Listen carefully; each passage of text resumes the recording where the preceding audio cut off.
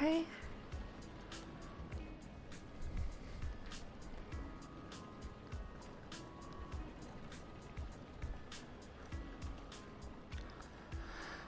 I have been pouring myself into like Blender and now Substance Painter. But my results have been pretty good.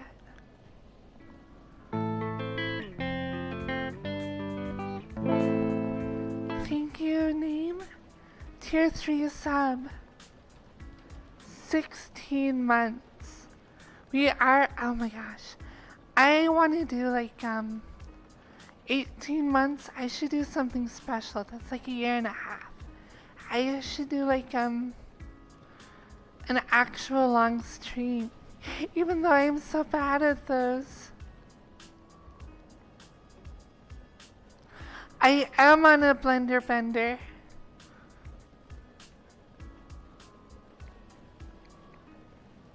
Oh my gosh, hi Sora. I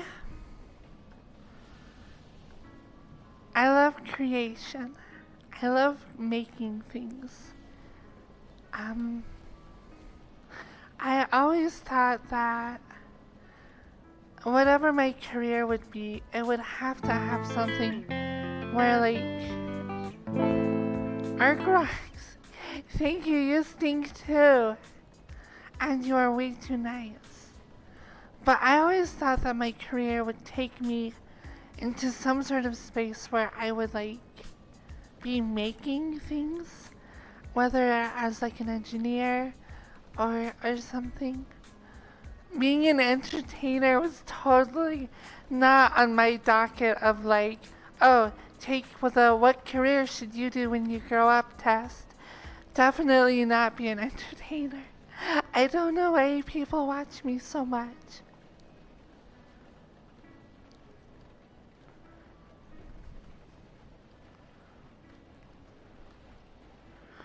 But it seems to be going pretty well, and I really enjoy it.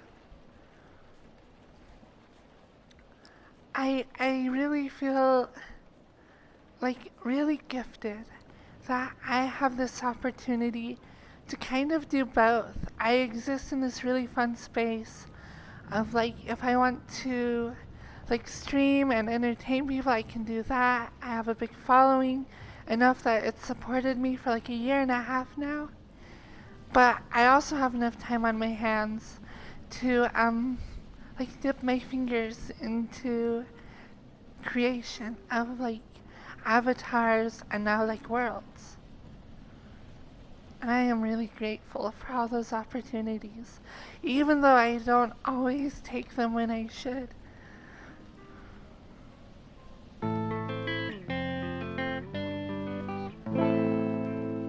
$16 oh my gosh, that is super crazy. It feels like it's been about that long, and simultaneously it feels like I only started streaming yesterday. Time is weird. Probably because I'm an old lady.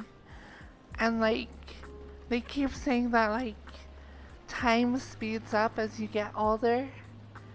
And I feel like I'm like 60 years old and I like blink my eyes and it's like, oh, another year's gone by. I guess I'm gonna die soon.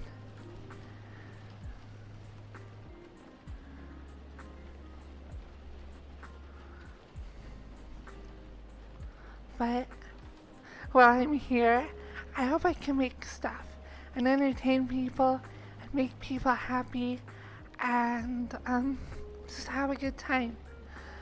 I want to do something meaningful and I want to make people feel better about themselves, cause I totally know what it's like to have like crippling like anxiety and lack of self-confidence, and I hope that like maybe in some way I can like help people realize just how absolutely papaya everybody is, and we can all be a little bit kinder and understanding to each other. Fenner, thank you for the gifted sub.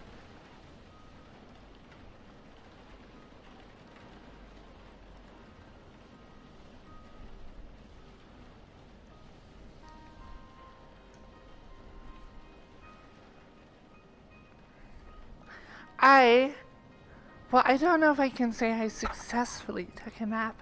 I don't think I fully fell asleep, but I was working on stuff like, I don't know, hour and a half, 2 hours ago, and I was like, I am going to try and take a break before stream, refresh, reset, take a shower. But like before I do all that and like take a shower, I want to like take a nap. So I laid in bed, kind of slept, kind of just ended up watching YouTube on my phone. But I feel pretty refreshed, so that's good.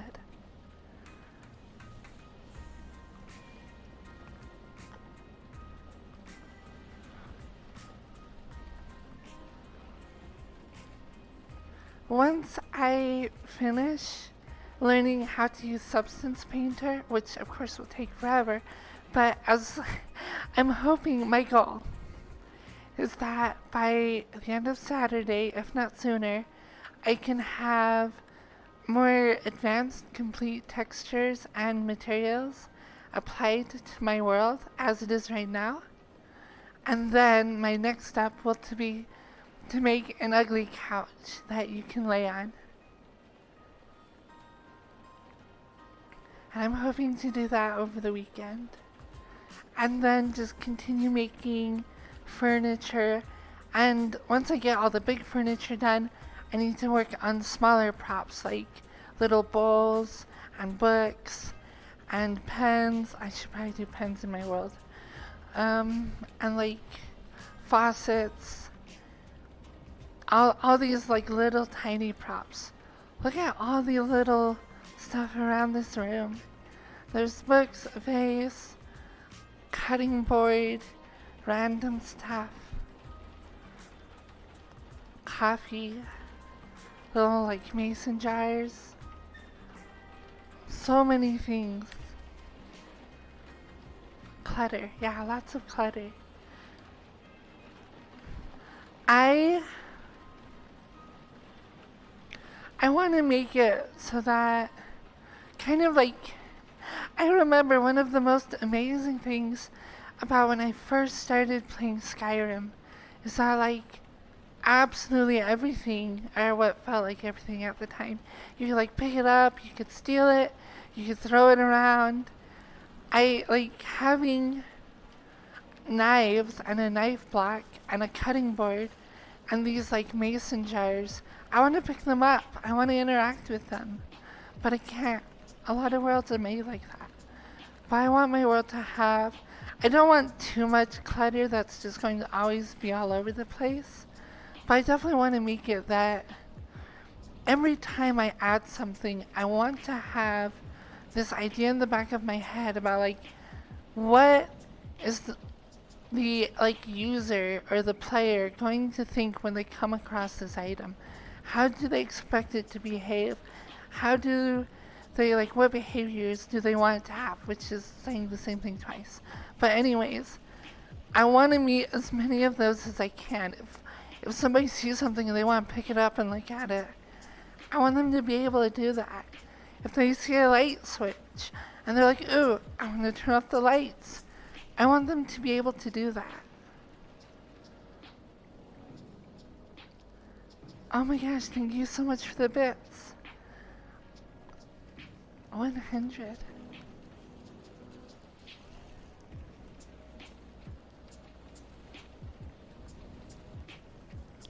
Bye, Shadow Fox. I'm sorry you had a bad day. But, yeah. So, I want to maybe add not too much clutter that would just be completely static. I mean, if it's like a plant, then it will probably just be static.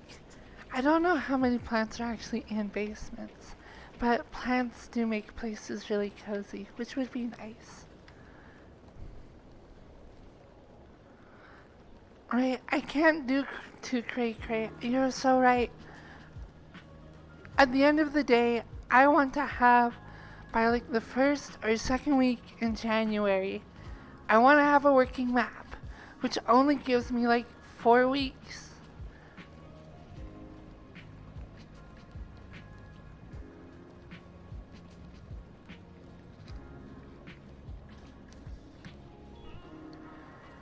I'm just like looking around this map. I'm like taking inventory of like all the items. Because this map is a pretty good example. I feel like elements of this world could be more interactive, but that's true for most VR chat worlds of this quality.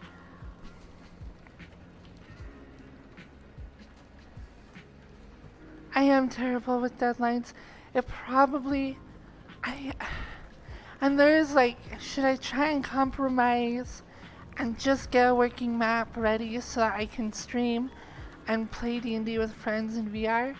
Or should I try and take my time and make everything good? Because I'm thinking, because maybe before I finish with all the clutter, maybe I should focus on the actual mechanics of the map that are like the core, like the whole reason why I'm even making it.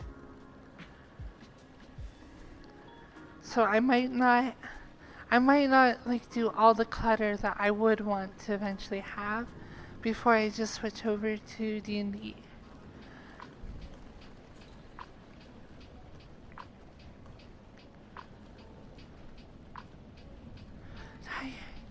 I know, I tend to overshoot goals. Like, I set them too high. I always like, I don't know, I was always told as a kid, it's like, oh my gosh, you're so special, you're so amazing, you're so smart. Like, I think I did end up getting, when I was young, I went to like, some sort of, I don't even know what you call, some sort of like evaluator person to like somebody who like tests for things like ADD and ADHD and like autism and other whatever. And I guess I didn't quite pass metrics that I had any of those conditions like clinically, even though I had some leanings. But I also took like an IQ test, and I think I was like, I don't know, I don't remember anymore, but it was like, I think 137 or 132 or maybe like 142, but it was pretty high. So everyone was always like, you're super smart and you're going to do amazing things, and like now I have these like really high expectations. Whenever I do anything, it's like I need to go above and beyond anything else anybody would do. But it's like one of those gifted children. And now I have terrible self-discipline, terrible like ability to set realistic goals, all the like important like self-management skills. I'm so bad at them.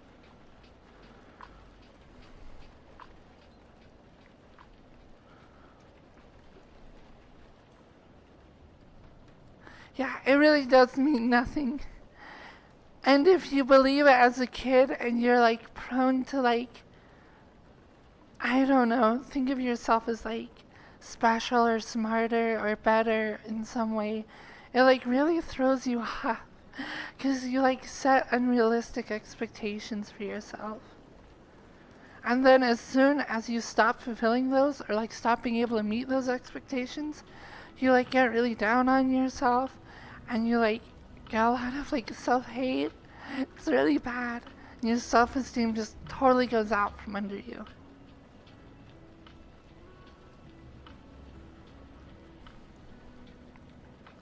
So yeah, I don't know. I know so many people like that.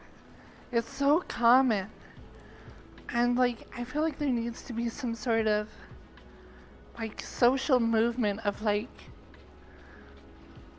accepting yourself for who you are, even if like, and even if like you're smart or gifted or whatever, like you need to accept that like it doesn't actually mean you're that different or you're special, and because you're not special, you should still accept yourself.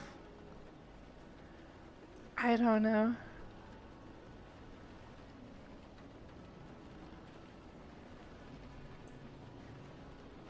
I just feel like the mental health of people like that often tends to be pretty bad. And there needs to be some, like, I don't know. I just wish I could fix that for people. I wish my life had a little bit better understanding and like direction in my own head, because I feel like some of that screwed me up.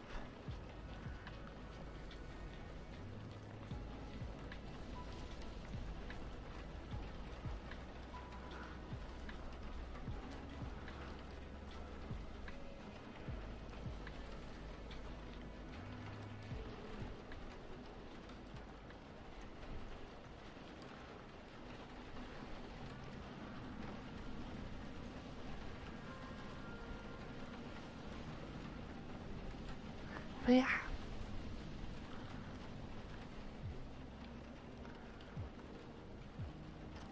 Oh, thank you. I'm wearing an old outfit. I did not feel like wearing heels today, so I'm going flat-footed. Which I'm pretty happy that I rarely do. I kind of go full send on the like, be Firefox, get in VR, go dance around. Lately, I've done a lot less dancing. I've been doing a lot more talking. Like literally infinitely more talking than normal. But it's nice. My eye tracking stopped working. I think it was an update to VR or something that broke it again. I hug you. And my cameras broke for all my special cameras for like my studio and for my VR stuff, which is really annoying.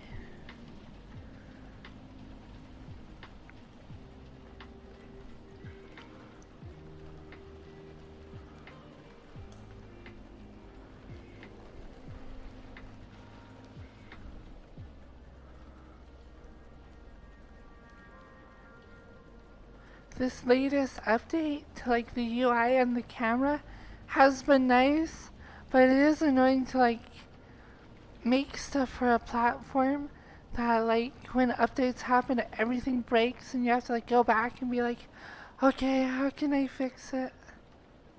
And a lot of it relies on like, are these developers who made this other stuff going to like go through and fix their stuff?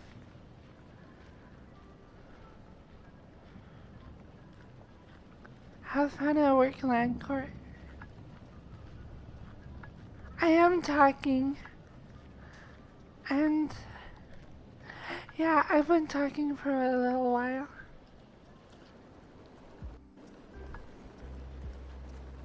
I'm bad. I'm bad at talking.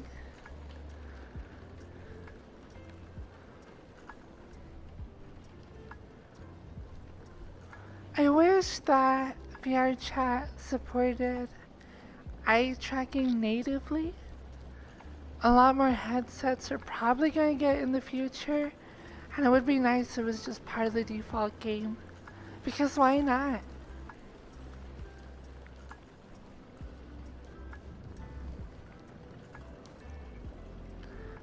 But we'll see. Victor, thank you so much for this app.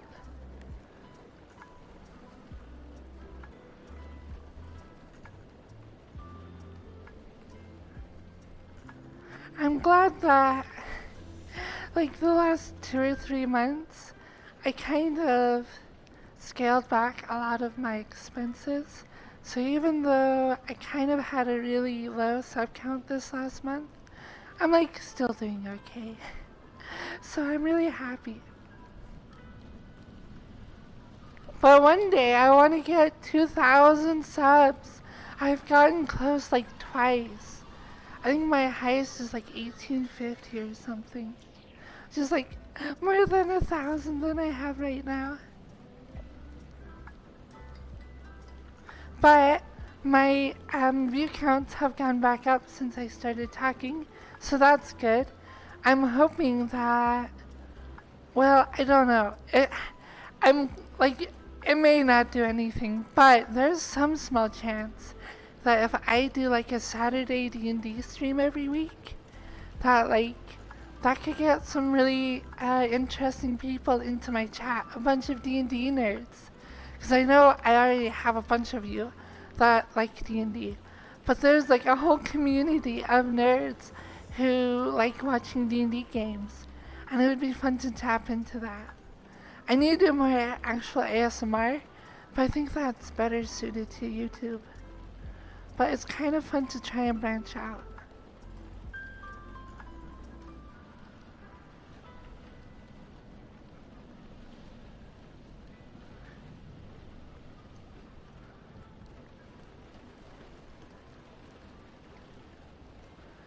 I think it would be good to have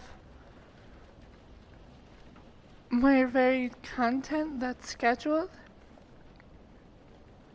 Because right now it's just like me randomly doing whatever I want on VR chat, which is pretty fun. But I think it would be great to have like weekly D&D, weekly variety. You might have like variety on like Mondays since they're short streams anyways. Imperial, thank you so much. Oh my gosh, I am a mess.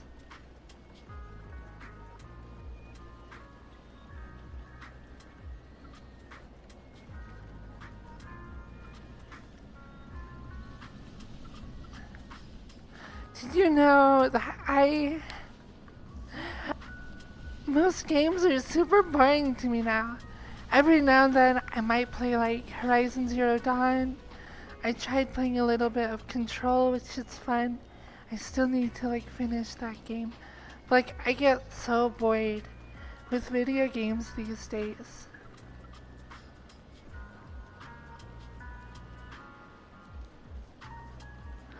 My other keyboard broke.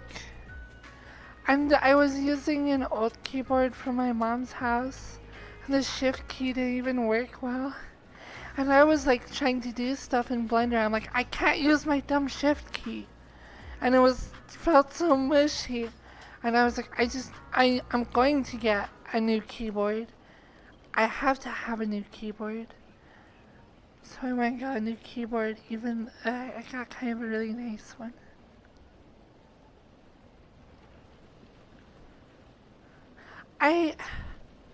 All my stuff is Corsair. I have a Corsair mouse, a Corsair keyboard, like my RAM is Corsair.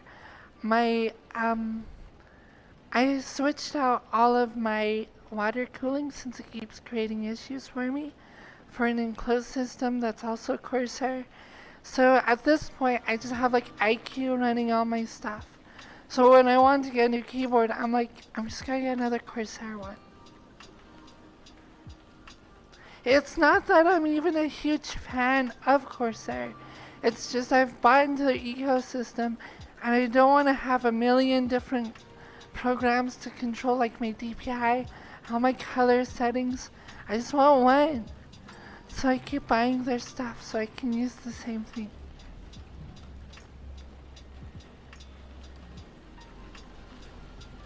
I mean, I kind of do like Corsair. It's not bad. I do keep buying their stuff. But it's not like I would never buy other stuff.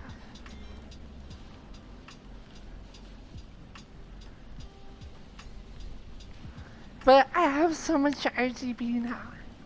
I am aware for RGB. I love the rainbow colors.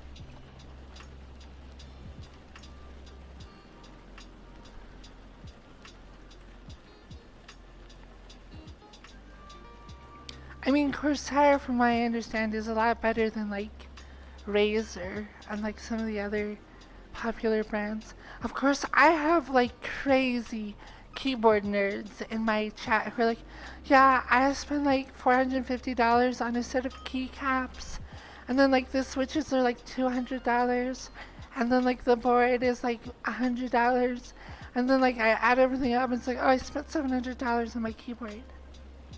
So yeah, you guys can't get mad at me for like a $200 keyboard.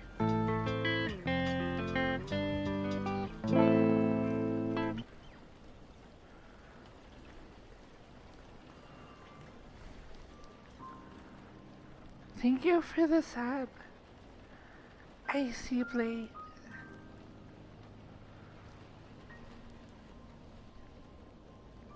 Hey, I was like, I'm able to pay my rent and my insurance for my car and my car payment.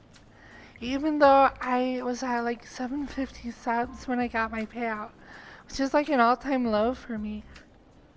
So, if I can survive this low, hopefully we can get things like going better. And potentially, there's always this like, if I can actually get my ASMR videos done, and I can maybe get a D&D map, I could open up like a Patreon for people who are like fans, not even of Twitch, but of just like ASMR and D&D, and they're like, oh my gosh, this map is amazing for me. I can play D&D with my friends. I have all the benefits of an online experience where like, even if there's some pandemic, Icy Blade, thank you for the subs. 5 subs, thank you.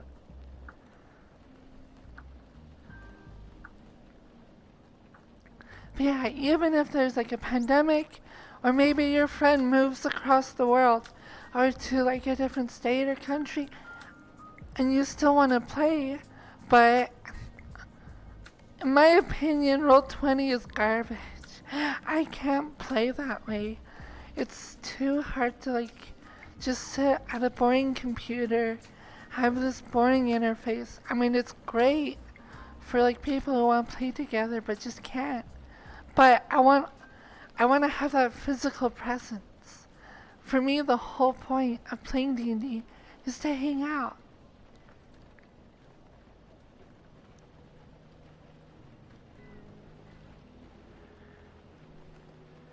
So I hope I can provide resources for that for people in VR chat.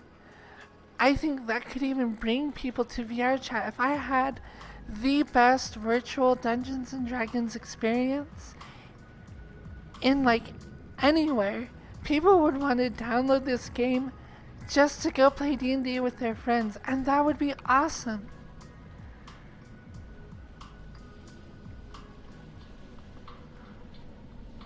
And that's something I am pretty passionate about. It'd be something I'd be happy to like try and update and maintain with new content. Something that I think people would be willing to like, even if they don't know anything about me or like the lobby or Crumpet or Rob or anything, they're just like, oh my gosh, this D&D map is awesome. I want to support it. I would love to get money that way.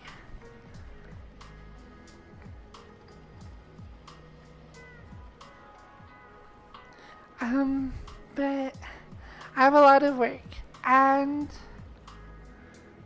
there is one core problem in my head. Like, for my purposes, the map I'm making is going to be perfect because I'm going to be in control of it, and I can put whatever I want inside of it.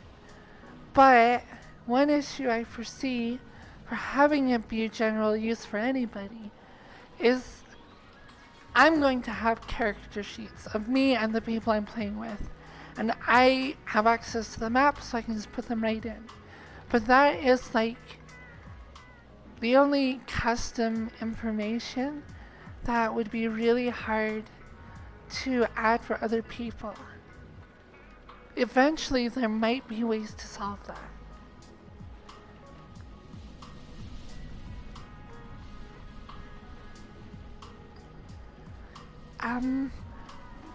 Like, one annoying but potential way of doing it would be if I have some scripts that would export all the character information into just like a character string that you could copy and paste.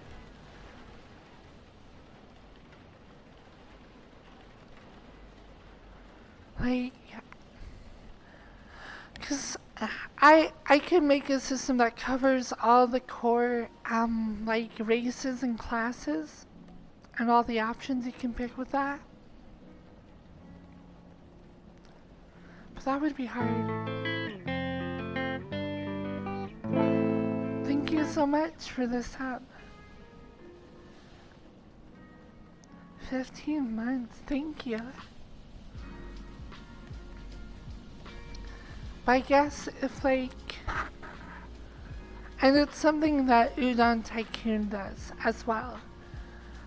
On top of the book that I bought from them, they also have it so that you can export a code that has all your customer information into a character string that you can save, and then the next time you go into the world, you can load that. Also, I heard VRChat is thinking of making variables that are saved, so you can have a world and actually save what state it's in. Because if I could do that, then it would make sense to have customizable character sheets that you could save. And then when you load in the world, with the current system, you could just copy paste your character information in a big character string, and then the character sheets would open up and have all the stuff you need. Fries, thank you so much. But this is all I don't know, slapping baloney against the wall and being would this work? Because for now, I'm just going to put PNGs of the character sheets of me and my friends. So that's all that's going to be available in the world. I might add some just generic characters, but eventually it would be nice to add a system for people to create their own character sheets and load them into the world. Icy Blade, thank you so much.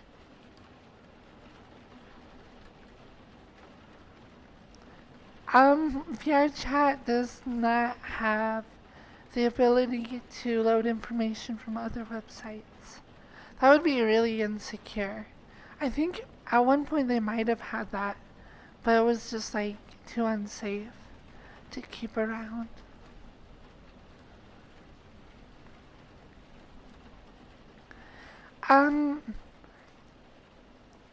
As far as saving a string, that's something I could actually make. I actually know the C language of programming languages pretty well. Not super well, but well enough that I could easily have it export a couple of variables into a string that you could save.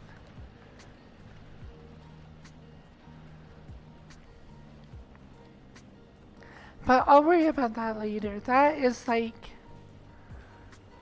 DLC or whatever. I gotta make my base game, and then I'll make all the expansions later once everything is already set up.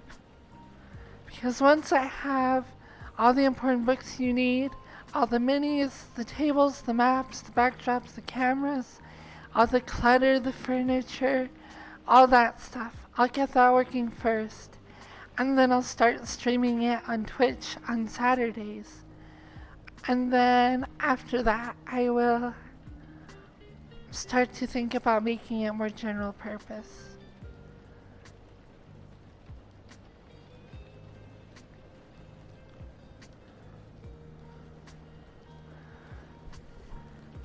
I could be a complete, well, it wouldn't be the meanest thing to do, but there are people who will make maps where you have to put in a code, and they only give that code to Patreon members. So if I really wanted to require financial compensation, I could put stuff behind a paywall. I kind of don't want to do that. I am able to support myself just off of Twitch right now. And so if I make this D&D map, I want it to be free for everybody. And then I would put a link to a Patreon and be hey, if you like it and you have the means, feel free to throw some money my way.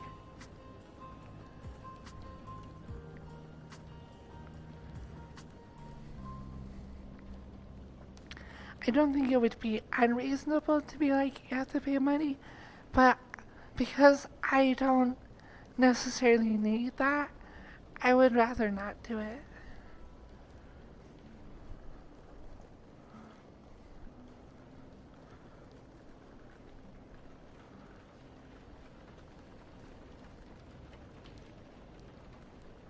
I would love to have my server expand to like have a bunch of D&D nerds who are like getting into VR chat for the first time, and they're like taking pictures of themselves in the map I create and like posting that and being like a part of the community we already have. That would be so amazing.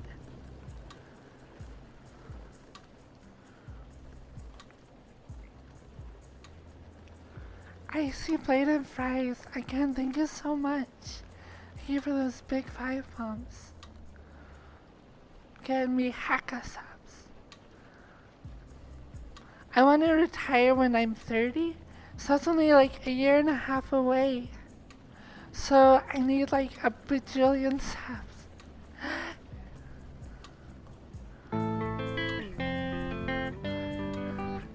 Rambo, thank you so much. Thank you for 5 subs. I actually baited subs. I'm so good at streaming now. No, because then you guys will be like, we don't want you to retire. We want you to stick around so we can watch your streams. So you won't pay me any money. Sad gay. So I'll have to be like, pay me money or I'll stop streaming. How about that one? You have to pay me money or I will retire and become a nun in a convent. I don't know if they accept crazy transgender women in convents, but that's what I go do.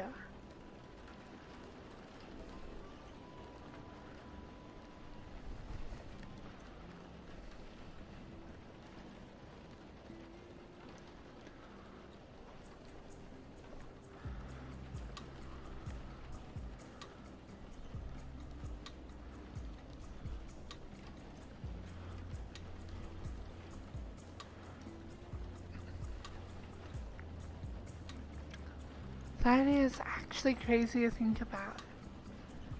When I turned 30 years old, I'll have been streaming for like 3 years.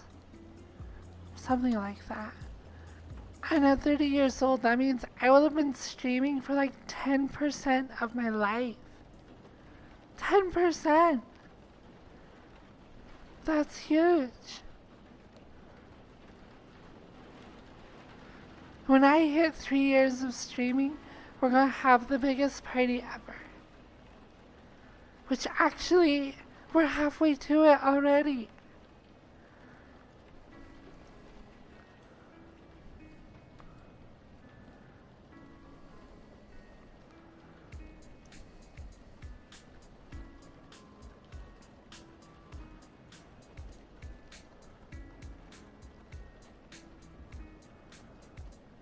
Foxconn, yes. That is the plan. 30, when I turn 30, and I've been streaming for 3 years, we'll do a Foxconn.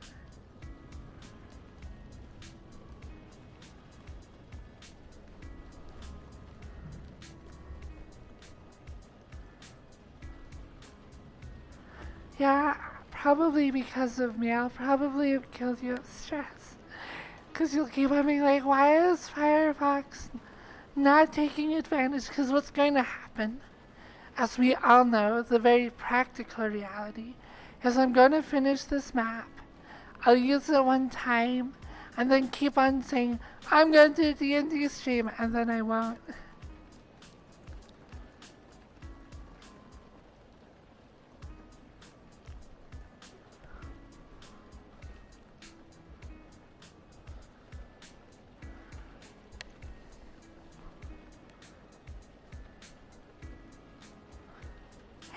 Hey, I won't actually do that. I'm gonna try my best.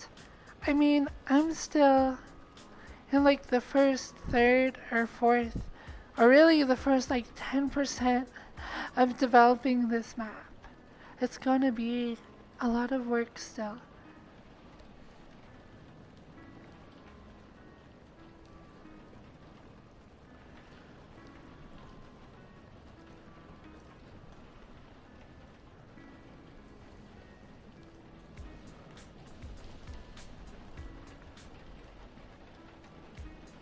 Hey, luckily, Dungeons and Dragons is like super fun.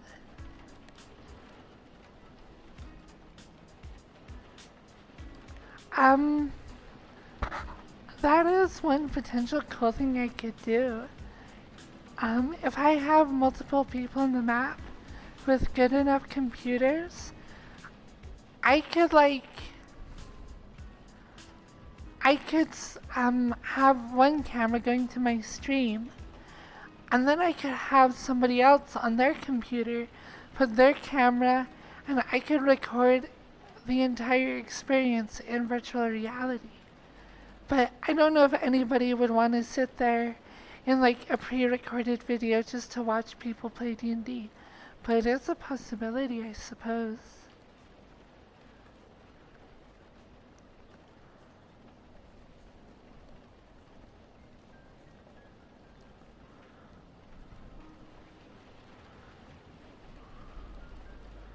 The one thing is, I kind of don't want to lose steam on it, so I don't want to make a Christmas outfit.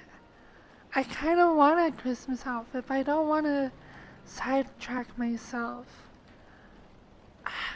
I even kind of started on one, but wasn't quite getting what I wanted. I don't think I'm going to revisit it, which I'm sad about.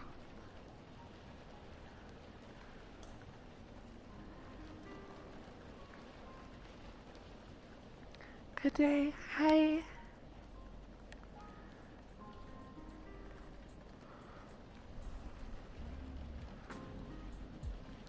Oh my gosh. That's a really bad transgender joke. It's like you called me laddie, and I'm like, I'm not a laddie, I'm a lady. You put an extra D in there. But transgender girls are like ladies with an extra D.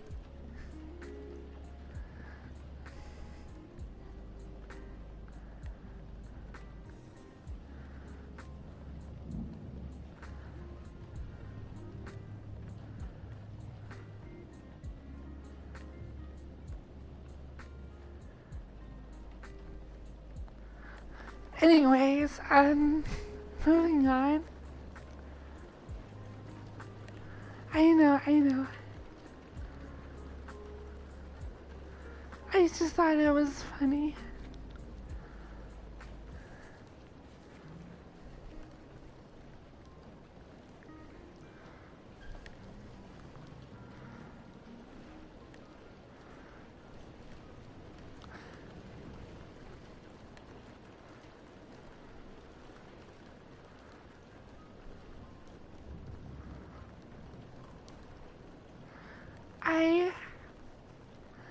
I'm not gonna lie, I really like transgender girls. I think they're so cute. And there's like a sense of vulnerability about them that like is really endearing.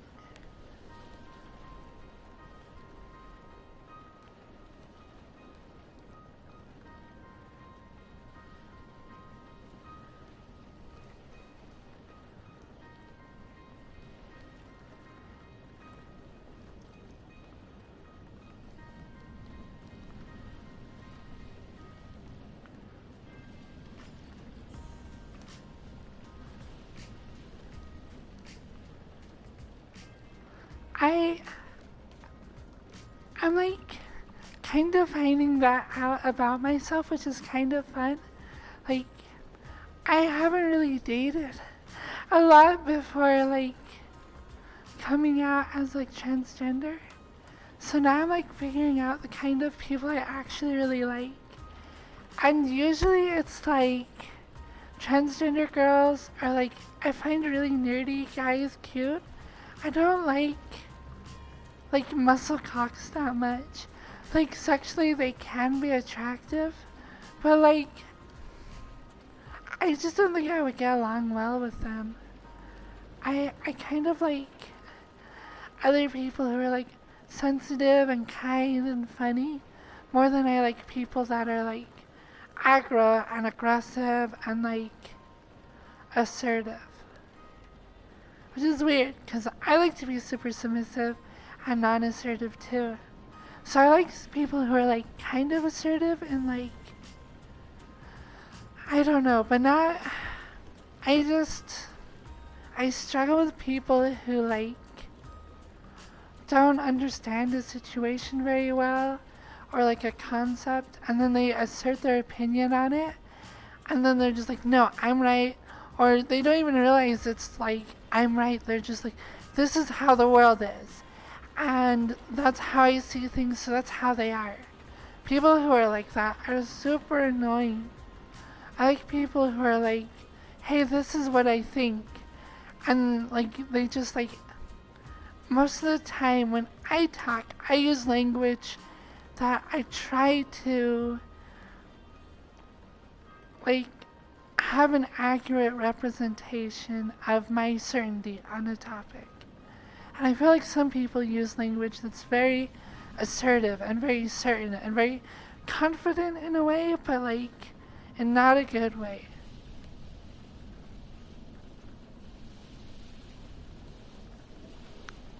I don't know, just how I see things. I probably have an extremely not accurate, probably prejudiced view on people who are like big muscle cocks. That they tend to be that way. They tend to be more of the confident, assertive, but sometimes overconfident.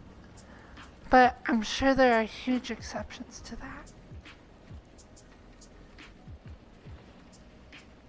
But anyways, I tend to find people who are slightly more reserved and slightly more,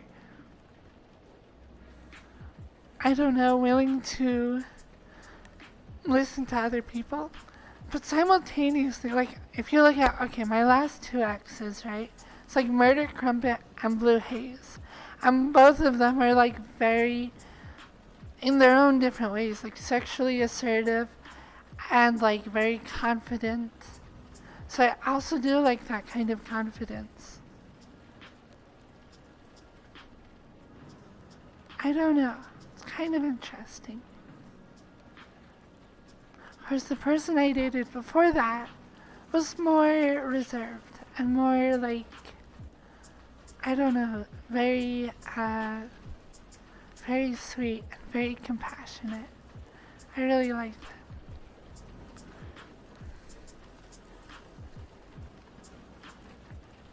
I definitely relate really well to other people who tend to be a little bit gay or a little bit non-binary or transsexual or like they're not exactly like I'm a straight guy or I'm a straight girl.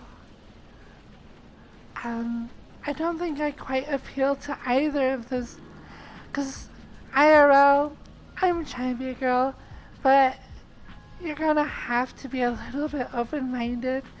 Like if you're just like, oh, I'm a straight guy and I only like hot chicks, then me and you probably shouldn't date. But if you're like, hey, I get where you're coming from. I know what it's like to want to be a woman. I know what it's like to want to be girly and cute. And I like not only girls, but like people who are like that, other like guys who are like that. If you like that, then you'd probably like me. I identify as trans. I am a girl. But I accept that physically and in a lot of ways that's like I need somebody who's willing to be open-minded about things.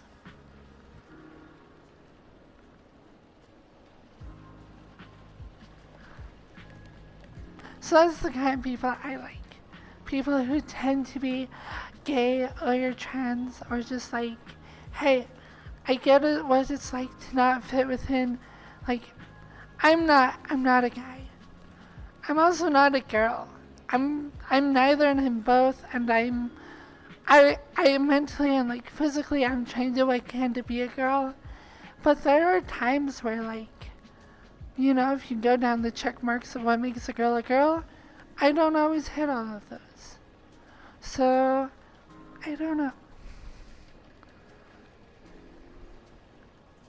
Yeah, the art community really draws in all the weirdos, all the gays and the queers and the transsexuals, and I love them so much because they're my people.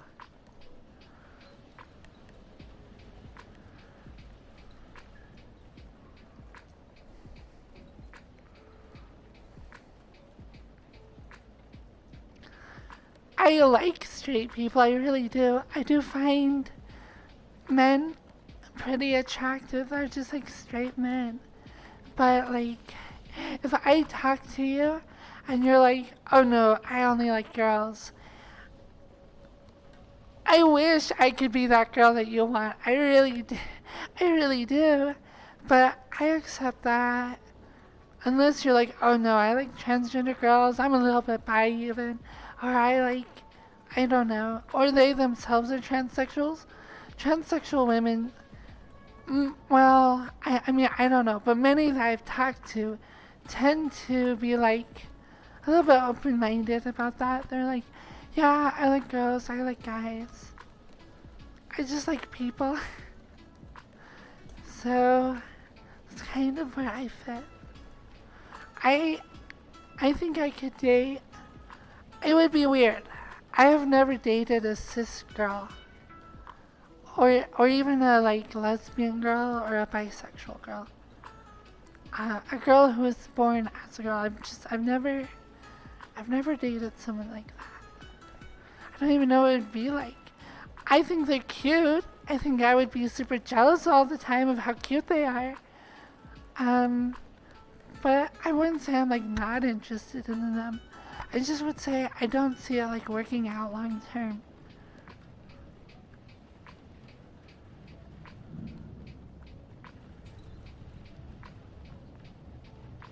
Yeah, I get that. Yeah, as a transgender girl, I want to be a super submissive. I want to be topped really bad. And I'm sure some girls would be into that, but I don't know.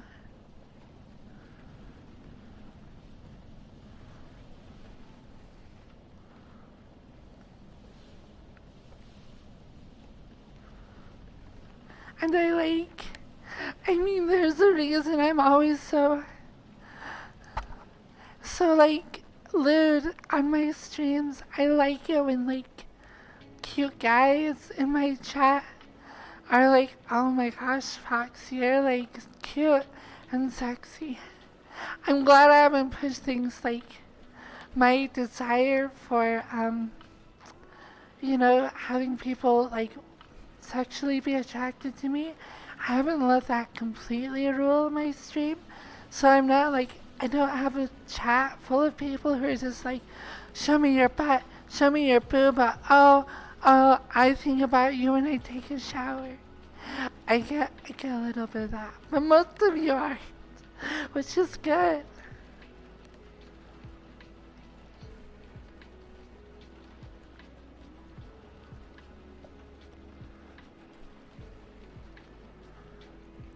I I popped into a couple of chats like last week and I was like, oh my gosh, I don't know what I would do if my chat was that cringe.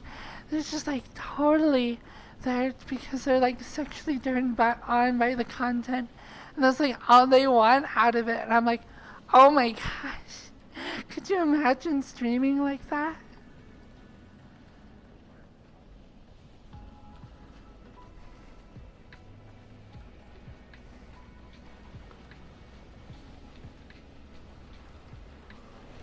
I do a little bit of that, okay? Because I do like to feel sexy and cute. And I like it when guys and girls or whoever is like, oh, hey, Firefox, you're looking awful breathable. But I do like it being masked with at least a joke. Like K. K by day is great. He he makes me feel really cute and sexy, but he's not cringe about it. He'll make funny jokes, but he's not like, oh my gosh, Fox, I'm obsessed with your feet. I need to smell you. He's not. He's funny.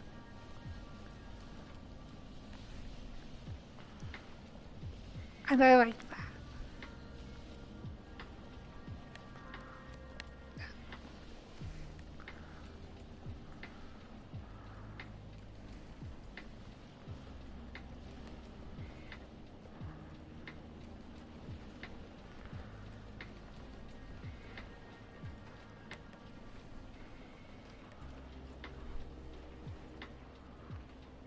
But yeah, I I don't know. I like my streams to be like a lot of me talking about dumb stuff and then being cozy and then making sexual jokes and sometimes like making people. I like it when you guys are like borderline like, oh my gosh, she's being a little too sexy. I have to keep her from being sexy because she's too sexy. A little bit of that, not too much. Which is why I love Name as like one of my mods. He makes me feel sexy in like a different way. He's like, Fox, oh my gosh, you're being too lit and too sexy, and people are gonna see your butt and be like, oh, that's a really cute butt. I wanna have that butt. And then he's like, you shouldn't do it, which in its own way makes me feel sexy, which is funny.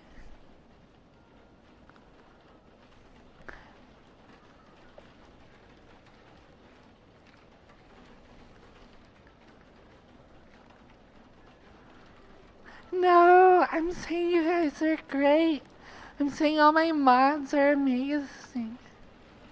They all know how to be really fun and friendly and make me feel good about myself.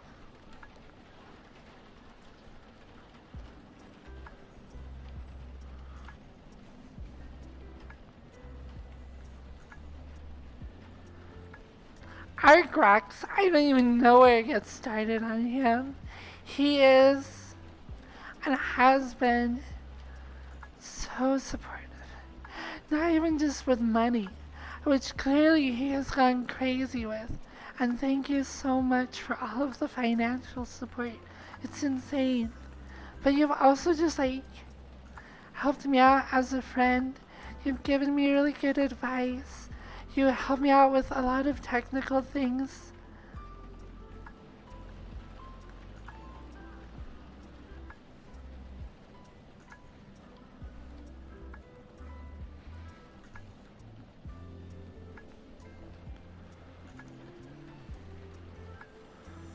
I have really good mods. And even though like Turo isn't my mod anymore, I don't know, I think he's still my mod on Twitch. But even though he's not really part of the stream as much, like he's a really good guy.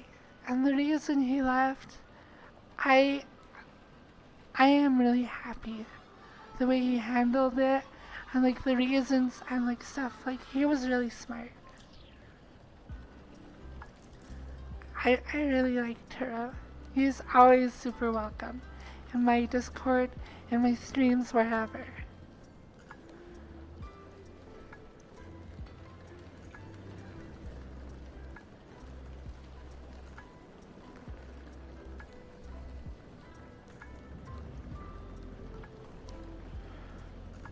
It's Shwala isn't my mod. I think Shwala is just my sugar daddy. Just a VIP. Bye, go shower. I don't know why I'm talking about people and calling them out by name. It's probably a really bad idea, because I know I'm gonna miss people. I have a lot of people who are part of this community, and you all make it so great, so amazing. That makes you breakfast sausage.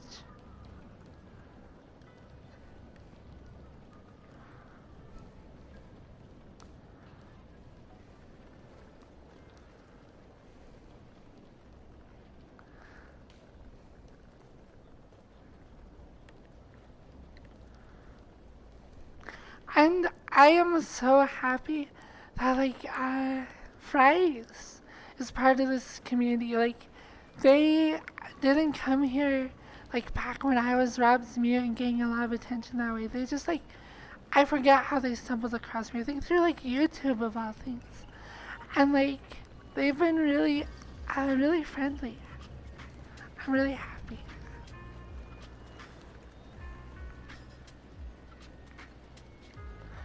I have like Jet and Imperial.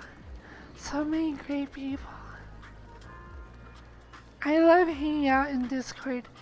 I usually sit in there muted and just like listen to you guys talk, but it's always so much fun. Rasputana, thank you so much. 3 months, pog.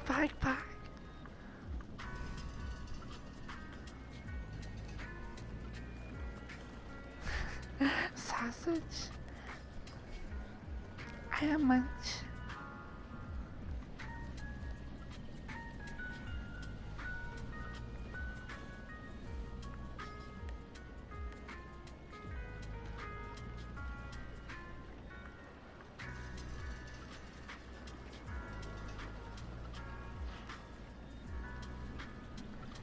Randomly hanging out, like, that's how you become friends.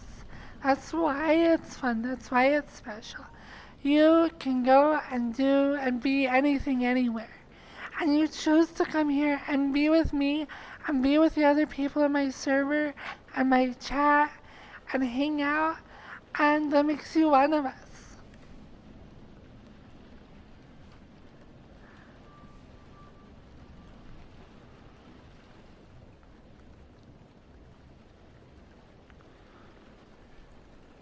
I have converted you. I guess a lot of people think that the whole like cult thing is like a really bad thing to joke about, but I have. I've converted you to my little cult.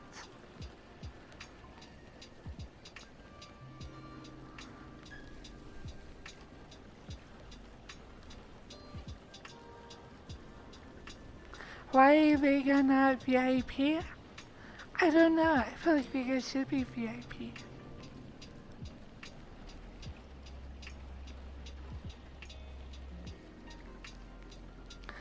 I started talking about 2 months ago now.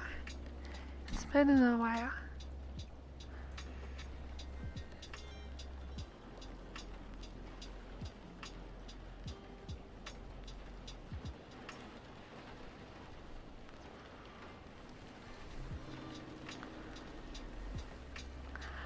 I'm really slow to like learn so many names and so many people.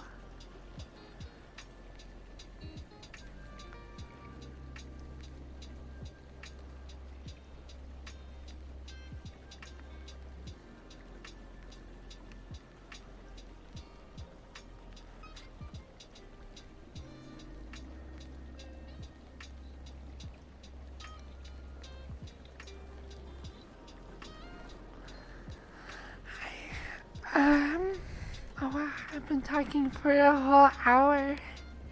Time flies sometimes.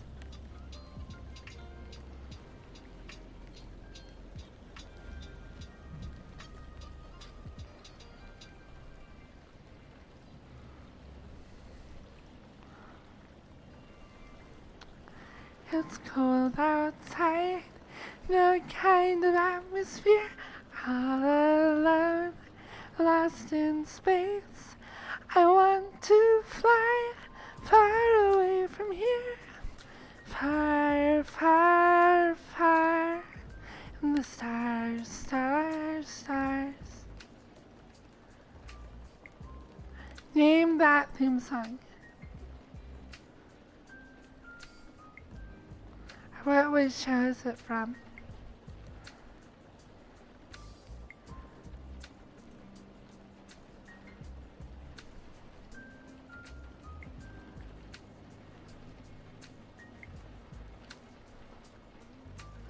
Anybody? Anybody?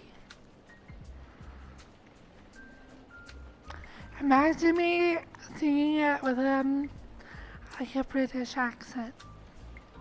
That's a clue.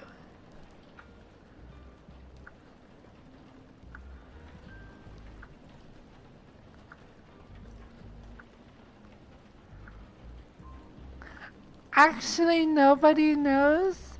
Come on. It's from a TV show. It's kind of old.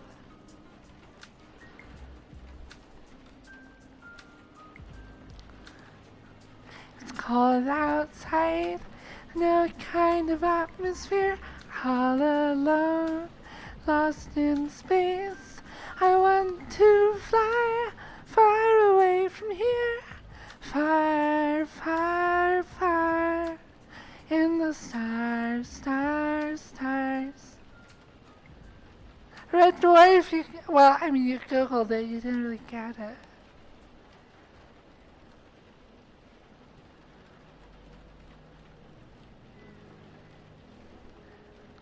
The lyrics to that song, I don't think they were usually sung at the beginning of the show. I think they might have sung it towards the end in like the credits. I don't know.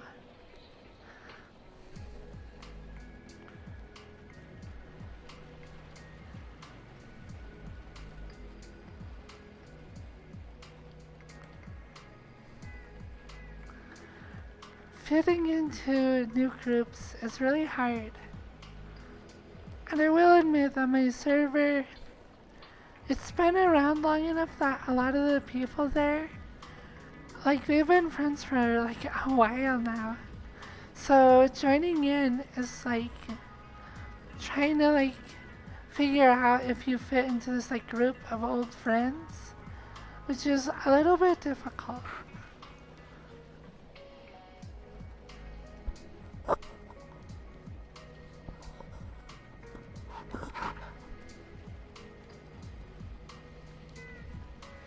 I don't know.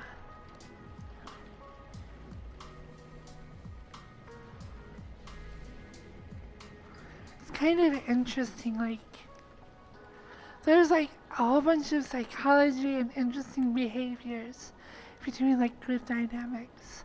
Like usually when I am meeting a new group of people, and I think it's pretty common, usually you just kind of like stay quiet, nod your head, mostly just kind of listen, and you kind of like learn about like who these people are, and then eventually you start making comments on this or that where you think once you've gotten like some foundation on what the group dynamics are, until eventually you find like a place within that group.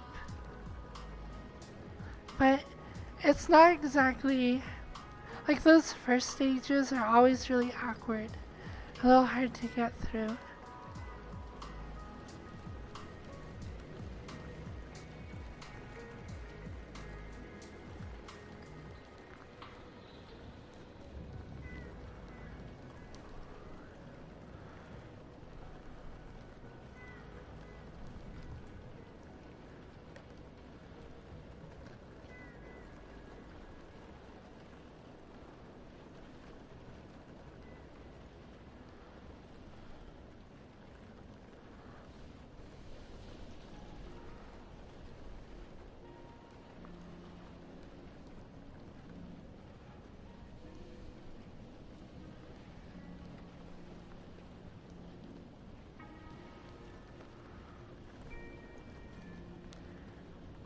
It's interesting because like Crumpet has a much bigger following than me. He's been doing this for like another year and a half longer than I have.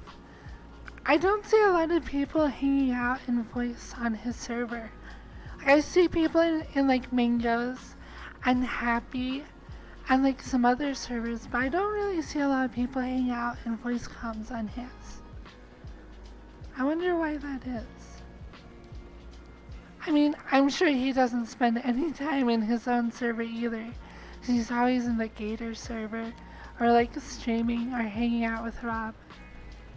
But yeah, I don't know.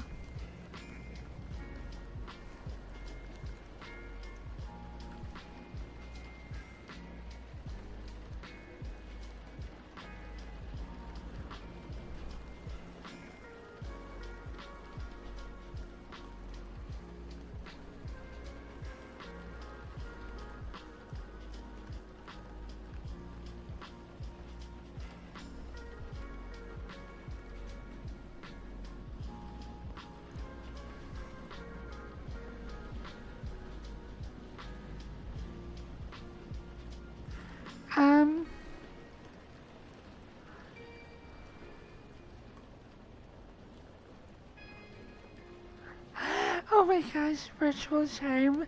True. So true.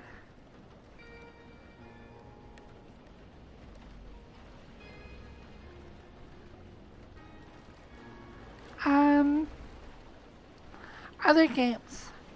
I have tried playing a little bit of Hollow Knight, which I'm not good at, but I got so frustrated last time I played it, partially because I was in VR and trying to stream games into VR, as well as try to stream them onto Twitch at the same time.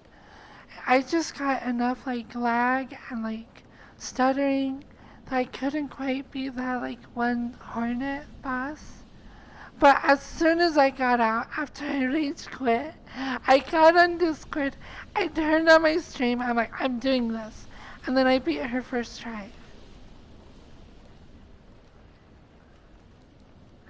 Other games recently that I played some Star Citizen with Zager, which is both really fun, but also super scuffed.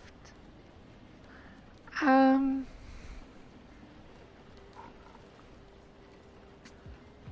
what else?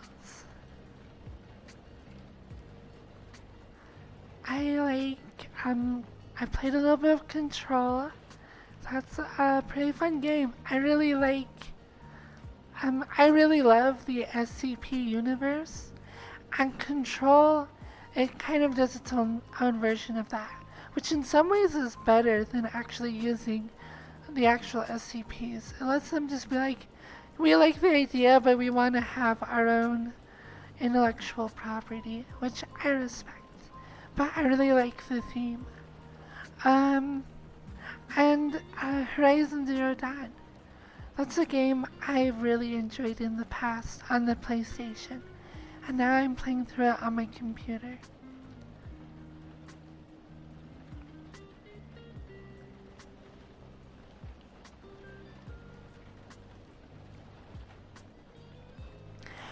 There have been times where after a stream, I call my mom and she keeps mistaking me for my sister, which makes me really happy.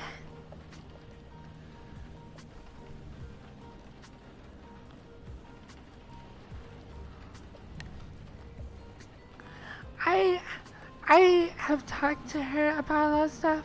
She's like, weirdly, she's like, you know, I'm fine if you're like gay or something, but you're never going to be like. She's like, you're never gonna be my daughter. You're always gonna be my son to me. I'm fine if you like date guys or like are femi or whatever, but you're always gonna be my son. And I'm like, I love that you love me like that, but it would be nice. Like, I think one day I'm going to just convince her. I mean, maybe not, and it's not super important, but it would be nice if one day I like, when I'm fully transitioned and I'm like, I've like FFS and maybe get top surgery at some point and stuff, I'm like gonna just like walk up to her one day and be like, I'm your daughter. And I would like it if you started accepting that reality. But we'll see. Yeah, at least she didn't like disown me or something. There are some parents who are just the worst, if I can say it.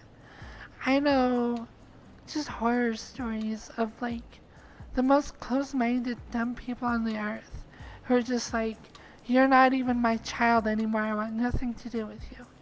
Luckily, my parents, even though they are very much like resistant to the idea and against it and encouraging me not to pursue it, they're not like, I don't love you anymore, I don't care about you, you're not my offspring or something.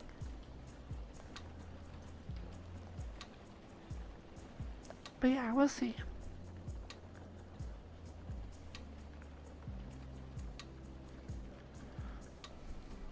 Well, to be honest, there haven't been many family gatherings since I started transitioning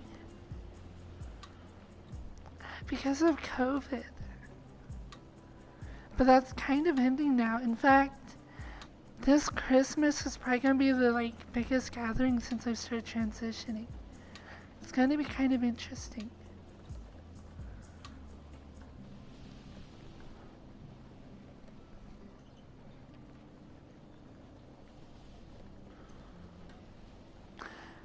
I've talked to like both of my grandmas and one of my grandpas, but I don't know, seeing all my cousins and stuff is a little bit weird. But my family's getting a little bit older now where like people have kind of branched out. So a lot of like holiday family gatherings are a lot smaller than they used to be anyways.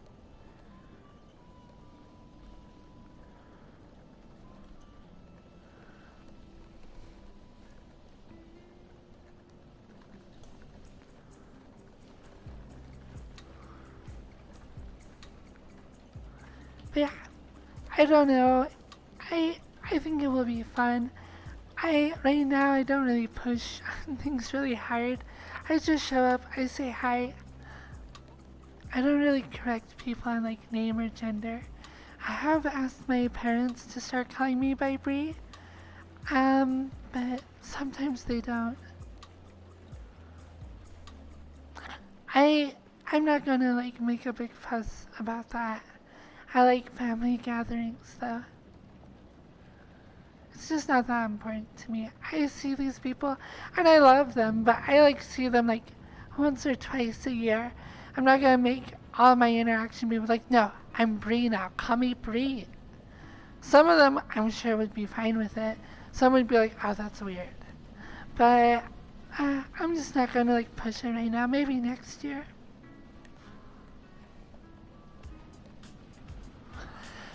But we'll see. I'm not the kind of person who's like, I'm not very assertive. Like, if somebody misgenders me or something, I'm like, oh, okay. I'm not like, no, I'm a girl. You have to call me a girl. Because like how like Veronica and Jade's are like way more confident and assertive. Me, I'm just like, I'm just here. I'm just whatever.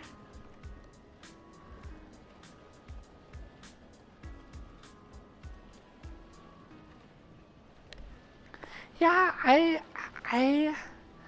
I mean, I've told people my name before. I even have an email. They made a wedge of blue cheese for Firefox Blue.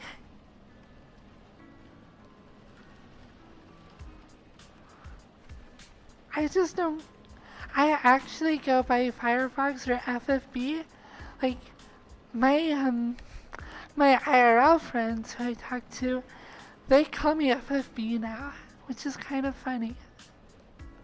But I like it. Bree is a cute name, and eventually I want that to primarily be what I go by.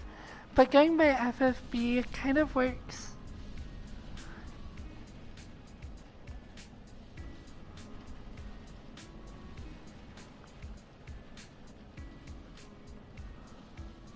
I have had two of my IRL friends tell me they've tuned in. Well, actually I think three or four. All of them have been super supportive, though. I am just, I remember talking to Crumpet, and he's like, my friends were all assholes, and we're not even friends anymore. The guys I became friends with in like junior high, they're just amazing. We've been friends for like 17 years, as Spaceman keeps reminding me. And like, they have been completely supportive.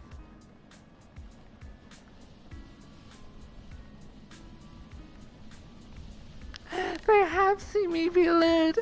Oh my gosh, it's so weird.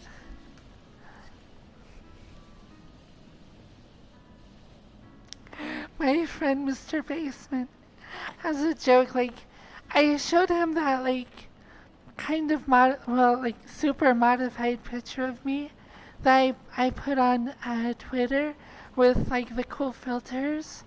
I'm like, look at how cute I look. I wish I looked like this. I hope I can with like HRT. and like FFS. And he's like, hey, when you get to be that cute, we'll fuck, okay? And I'm like, oh, okay.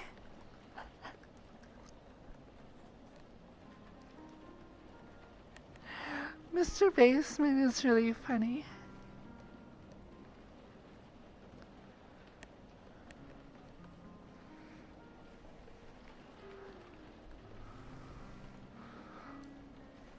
He is really, like he is just a straight guy. And he is a really cool guy. But he has been really kind and really open-minded. He is actually one of the best people I know. Like, he has, he's helped me out more than anybody else, besides maybe my parents. He got me like, I think 4 out of my like 5 last jobs were all like, he was working at some place, and whenever I was like looking for a job, he'd be like, oh yeah, they're still looking for people, I could put in a good word for you. I've literally worked at like 4 or 5 jobs with him. He is legit my bestie.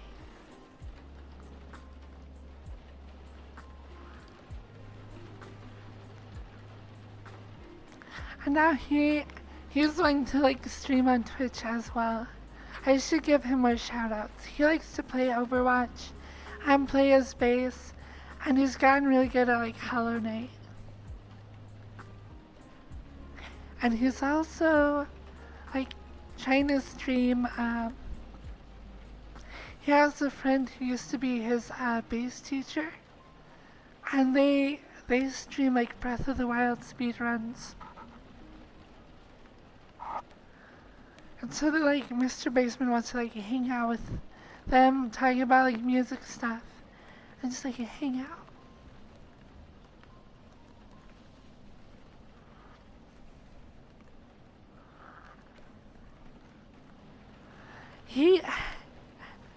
He apologized to me because he came into voice chat the other day. I was just like playing music, just practicing, so it was a little bit like unrefined, I guess. And he was like, why do people hang out in your voice chat and they're like all muted? And because I was actually a little annoyed that he just like came into the voice chat and was just like playing music so loud. And I didn't say anything. But he was like, oh my gosh. The next day he was like, oh my gosh, I just realized that them being muted doesn't mean they can't hear me. I confused deafened and muted. So he was just like sitting there practicing bass, and he didn't think anybody but me could hear him. I'm like, oh my gosh. Oops.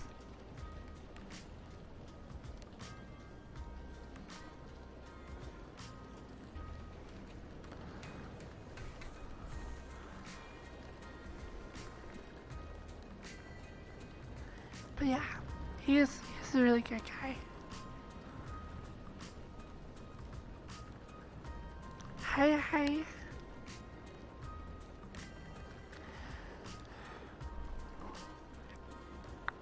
I'm gonna grab some water over here.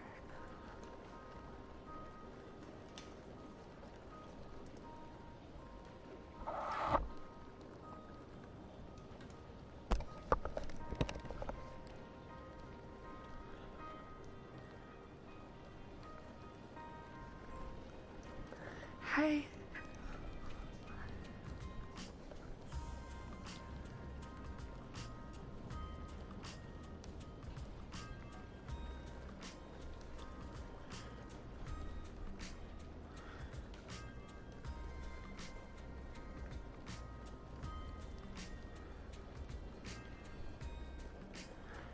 No, I'm still working on it.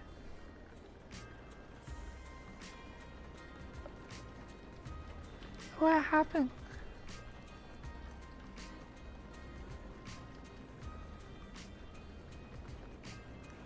The thing I told you would happen today has happened. What happened?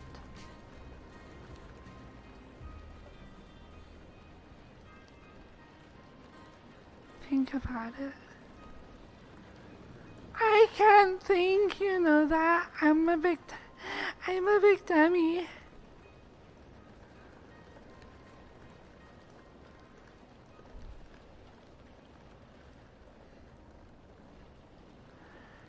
I mean, the last thing you told me that would happen was that I was not going to stream today because I told you I was going to go take a nap this morning when I was hanging out in Discord.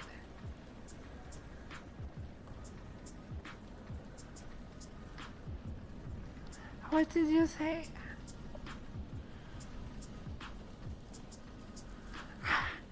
I don't know.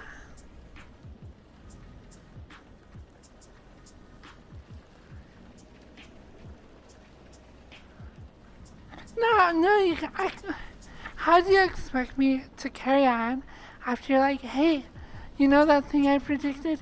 It's come to pass. It's happened. And I'm like, wait, what? And you're like, oh, don't worry about it. Tail whip. It's been a while since I've had tail whip.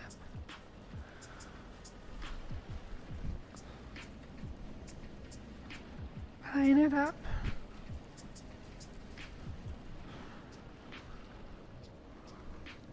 That's the wind.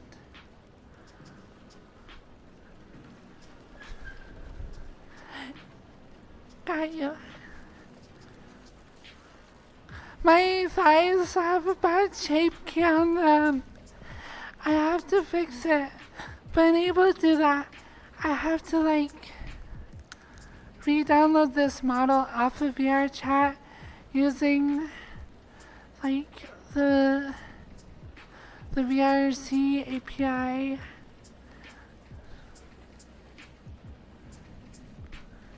My thighs, they do this.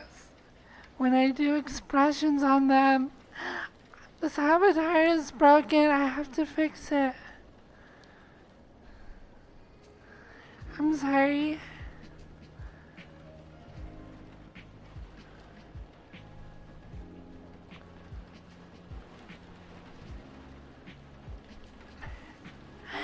It's actually really easy to tell with a camera.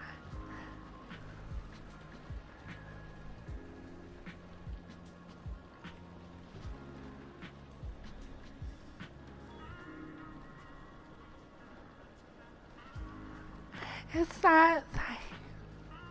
It's just a broken thing. Sometimes, I'm not sure what it is, but sometimes when you join a lot of meshes with different shape keys, sometimes they get weird and mixed up. It's annoying. It's really easy to fix. All I have to do is select the vertices, select the blend shape, and then just do blend from shape basis, and then go through all of the shape keys that way, and then it's fine.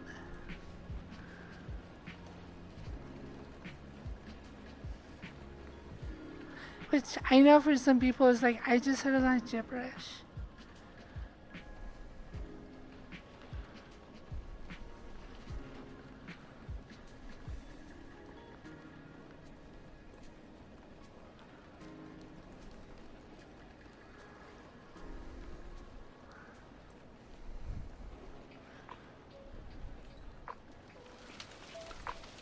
More rain. I love how it gets louder when you come over here.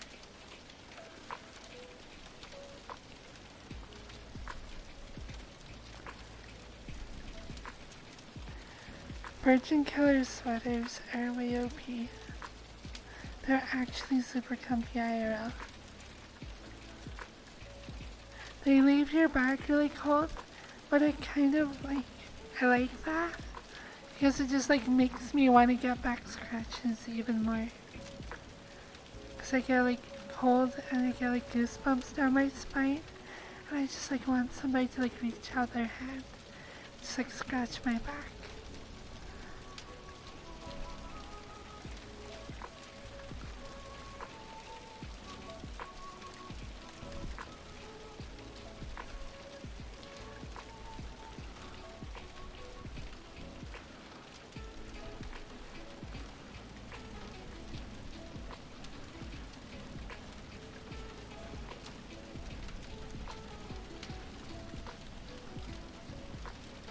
easier, Cleena.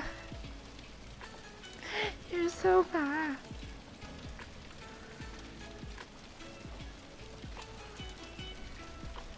But also true.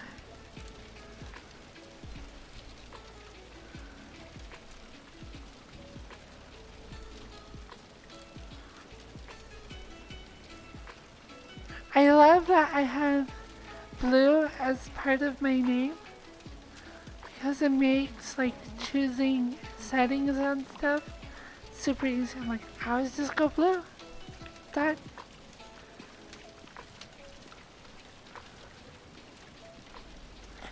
And if people ever are like, what color thing should I get Firefox? It's like, oh, blue. And I have blue hair. And I do have blue nail polish.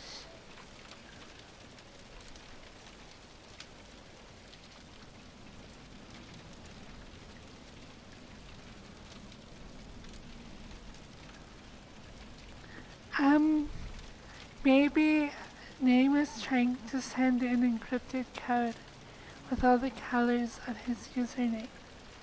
We just have to crack it. Name, are you safe? Are you okay? If you can't talk, change your username color to red.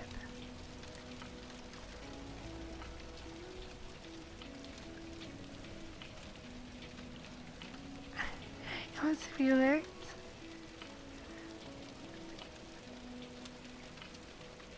Hello. Oh my gosh, who did I see the other day? There was somebody I was hanging out with and they're like, oh yeah, I have a tongue that has saliva as well, but I also have this. And then they showed me, it just like made it look like their mouth was like full of cum and it was like dripping out. It was so over the top.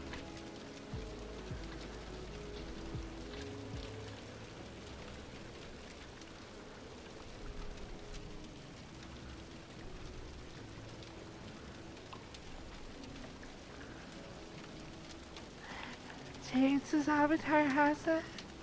That might have been who I was talking to. I don't remember who it was. I would like that.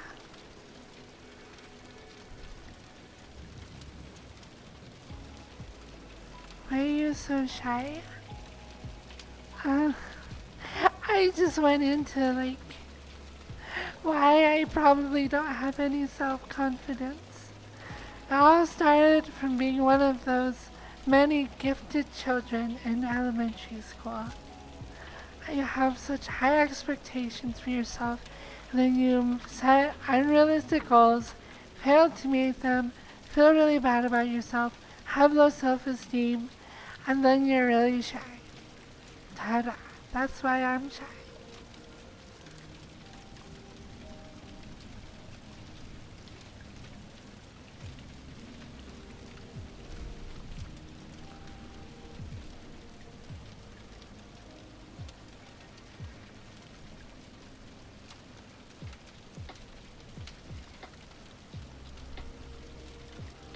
And also, being transgender definitely can knock some of the wind out of your sails when it comes to confidence.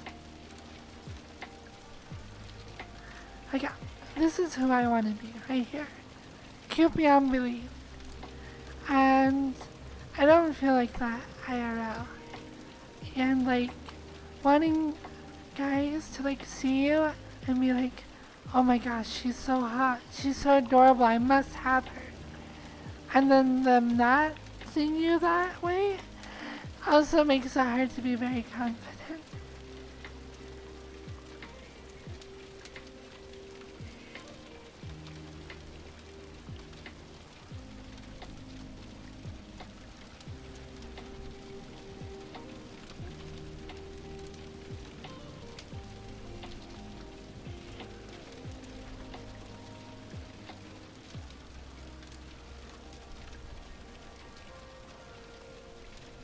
I don't know. I'll admit I went through like a period being very promiscuous on VR. And I like I like sex in VR. I do. But I just really want the one. I want I want a relationship. I want somebody who just wants me to be around them all the time and like wants to like just I don't know.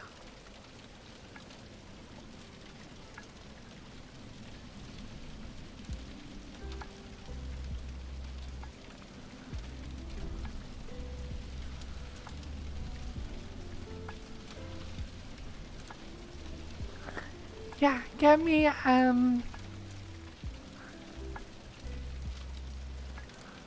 Juan the Highlander. Freedom!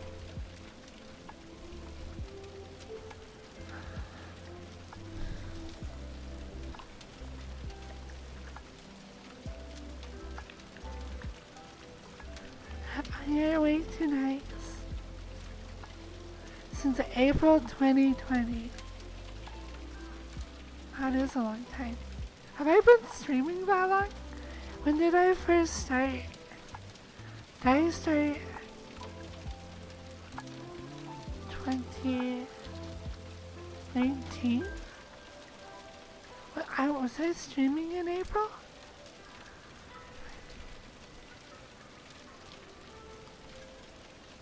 No, I'm trying to think, oh yeah, it must have been on Rob's stream. That makes sense.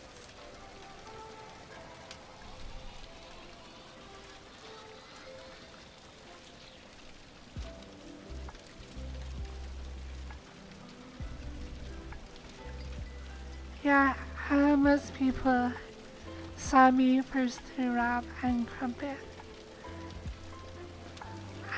There was a period in my life where like they were my two best friends. But things got weird.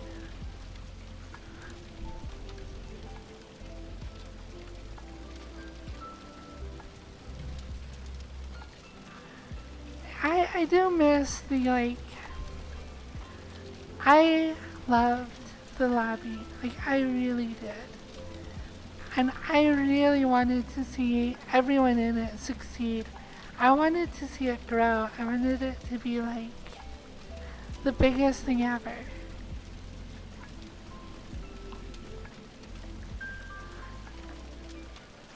I think the sense of community I felt at the time was really nice. And I do want to find that again. I'm kind of taking my time trying to find a community I fit in. I've tried out a few. I tried out the super lewd and horny community. And oh my gosh, people couldn't get enough of me there, which was really fun. I literally had people lining up to fuck me, which was really fun. But in the long run, that's not me.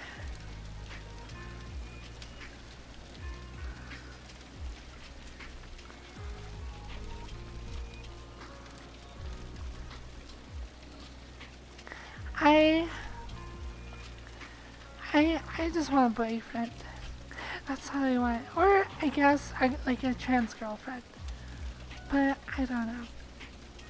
I usually say boyfriend because there are a lot of transgender girls out there. But I would totally date another trans girl. Trans girls are kind of super epic. Not to toot my own horn.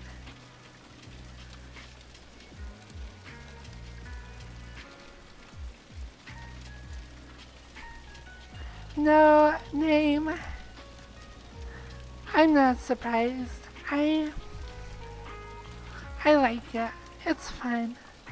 But it really did just like make me realize that like as much as I like being kinky and I like crazy sex.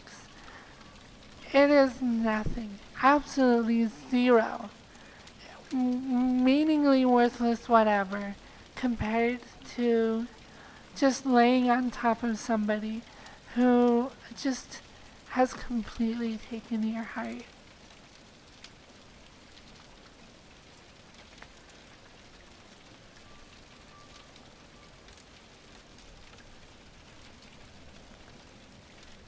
I hug you. Oh, I totally like guys. I I like cute nerdy guys. I love nerdy guys. Big jocks are okay, but nerdy guys are OP.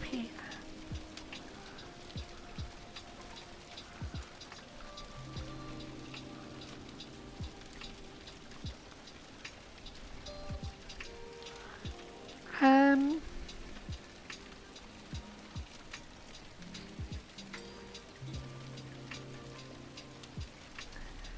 I, I, I have broken down a lot of barriers between me and my chat and community, but dating is not going to be one of them. I love you guys, I really do, but that would be probably the worst idea I could ever do.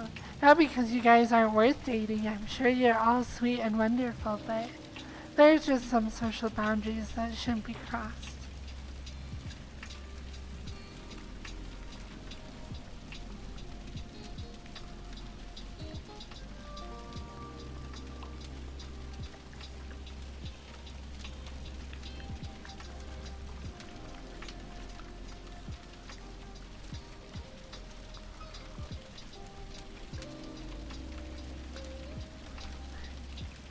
I don't know, it's weird. I I feel like celebrities have to deal with that a lot. Like with Crumpet. So many people are like wanting his cock. And like I feel like he's gotten to this point where like everyone he meets is like somebody who already knows him parasocially. So it's like really awkward and weird to like even try and like have a date with somebody. I I don't think I'm quite that big yet, but like there are a lot of people who are like, "Oh, Firefox, I think you're really sweet, and I would like to date you, or like have a chance." And I'm like, "Oh my gosh, cutie, I can't. I just can't. I'm sorry."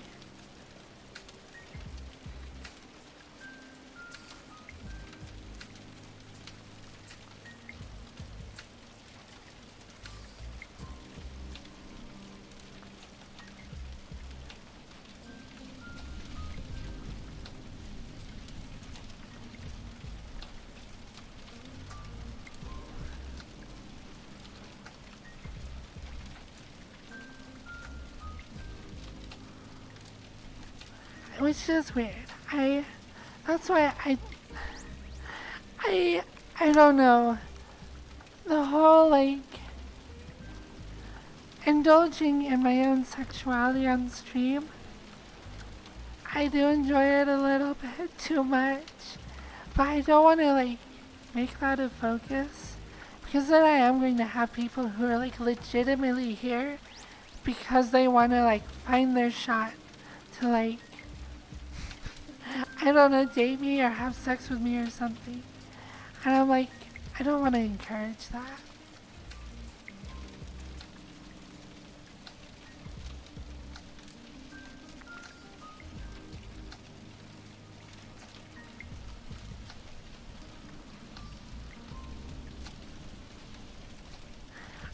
You say it's a mega weird champ, but there are like people in my like social groups that totally do that. That's like their shtick. I don't want to be like mean to them, but I'm like, yeah, there are people who like I've had the chance to be friends with them, and I'm like, you're kind of an icky person to me because that's what you do.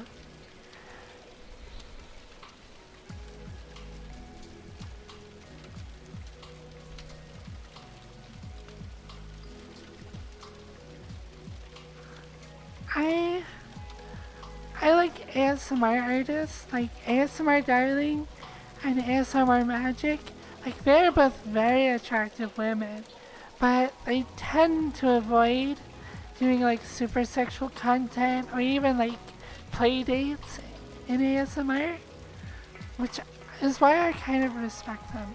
They're just very sweet and affectionate and kind, but they're not like trying to like play with people's desire to be loved by somebody like that.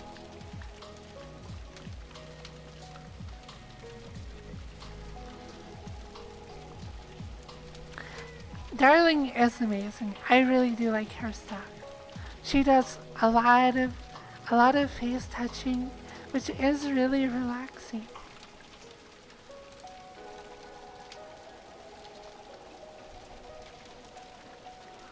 There are a lot of ASMR artists on YouTube. Those are the only two that I'm at all like really familiar with.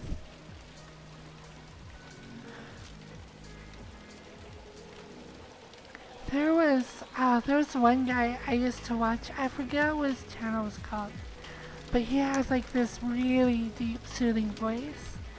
And he had one where like he was like, "I'm your doctor. I'm gonna look after you," and like he would also just do like things where he would like mumble, and he would just like say nonsense, and it was actually really soothing. It reminded me of like when I was young and my dad was getting divorced.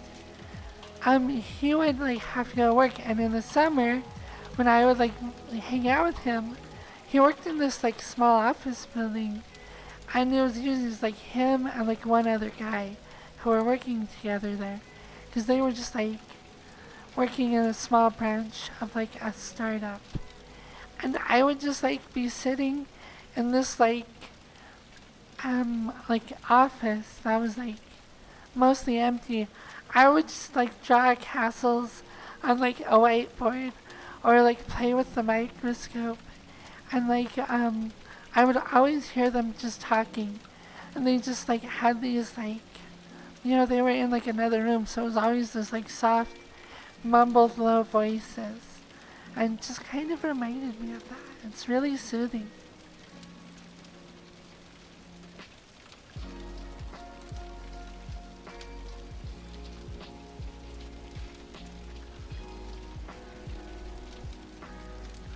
But yeah.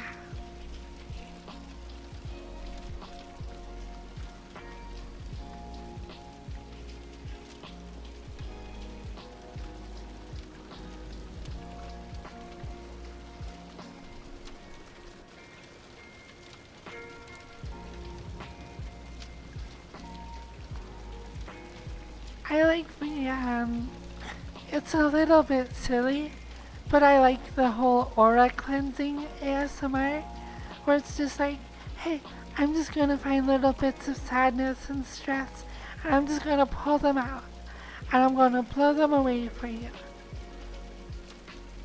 I really like those. It's a silly idea, but it's relaxing.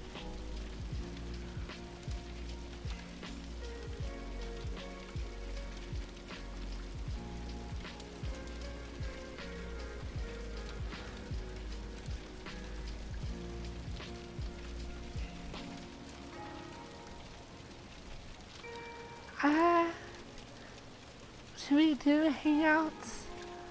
I mean, maybe at some point, I don't know. I I would be comfortable doing it as a community event. I don't usually have members of my community just come hang out with me on stream. I believe, like, could it be okay? Maybe. Could it be weird? More likely, yes. And it could open, like, a can of worms of, like, jealousy. Like, why does Firefox hang out with that person and not me? And blah, blah, blah. And then people could have drama. And then, like, people would leave my community. There are some barriers that are best kept in place for my own sanity, even. But I would be okay to maybe do like a community meetup.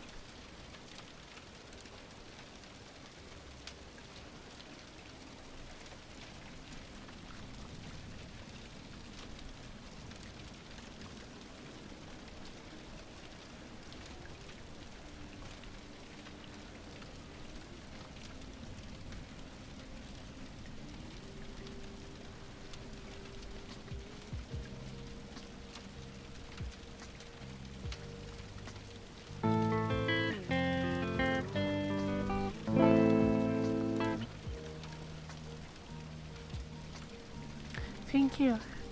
Yeah, marrying you to Vincent. I hope you're okay with that prize. I usually don't have people on my stream. I made an exception. I was just like, I just want to grab people for a wedding and be ridiculous. So I just like, I don't know. There was like no intention behind any of that or like trying to make some like long RP arc. It was just like, oh, it's something ridiculous I can do right now.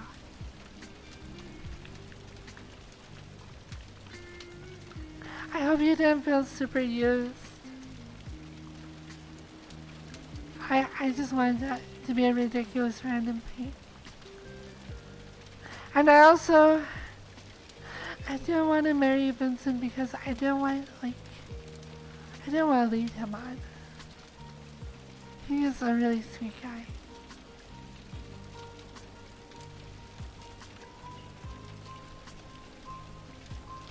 So I wanted to find another prize for him.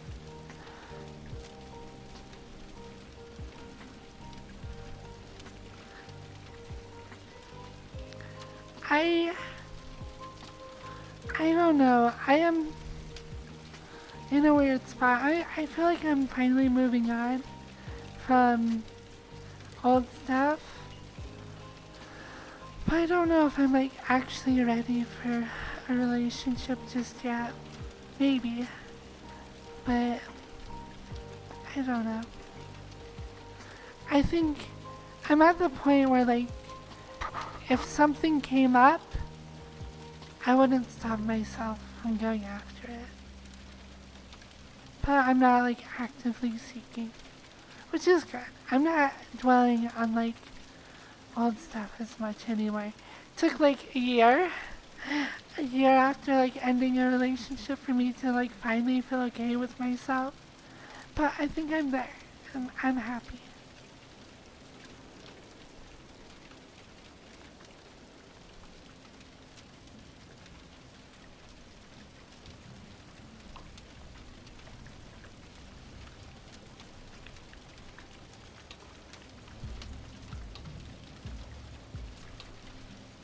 Vincent is perfect as he is. I mean, I would love to see him in VR because I think that would be fun for him. But yeah, I would not change a thing about Vincent. He is absolutely delightful.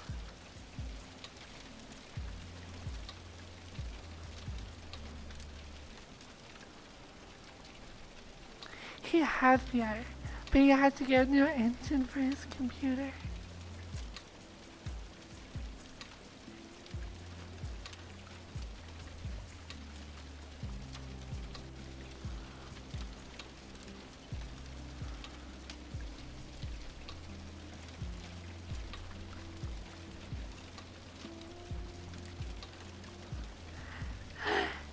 Mr. Baseman, don't hit on my chat.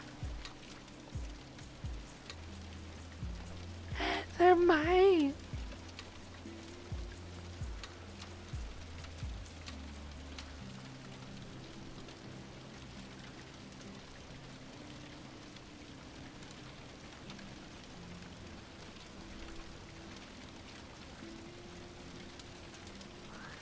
I was just talking about you, Basement. I was saying, Basement is so cool, and he's helped me so much, and he's been really accepting and understanding as I've been going through things, and he's starting to stream on Twitch, and he plays Overwatch and Hollow Knight, and he is doing like speed runs. Oh my gosh. With like his like old bass teacher he's friends with now. Very fun. It's space as in the fish, or I guess bass. He's a really accomplished fisherman.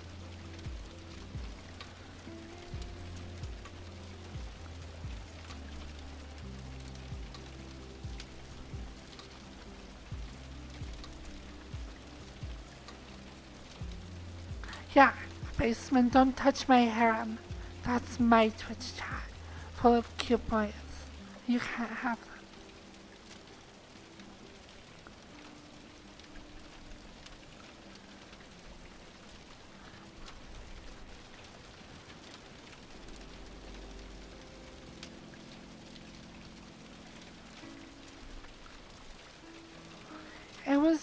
It's hard.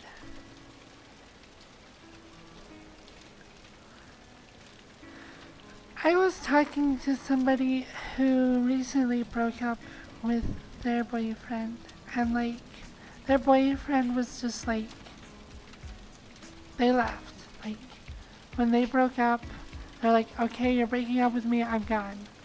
I'm not gonna hang out with you, I'm not gonna do stuff with you. And that sucks, but I think it is the smart thing to do.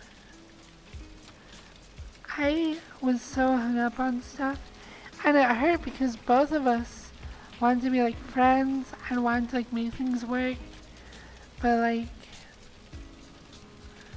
I don't know. Hanging around with somebody who you are desperately in love with after they cut things off with you, just not a good idea. You just need time, and you need to just not be around them if you can help it. Which sucks so much, but yeah, distance and space are really important.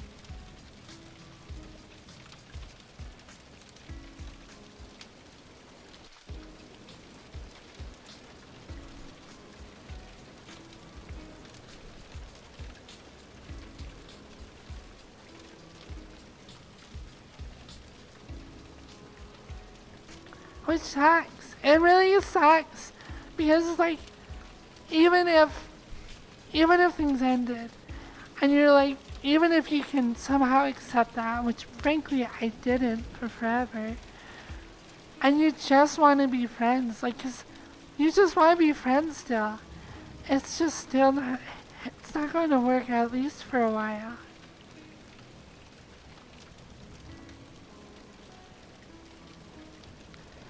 Just well, I had to learn that. I had to learn that the very hard, long way.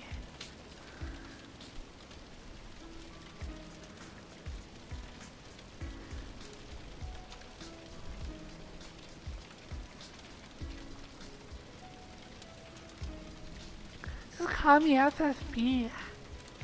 Or Fox. Or Firefox. Or you can be like one of the very few people who calls me Blue. Because I used to hang out with Blue Haze so much, and people usually call Blue Haze Blue, and they just called me Fox. So most people don't call me Blue, but some people do. You could be like Iron and just call me Fire.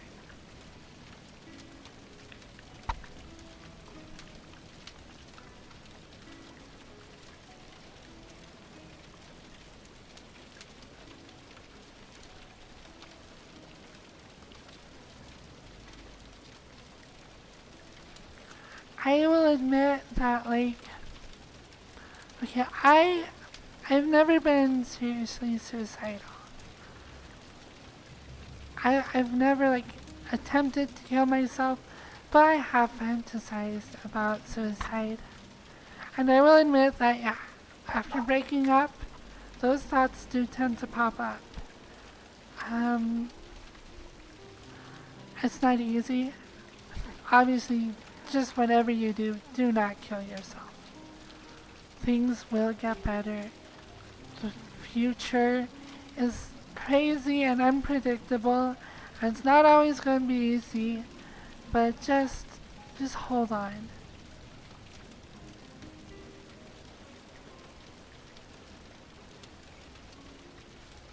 Yeah, if you can get like help from a therapist or something, that can be really worth doing.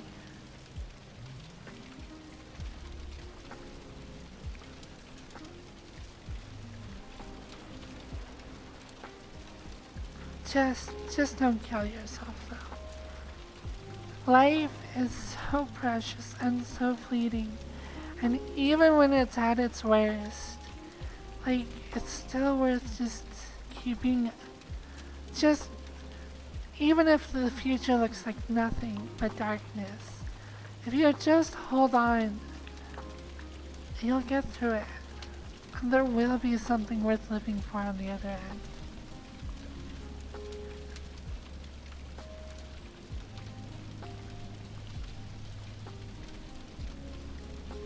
I feel like I have come through some darkness myself. Right now I'm feeling a lot better about myself and about like my decision to leave the lobby, but for a long time I felt completely miserable. But yeah, I'm doing a lot better. But if there are some of you in chat who are going through that right now or worse, just hold on. Just today. And then we'll come hang out tomorrow. You can hold on for tomorrow as well.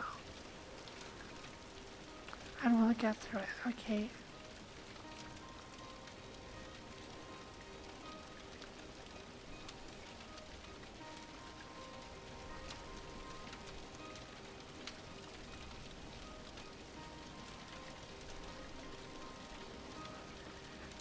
Do I think I'll go back to the lobby? If things change drastically and I received apologies from people who are famous for never apologizing, then I'd think about it. But it's very unlikely.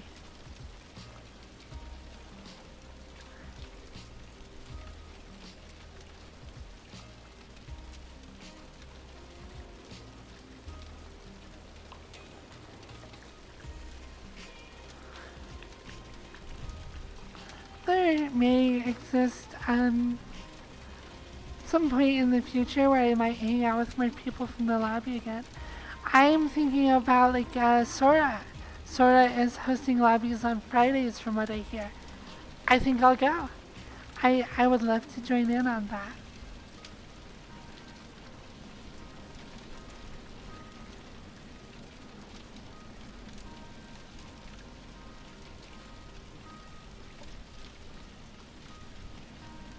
What are you sorry for?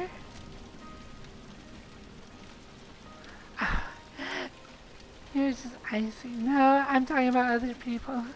Fans in my chat probably know who I'm talking about.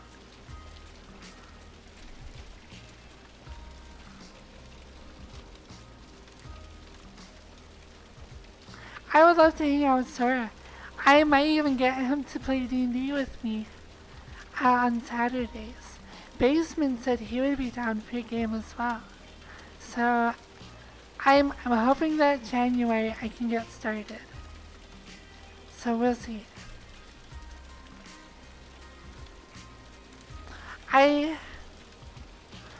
Ideally I kind of want to have 4 people. I built a table that can fit 5 people. I don't really want to have a party of 6 people or more though. That's too many people starting out. I mean, even if I had 5 people, that would be 6 if you also include me. I built a hexagon table though, so I only fit 6 people around it.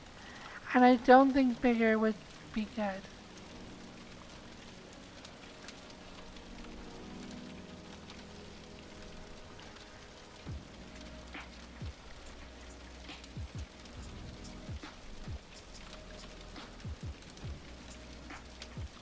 I am glad that you were able to get off of drugs.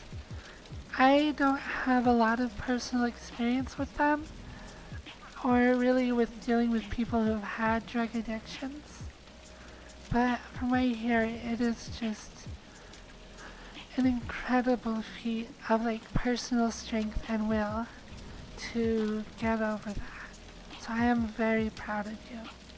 And the fact that you have that kind of will and strength I just know that you are going to accomplish great things because you have already dealt with some of life's most difficult issues, the hardest things life can possibly do to you.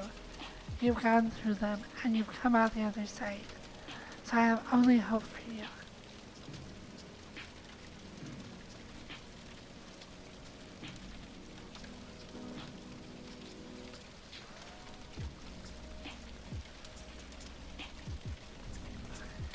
I I don't drink alcohol, I don't do drugs. And I know if I did, I would be dead. I have so little control over like sexual impulses and eating that like if I were to like have something actually physically addictive like drugs, I I would die. I can barely stream as is. You want to throw alcohol into that mix? No way, you guys would never see me. And when you did, I would be all drunk and be like, oh, I don't even care about life anymore. It would be bad.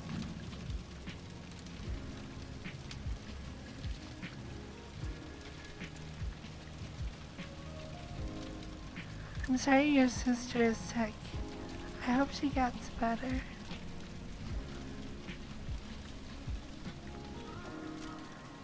Yeah, for me, I gotta be, even though I'm not like a Mormon anymore, I'm gonna try and stay sober. I don't wanna, I don't want to like have my life get obliterated by like addictions. I hug you.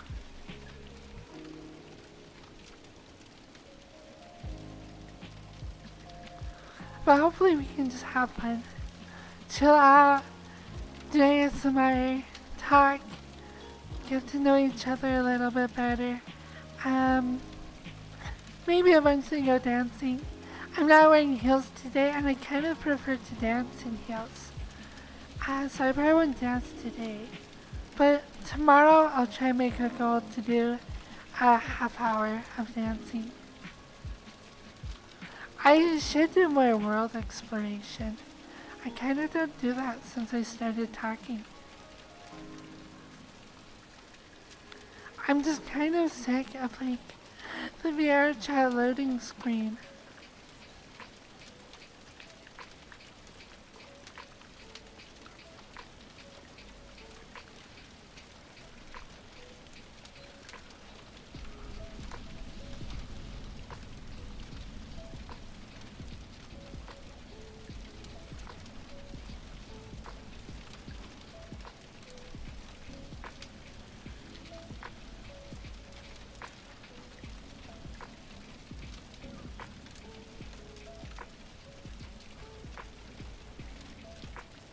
Ooh, custom loading screens would be cool. I mean, I could try and find something for like a Twitch overlay that I could swap it to every time I like load, but I don't know if it's worth the effort. I've already got a lot of other stuff on my plate right now.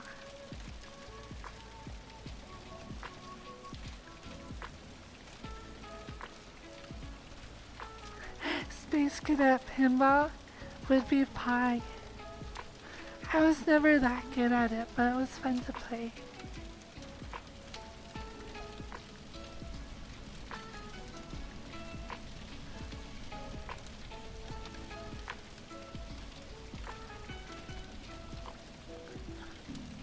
I want to work on my voice more. I want to get good at like whispering too.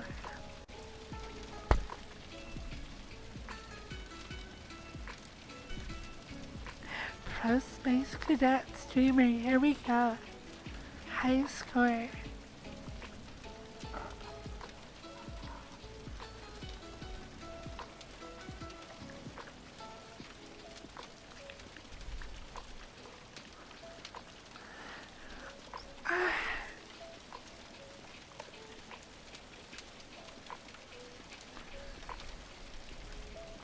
I think it's time for me to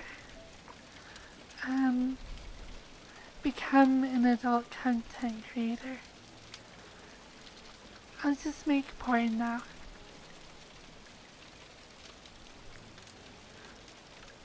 I'll have to do it on like not VR chat, because they don't like it when you do that. Alright, thanks for the chat. I'm gonna go and make porn now. Bye.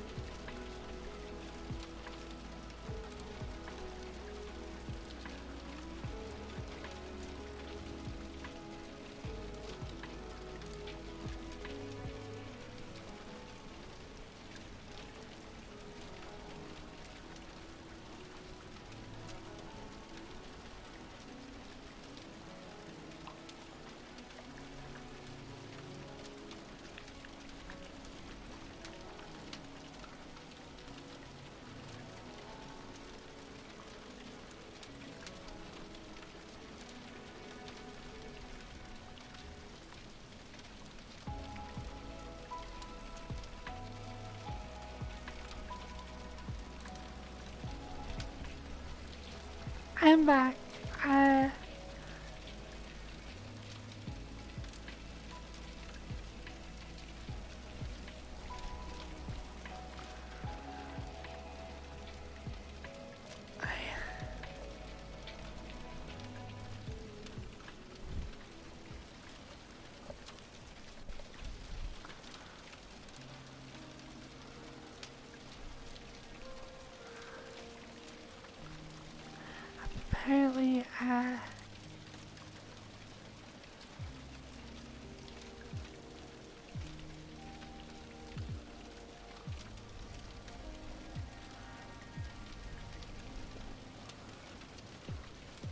Apparently, if you make porn, actually that's probably not even true, but apparently you can't just have like a boyfriend who you only make porn with. Well, actually you probably can. I bet there are people who are just like, we just film like us having sex as a couple because we enjoy that, and we put it on the internet because we're kind of like super lewd and a little bit voyeuristic, and now we make money.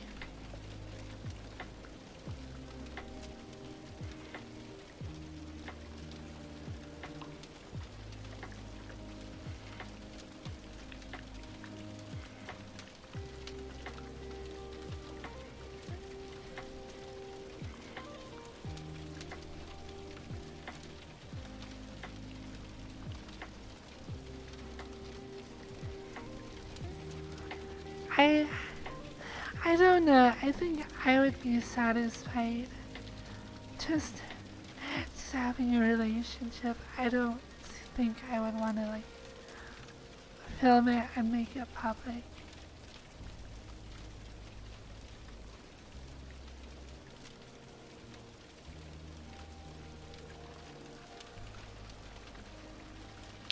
No, I don't have a Pornhub channel.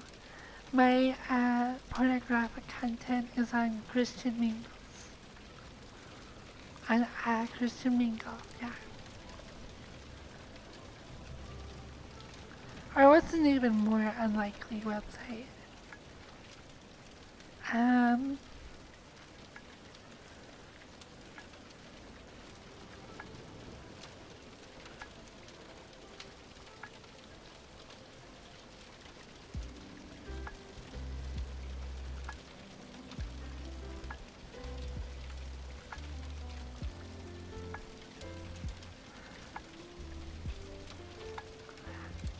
I put all my pornography on LDS.org. church website. I've hacked it and filled it with porn. Could you imagine?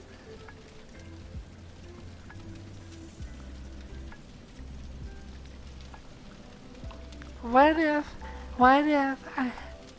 somebody, I could just see it, like, somebody was like, I was watching this nude anime Fox Girl streamer, and she told me she put porn on this, like, LDS.org website, but turns out it was, like, for this church.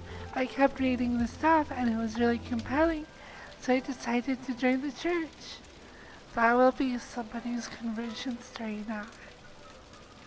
Could you imagine?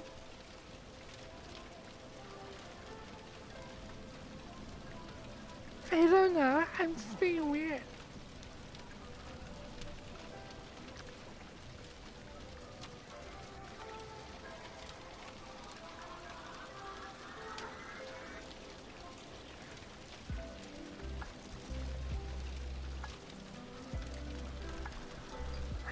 I was looking for pride, but instead I found God.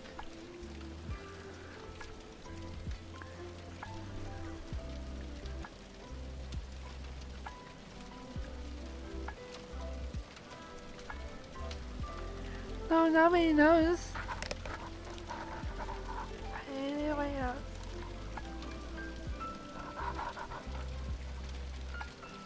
Why would you do that?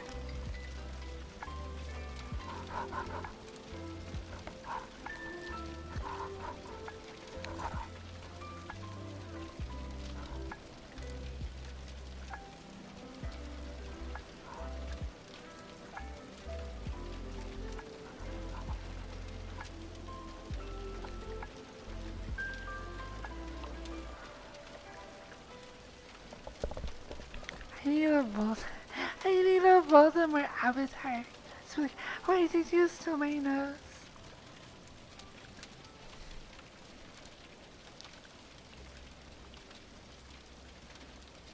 Oh no!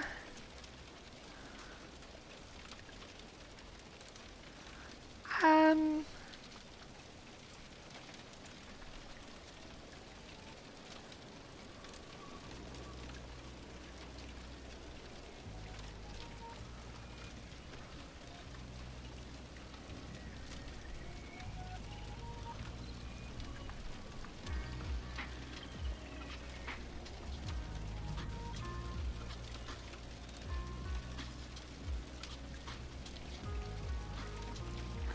How do I scam you guys out of points? I already did the like VR witch one.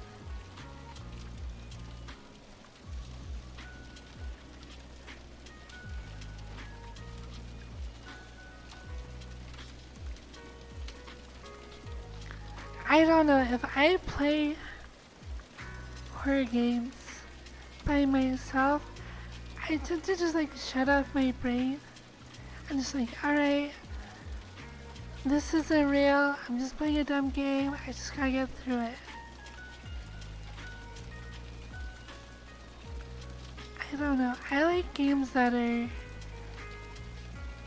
generally not horror games, but have like scary elements. So it will like catch you off guard.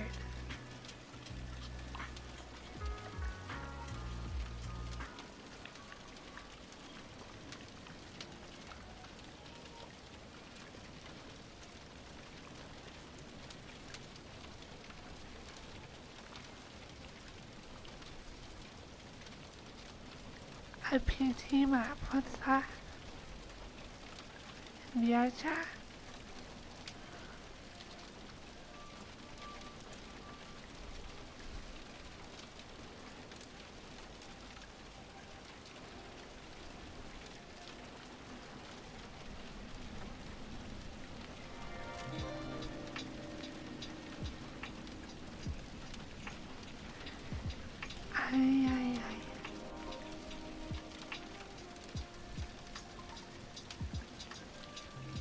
How am I supposed to stream for 5 hours? I don't even know what to do. I've been in this world for like 2.5 hours. I don't want to be like a VR chat streamer that just like stands and talks at a camera for like so many hours and doesn't do anything interesting or fun. But that's totally what I am.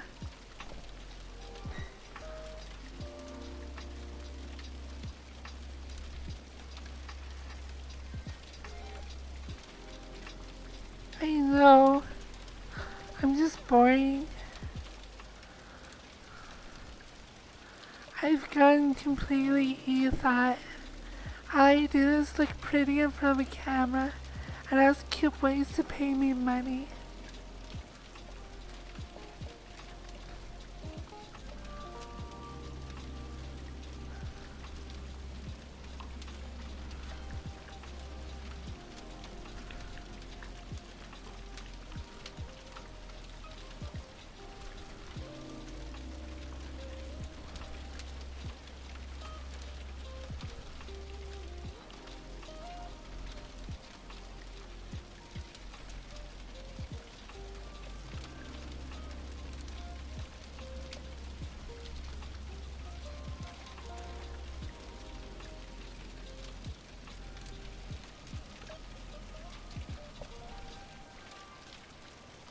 Okay.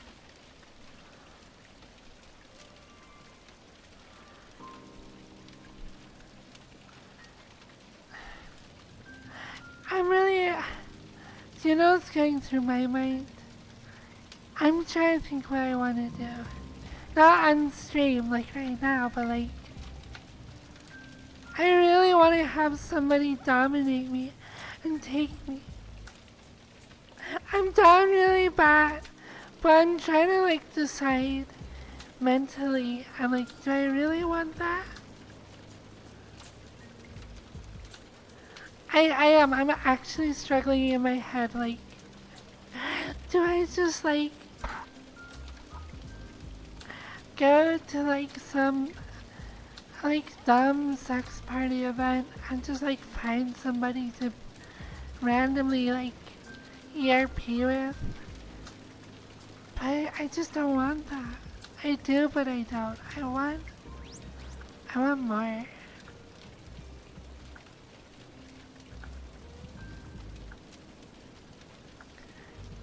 I'm like internally fighting with myself, like so like desire to have a legitimate loving relationship and like just wanting to get done. And it's like, oh well, you can have both. Maybe, I don't know. I just feel like I would go ERP and then get tired of it and not like feel fully satisfied.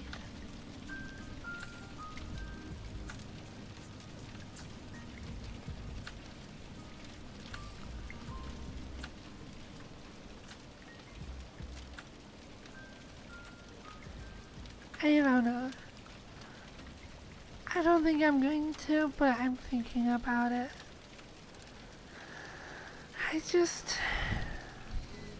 I'm lonely.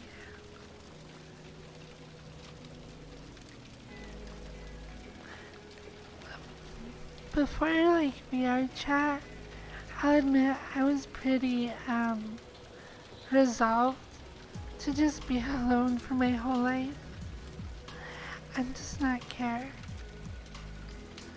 But having had relationships with people, I really miss like I miss having someone who loves me.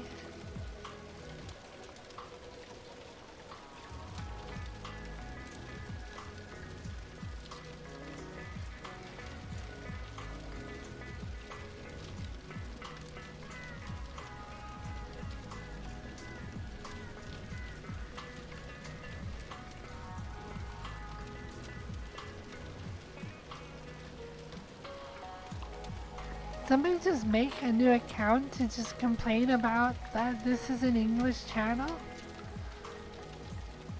Like, hey, I love the diversity of languages, but to make this like friendly to everybody and so it can be moderated, we use English.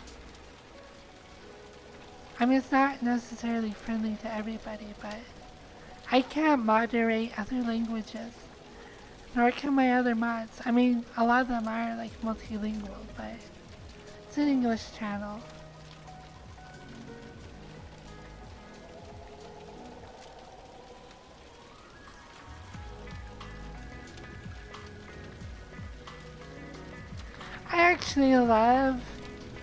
I love how diverse my chat is. There's so many like Europeans from like different countries. I love Americans. I'm sure there are probably people from like, I mean, if you count Erin, they're from like Singapore. I'm sure I have people from all sorts of places.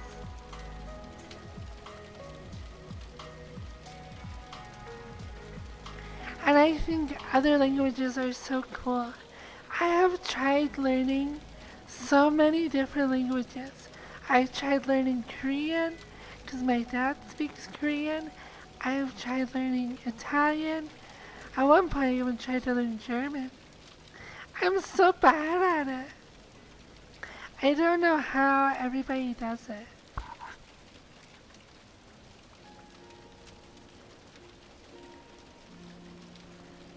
I have people from Asia.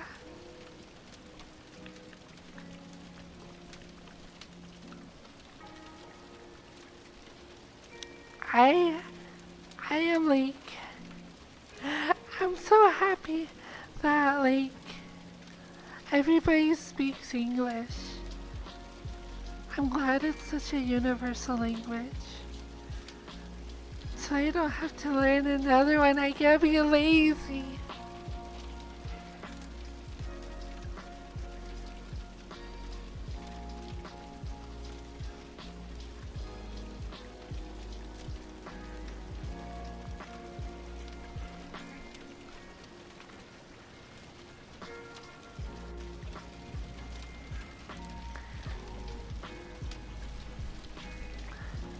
Canada seems pretty cool. I have never been outside of the United States. My sister married a guy from Mexico, and most of my family went to Mexico to like go like meet my my brother-in-law's family, but I didn't go because I was streaming at the time. I didn't want to take days off, even though I always take days off. Plus, I kind of just didn't have a lot of money. So I didn't get to go to Mexico, which would have been really fun.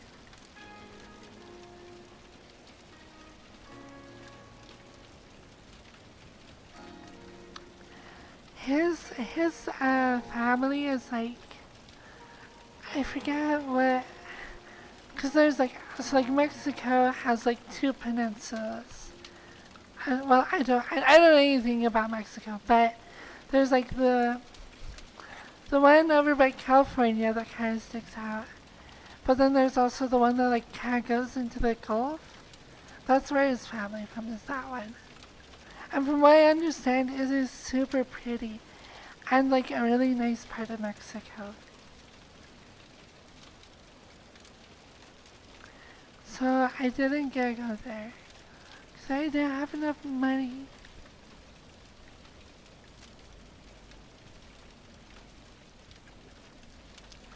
I just need my chat to give me like $20,000 to go on like a world tour. Sounds good.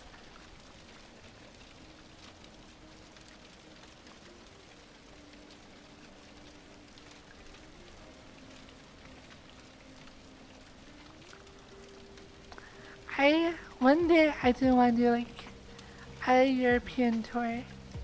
A lot of my friends all want to go to like Tokyo. Like DJ and everybody, they're like, oh yeah, let's go to Japan. I would love to go to Japan, but I'm in love with Europe as like a culture or a collection thereof. Also a pretzel.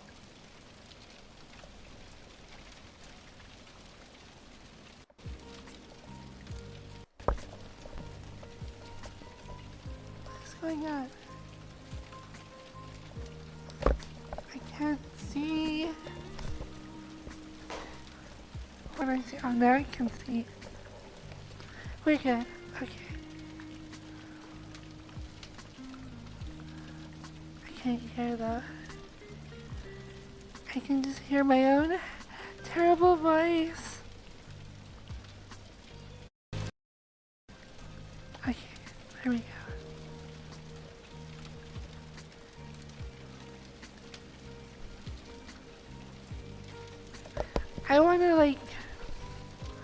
I wanna start up in I don't know if I can hit Iceland, maybe. But I wanna start up in the northwest corner where a lot of my ancestry is from. So England and Ireland. And I wanna go Norway.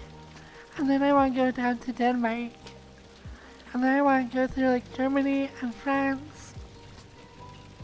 And I wanna go to, I'd love to go through Switzerland. And then I wanna go Italy. I really wanna go to Italy. And then Greece. I would do a big Z through Europe.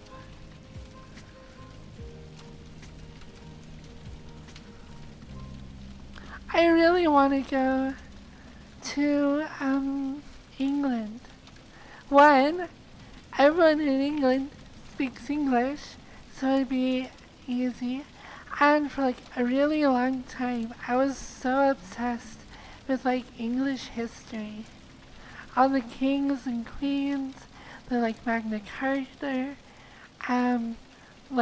Lord Protector Oliver Cromwell. I want to see all the castles.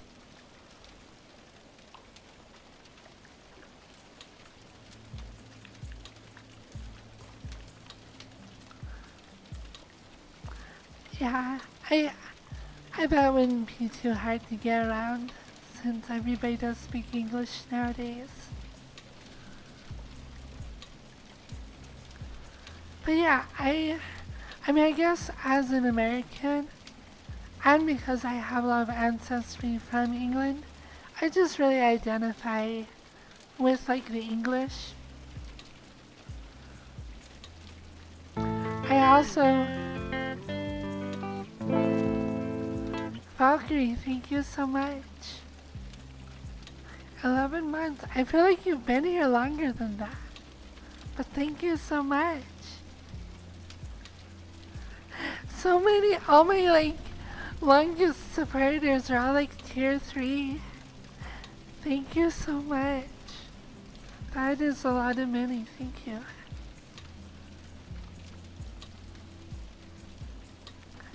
But yeah, I have mostly English, Norwegian, Denmark, and German. That's most of my ancestry. My dad's dad is mostly Norwegian and Denmark. My grandma is mostly English and a little bit of Denmark. My mom's mom is German, and then my mom's dad is very English.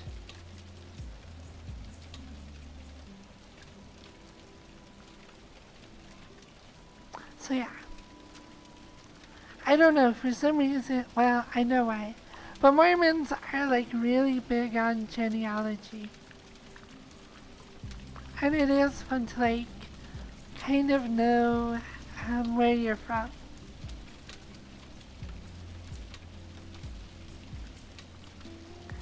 It's really cool to read old journals from your great-great-grandma, stuff like that. I don't know though, I read my great-grandpa's journal, and reading it, I'm oh my gosh, if I knew you IRL, we would not be friends. Well, I guess IRL is not a good way of saying it, but if we were contemporaries, we would not be very good friends. Because he was one of those people who was very assertive and very religious. And he's yes, God made the world, and he was very, very religious. And I am not.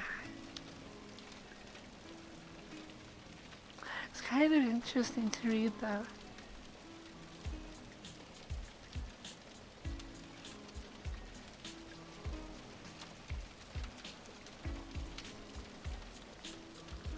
That's true. I look at like the evolution just from like my grandparents to me and like culturally and stuff. I would say my grandma is pretty open-minded, but not to the same extent I would consider myself. So it's interesting to see how like her worldviews and values trickled down to like my dad, and then how that trickled down to like me.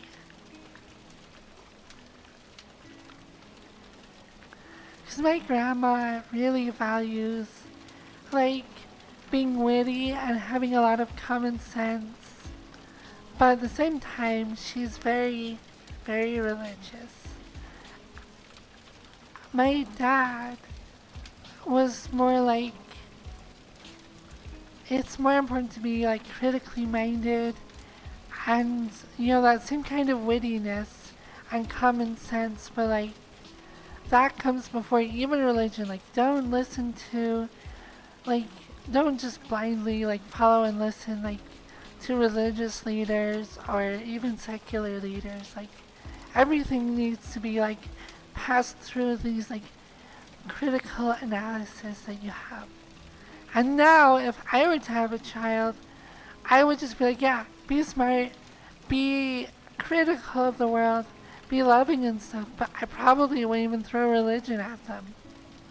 As a thing to think about, like, it might be worth studying. It's a curious thing that people do, and it has, like, a lot of historical significance to where you came from, why you live in Utah, but, like, I wouldn't encourage them to go to church or anything.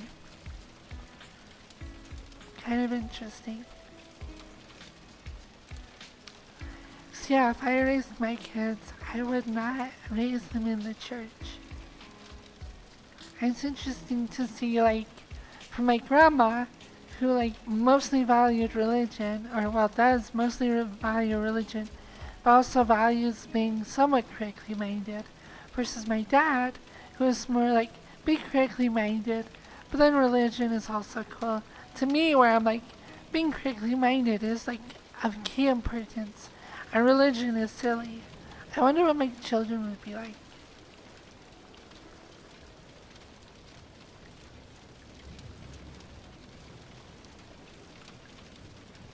But yeah, I don't know.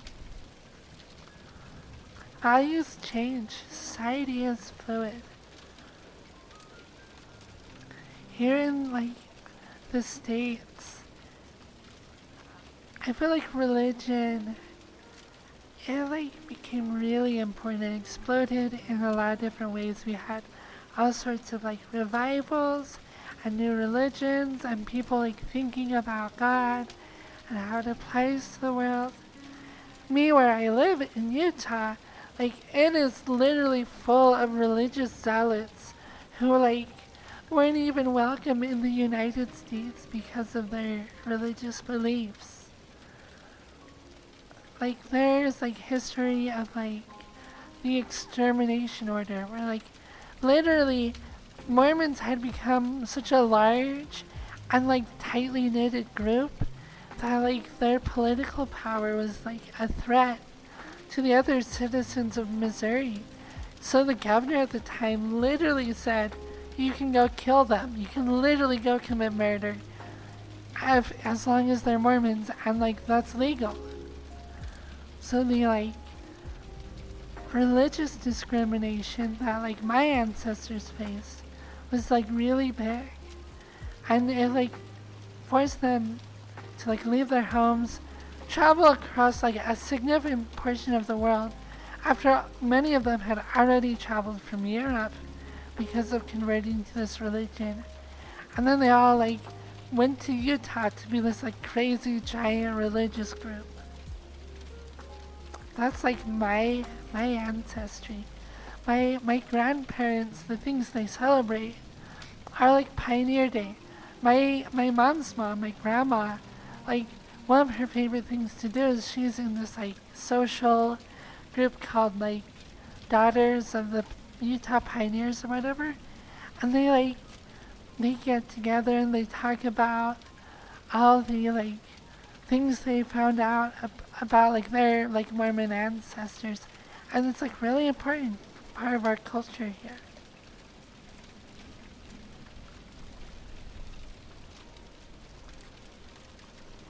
But yeah, I don't know. Of course, America was also like that, where like you had like King Henry VIII, who founded the like Church of England, and you had the like succession was a mess, and you had like Queen Mary and Queen Elizabeth, and you had all these Puritans and Protestants and blah blah blah blah blah, and all that like religious turmoil resulted in mass exodus to the American colonies, like way back then. And then like hundreds of years later, there's like more religious exodus caused by turmoil and discrimination that like resulted in like my ancestors coming here. Kind of weird. Because now, like my ancestors like traveled the world, established this like new society in the middle of a desert so that they could be like religious in the way they wanted to be. And now I look back and I'm like, wait, you believe in God? That's the silliest thing ever. I can't believe you guys are all into that. And my grandma and my grandparents, they look at me like not being a member and they're like, don't you know how much your ancestors gave up to be a part of the church? And you're just like dismissing all of that and throwing all that away? But religion to me is like, I don't know. I look at it and I'm like, I can't believe that people think that's how the world works. But to each their own, I guess.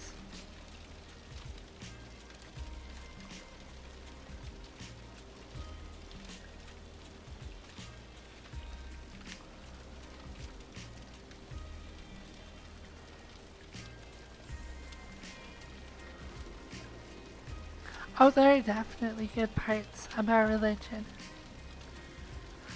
I think the community can be really good.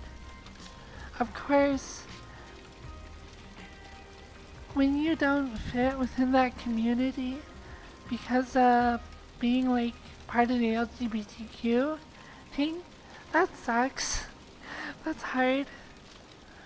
The very like thing, like one of the few things that I think is good about religion, that sense of community, when you suddenly like don't fit within that, even though you were raised to be a part of it, that can be a little bit hard.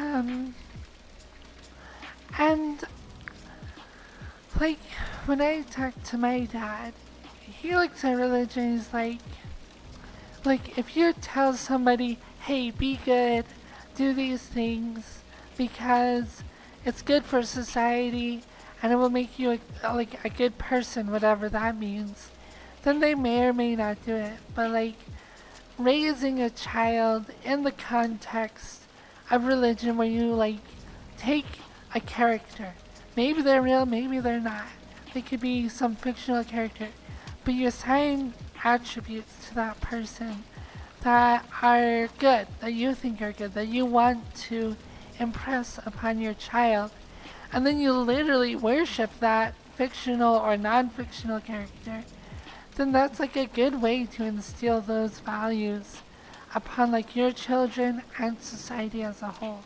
So like I could see the use religion has in promoting good behaviors by idolizing a figure that exhibits those behaviors. So I don't know. At the same time, it's a little bit manipulative if like you're just doing it under that context. But that's kind of like what Santa Claus is, right? But no one really complains about Santa Claus. Santa Claus is like a jolly, generous, kind, fictional character that we use to teach children to be giving, or whatever other morals you would attribute to Santa Claus.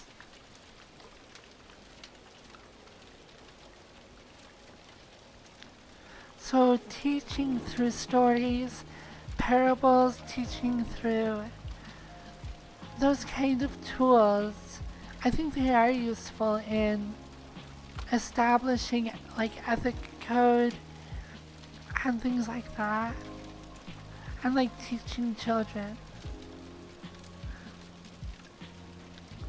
But I don't know. I am really confused by my dad, because my dad is a very critically minded person. And it's weird to me that, like, I'll talk to him about stuff. And, like, he is very. When I talk to him, like, Dad, like, tell me, do you believe in, like, this whole God thing, this whole Mormon church, tiered celestial kingdom, blah, blah, blah? He's just really evasive about it these days. But he still goes to church. I agree. I think you can teach children without religion. But that's just like, I don't know. I've not had children. I think there are probably other tools that you can use to teach people and to get a sense of community. But yeah, I don't know. I just look back at like my parents and my grandparents and all my ancestors. I'm like, what made you guys so driven to like do this religion thing? I don't know.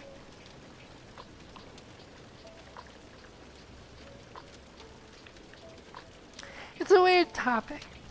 Not really one that lends itself well to like public discourse, because I'm sure I've probably offended some people, and I am sorry.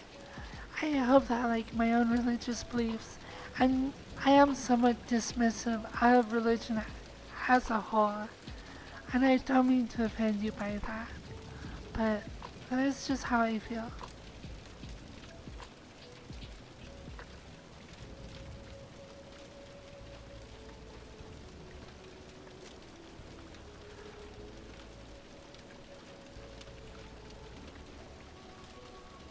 It is, I would imagine, like just taking a guess, given that my channel is known to be, I'm known to be transgender. I looked at my, like how people find my channel. One of the most used search terms is just gay.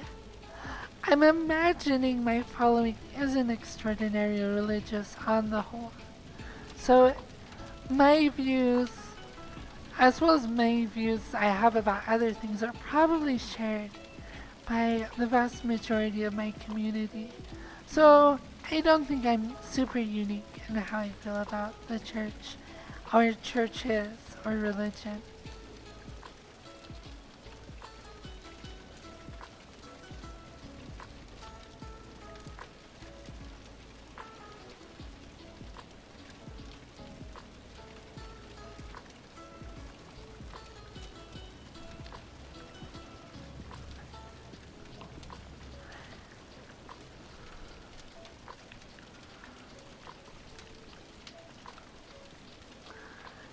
Hey, fellow ex-Mormon, hi. Good to meet you.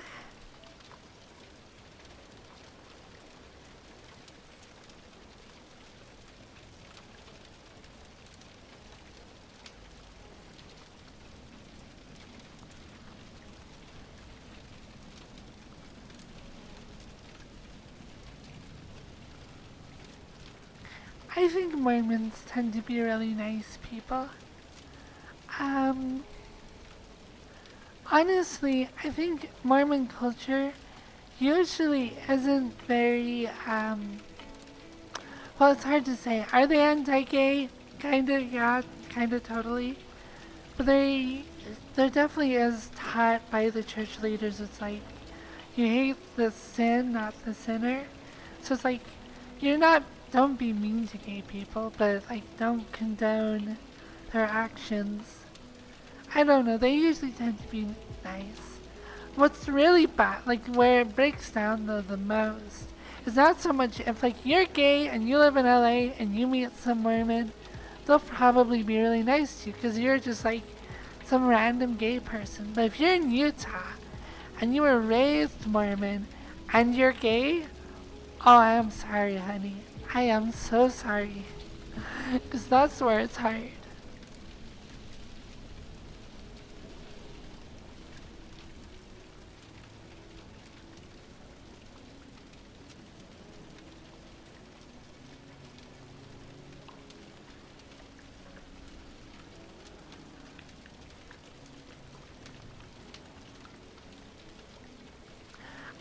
Some Mormons, some Mormons do. My mom definitely does. She does not watch R-rated movies. She does not drink caffeine. Some do, some don't. Some of those rules are followed more closely than others.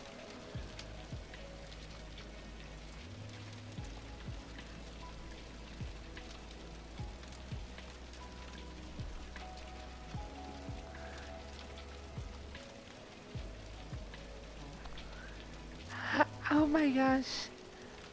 I I don't know. It would be interesting. I don't even tell my mom my Twitch channel. Cause I think I would be okay with it now. Originally it was like I would not want to show her.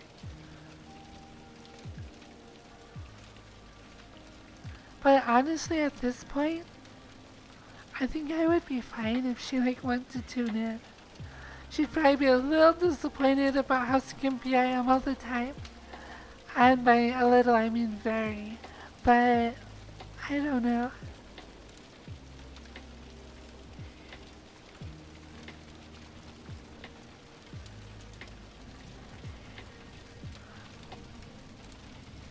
Yeah, I I wear very suggestive clothes because I find for me, it's very, it's like, it feels good.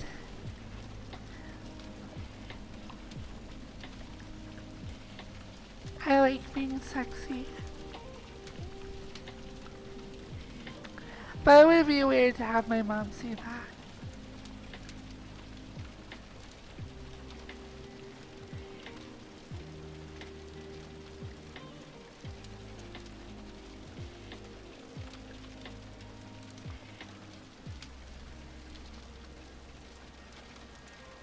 My mom was love Vincent. My mom actually, for a lot of years, used to be like a caretaker for a lot of mentally challenged people of lots of different levels. She actually has a really big soft spot for people who are autistic or I don't know, whatever other disorders you have.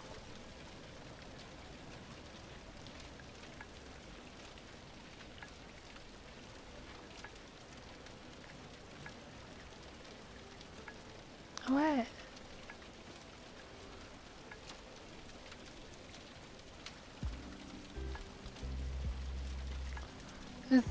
I mean, I don't think Vincent is I don't know what he has, but I'm pretty sure he has something. I mean, I shouldn't probably talk about it too much because I don't really know, but.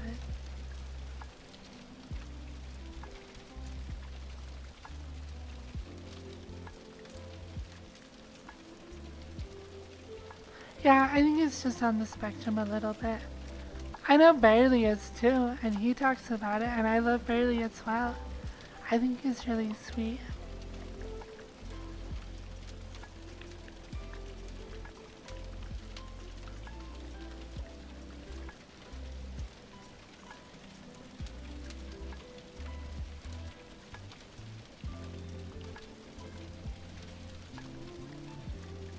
Oh, he's definitely a good guy.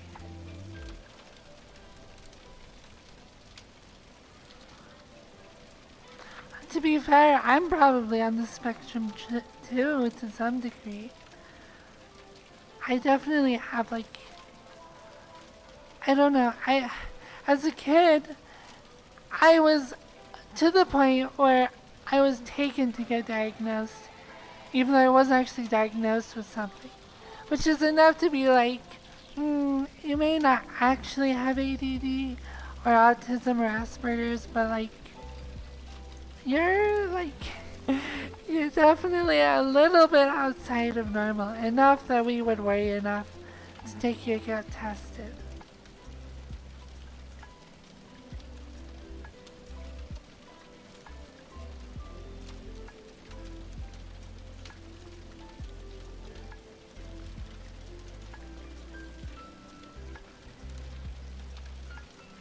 Which is all fine, like, I mean, it's a little bit weird to talk about the conditions other people have, but like, having Asperger's, having ADD, having OCD, I have a friend, one of the smartest people I know.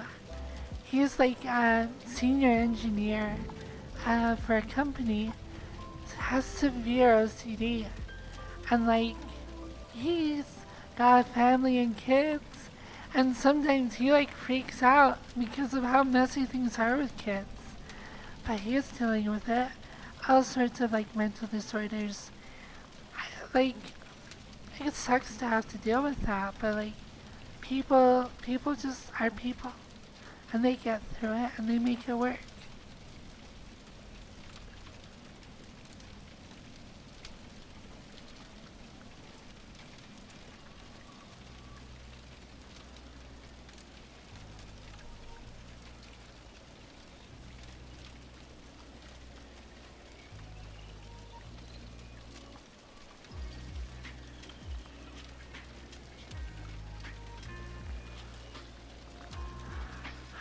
I think even there are a lot of people who like maybe aren't necessarily diagnosed with something.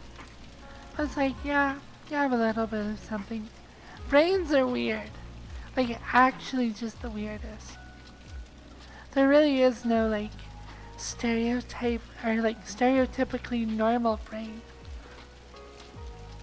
All of us are a little bit weird. And we're not like perfect machines. Like, brains, there's not like a perfect brain.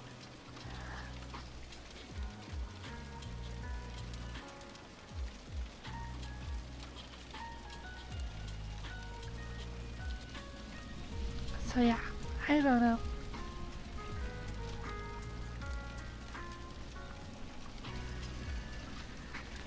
I usually go do other stuff. I have covered some heavy subjects today. I talked about relationships, briefly touched on suicide, religion, talking about like mental disability. None of these things I am like certified or trained or anything to talk about. It's just like my own life experiences on those topics.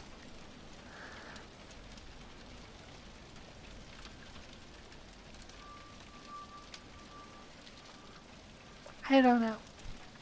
People are people. People are weird. But weird is good.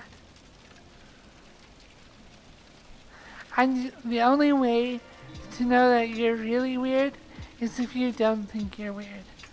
People who don't think they're weird are the weirdest. That's what I think.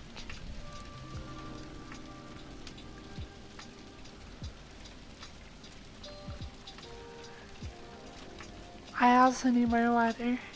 My voice has been like going in and out. I.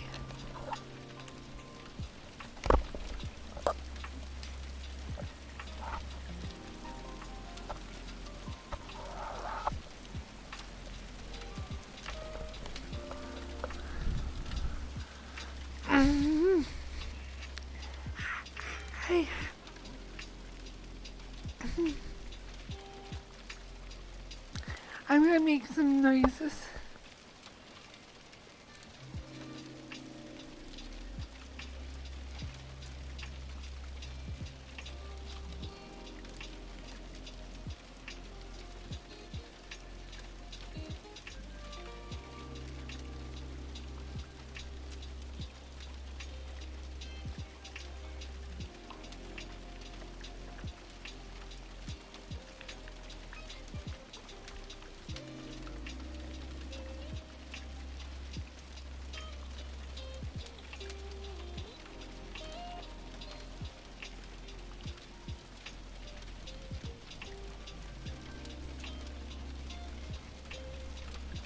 Alright,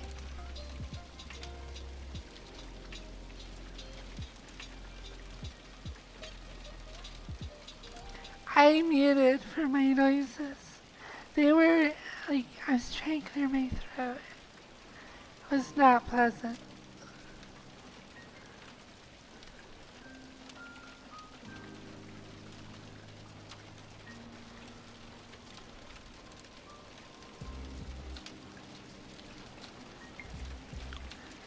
No, that's a really good question. Do I have a speech impediment? I was weirdly lucky. So, I was born with a cleft palate. I, as a baby, had a lot of surgeries.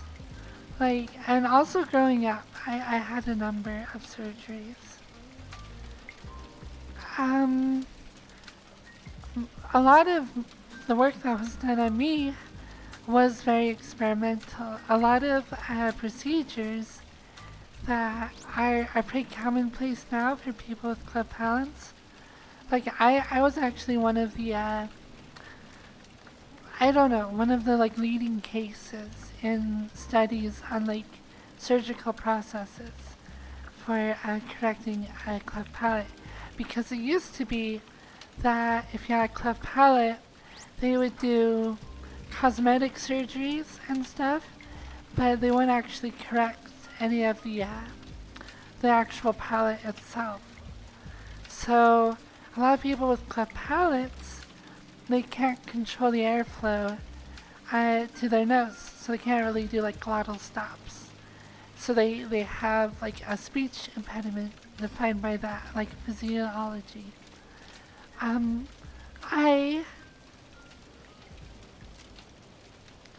I wouldn't say I have a speech impediment. Well, one, I just mumble a lot.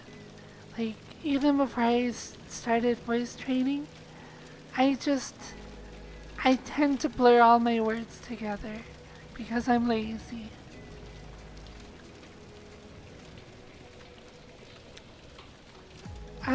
But as far as I'm aware, due to the surgeries and stuff I had, my cleft palate does work. From what I understand, people nowadays, when they're born with cleft palates, they have surgeries similar to what I had, and it's really commonplace.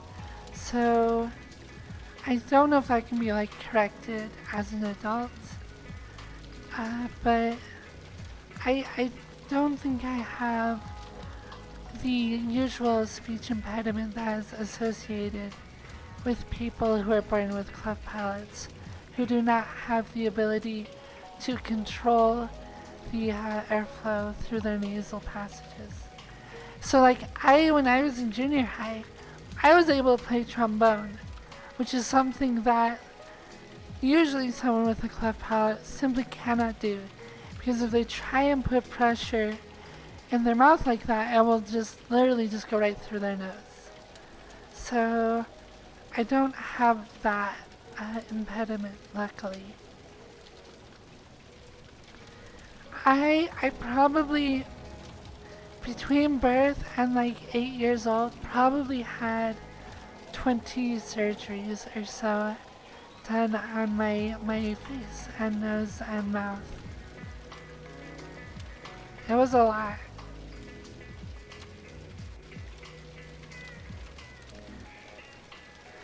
My dad, he paid a lot of money. I was a very expensive baby. I was worth a lot more than the house that my family lived in at the time. I know insurance covered a lot of it, but my dad still ended up with a lot of like medical debt because of me.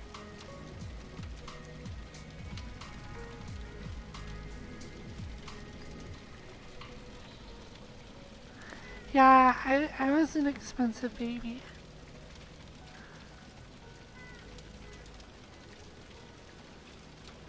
But yeah, most people, I mean, my nose is a little bit wonky, and I hope I can get FFS and frankly a rhinoplasty to help correct it again. Because when I was growing up, part of my nose doesn't grow at the same rate as the other side of my nose. So when I was growing up, they had to correct that occasionally. And frankly, now that I'm an adult, it wouldn't be a dumb idea to get a complete rhinoplasty to just set it. Which means that when I'm old, old men, women too, but especially men, their soft tissues on their face kind of still grow. So old guys have really big noses and really big ears.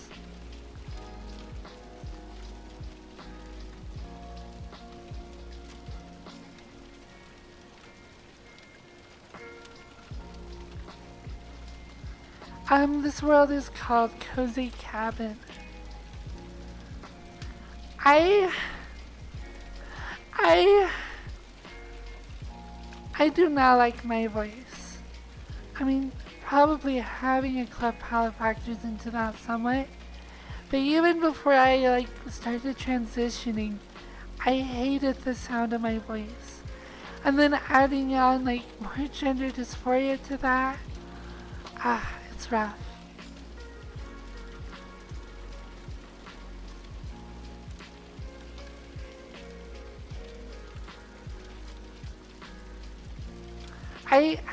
To be honest, I don't know the full story between how my surgeries were financed. My dad never really told me when I asked him about it because I think he didn't want to burden me with a lot of guilt about things I obviously had no control over.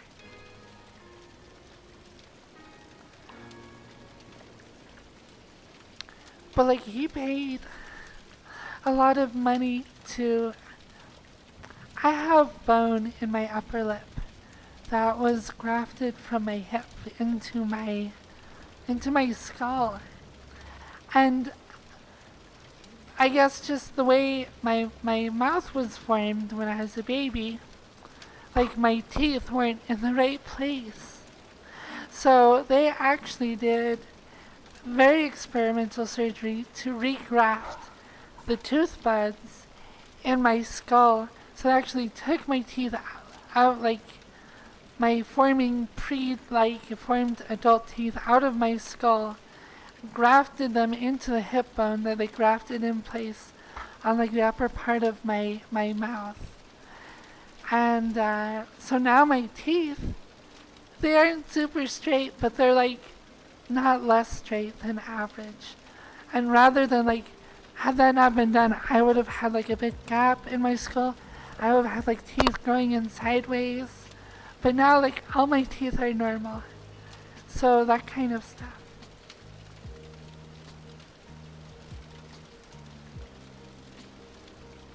Yeah, I'm kind of... I don't know. I don't consider myself very attractive. But given how I was born, medical science has really worked a lot of miracles in my life already.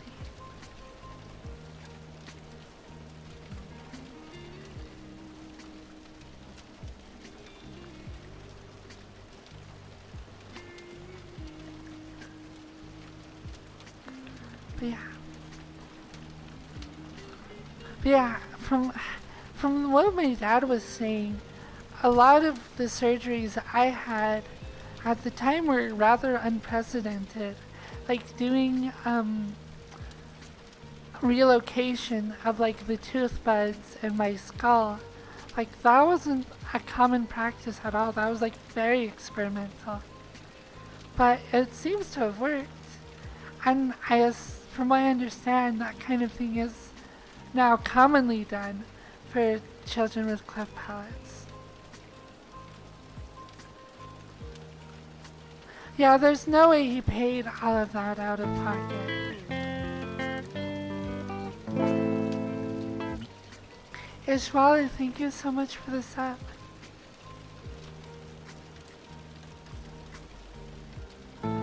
for 2 cents. Oh my gosh.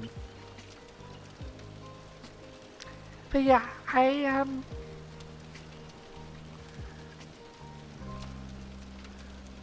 I'm annoyed though, because I never had my wisdom teeth removed, and they have impacted really bad, and they've made my teeth a lot more crooked. I need to see a dentist and an endodontist and an orthodontist, and it all costs money. But I just got medical insurance, and with it I did get dental. So I'm going to start to get that taken care of. It's still gonna be super expensive though.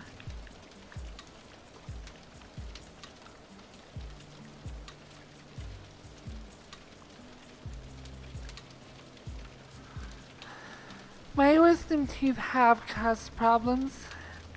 I don't know. I wonder, I have always been really curious. I wish I could get a 3D model of my own skull, which is a weird thing to want, but I, I bet I almost could. Because we definitely have the technology to x-ray a skull and get a 3D model out of it. It would be so cool to print that out.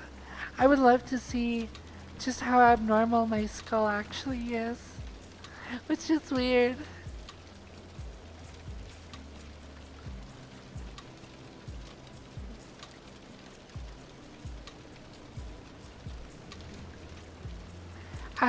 Trans voice lessons.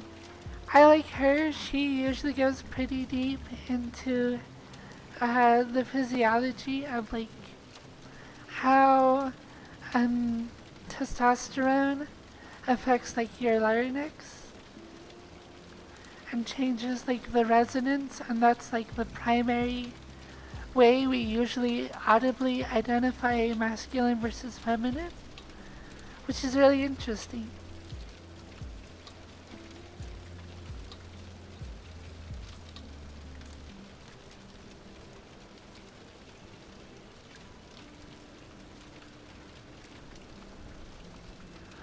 I think with today's technology and how easy it is to 3D print stuff, it's not completely, it wouldn't be that weird to just be yeah, this is my skull. This is a 3D model of it.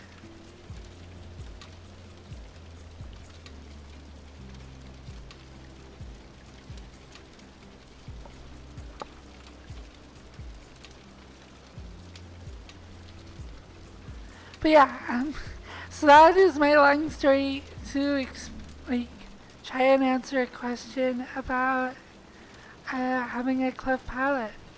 To be honest, I do not think about it 99.9% of the time, which is actually really amazing that my dad and medical science was done that for me.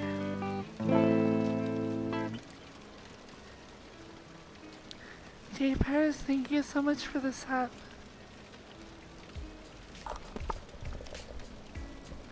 So yeah, had I been born 10 years earlier than I was, I probably would have lived with at least a speech impediment for my entire life.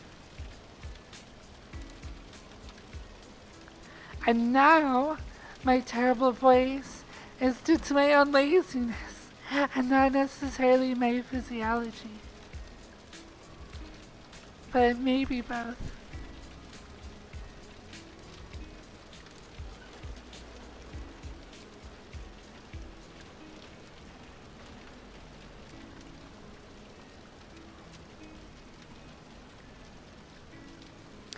I think I feel there should be a better connection between because a lot of people will go get x-rays and MRTs and or MRIs or SRT, I don't know, all the different scans, I think it would be cool if, like, I know you can usually request to get your hands on all that information. I feel like that would be cool if, like, people had access to, like, a database of all their medical history and they could, like, just see all their old x-rays and even, like, put together 3D models specific to their own body just to be like, oh, look how weird I am.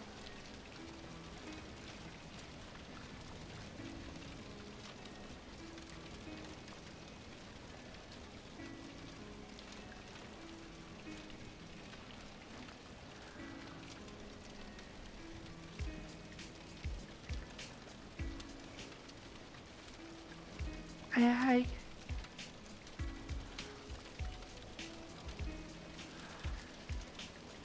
I the world is so crazy. How all these bones and organs and all that supports this meat wad in a skull, and how consciousness is the emergent like behavior of this like network of neurons that directs our flesh bag bone whatevers to like consume calories and procreate and just like keep the whole thing going. And like we go from that to like creating these like virtual worlds and computers and technology so I can be like some weird trans girl who like wants to make a D&D map in like virtual space to physically connect people on two opposite sides of the world. How any of this exists, it is crazy.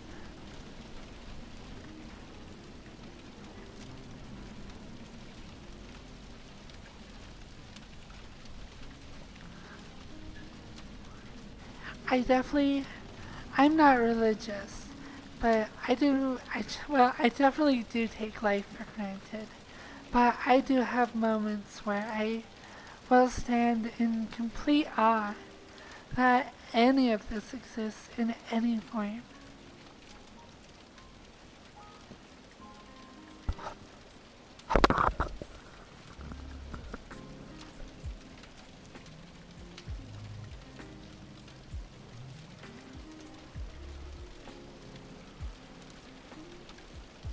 What do you mean the wild roller coaster of duality? Okay, yeah, I am.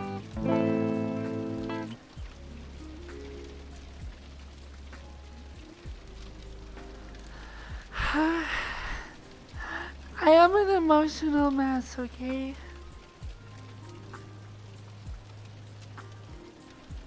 Leo Loco, thank you so much for this hat.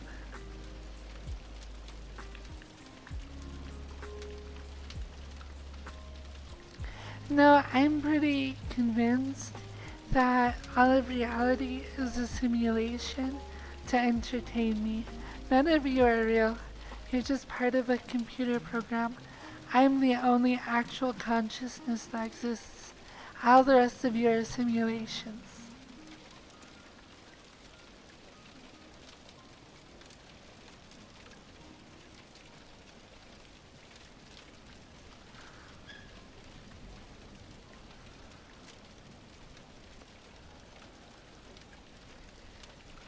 I love how, like, Hitchhiker's Guide to the Galaxy can be so ridiculous and yet, like, address things like that. There's a section of the book and also addresses another concept of, like, extrapolating data. So, in the book series, there's, like, a machine that, like, some scientist made based on the idea that if you could, given that like all electromagnetic gravitational fields and all particles interact with each other, if you were able to perfectly analyze a single like atom or particle on a piece of fairy cake, you could extrapolate the entire universe based on its motion and properties. So some scientist does that to spite his wife, and they create this like computer that can explore all of reality by extrapolating data from a single atom of a piece of cake. And it's then commercialized by a travel agency to let people who write for the book to explore the universe without leaving their office. So they use that to actually capture Zaphod and put him in the machine so that he's like a captive in this extrapolated universe. But when he goes into another fictional machine that gives you complete awareness of how insignificant you are, given the scale and intricacy of the universe, which usually kills people or drives them mad. Instead, because the universe was created to contain Zaphod, it like shows him to be the most important person in the galaxy. It's like this combination of abstract like ideas about like reality and the universe, all to make like a stupid joke about Zaphod to like reassure him to himself like that he is indeed the center of the universe. I love the comedy.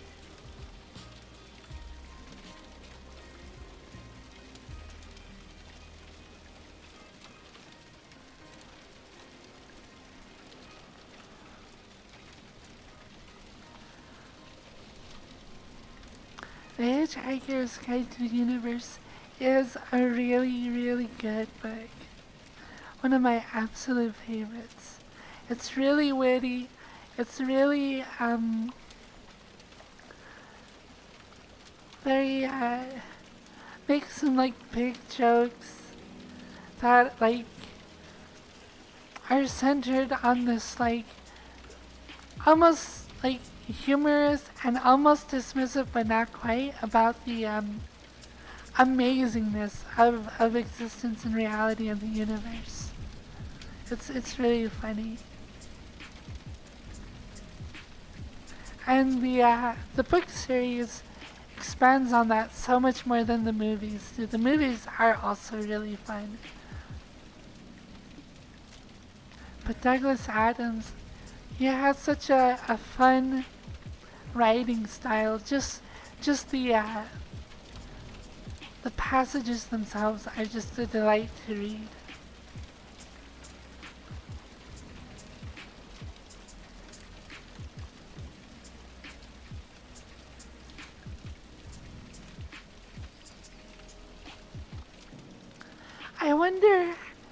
I really wonder if like, cause definitely if I found a book that's like public domain, I could totally just like read that on stream for like hours and just like have a VOD. It's like a book on tape on Twitch, which would be weird. I would totally do that for Hitchhiker's Guide because it is that good. I wonder if there are like reading streams on Twitch. I've not really heard of them.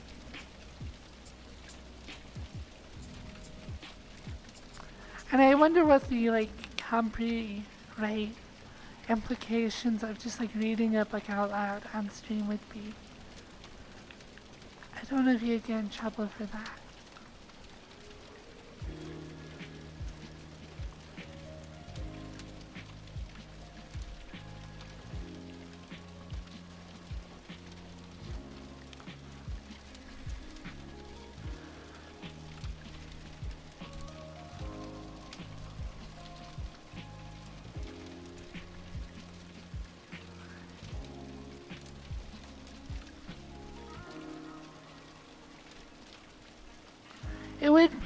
It could potentially be good voice training to just like read an entire book out loud.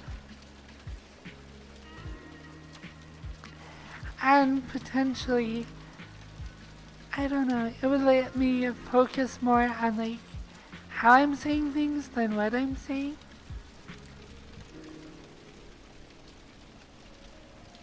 I don't know. That would be fun.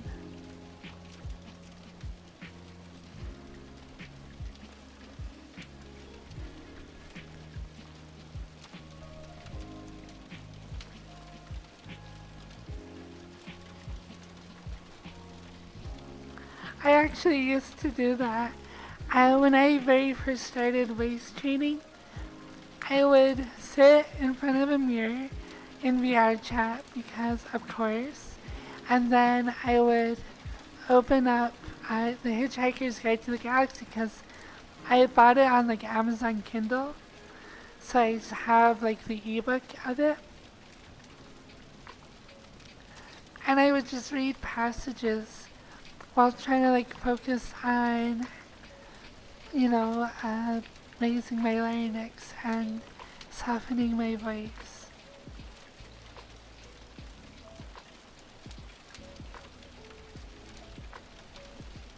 Yeah, I would have to make sure I find like a public domain book or like somehow actually get the rights to like record an audiobook of it and then just do that on Twitch, which would be such a hassle of legal hoops to jump through. But I bet whereas music companies actively have bots and people trying to enforce music copyright, I bet publishing companies for book companies don't like come through Twitch looking for people reading books on stream. But just because it's not being enforced well doesn't necessarily mean it wouldn't get me in trouble.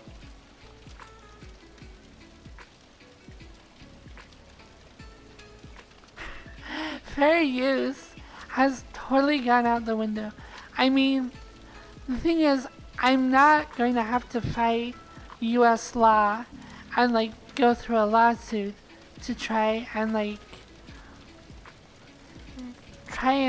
convince a court whether or not it's fair use. It's Twitch. Twitch is my boss. And they don't want to go through that court battle over fair use, so they're just gonna ban me. So it's not about like what is actually legally right, it's about what's easy for Twitch. And it is way easier for them to just ban me rather than let me or themselves get involved in some legal battle over what's fair use. Which is kind of annoying. There are times where it's like, yeah, legally maybe it's okay, but that's almost irrelevant. It depends on what Twitch wants to do. Yeah, I am considered an independent contractor. But if Twitch hosts copyright content on their website, then they have the potential to be liable under certain situations, which is why they take actions to prevent any copyrighted material on their platform, which is usually done in the form of a ban. And if that happens, I can't be on Twitch anymore, and my main source of revenue goes bye-bye. So, I don't want to get in trouble.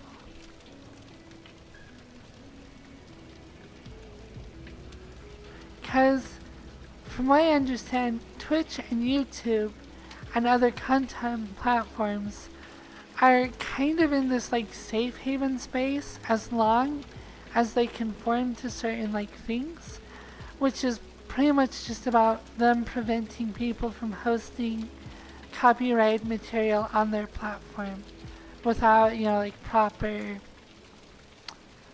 permission from the like rights holders.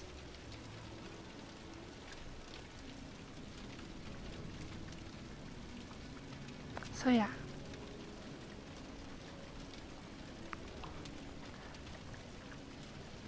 On Twitch, like they could technically try and do legal things against like various like music record companies and labels and stuff.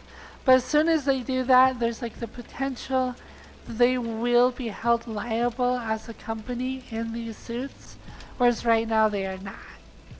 and they do not want to assume liability for their content because that would be a nightmare. And I mean, I can see why.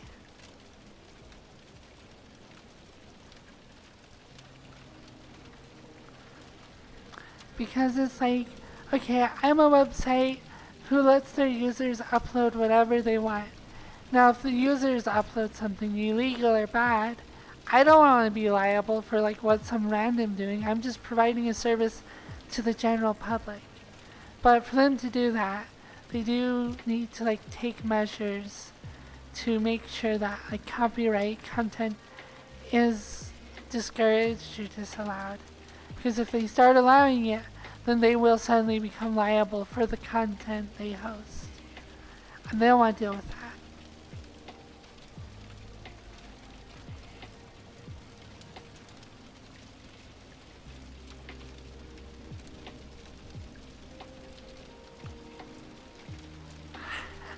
Spectator. No. Maybe. God, I hate it. I actually want to be a giant whore and actually I want to just like be tied over something and just have a line of people. Just be like public slut, use when you want, and just have men lined up to just come inside of me. But I don't want to be a horny on stream.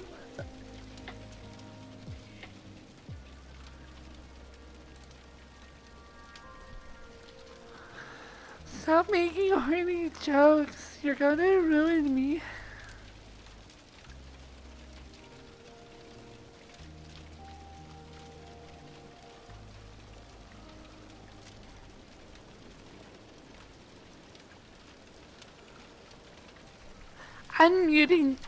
Unmuting has actually just totally changed my channels. Now all I do is stand around and talk. I don't be quirky. I don't dance around. I'm not cute anymore. I'm just a boring VR chat streamer.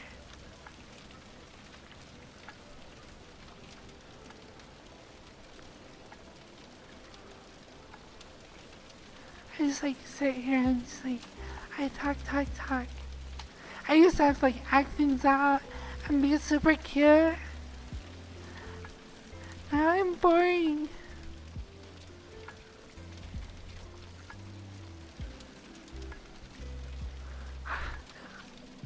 Oops, I keep accidentally tackling that.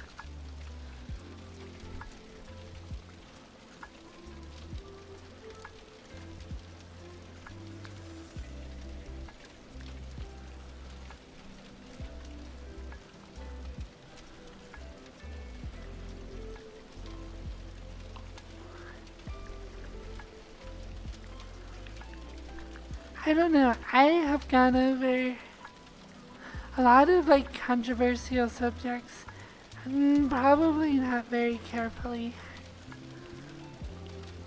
I don't know what people just chat about though.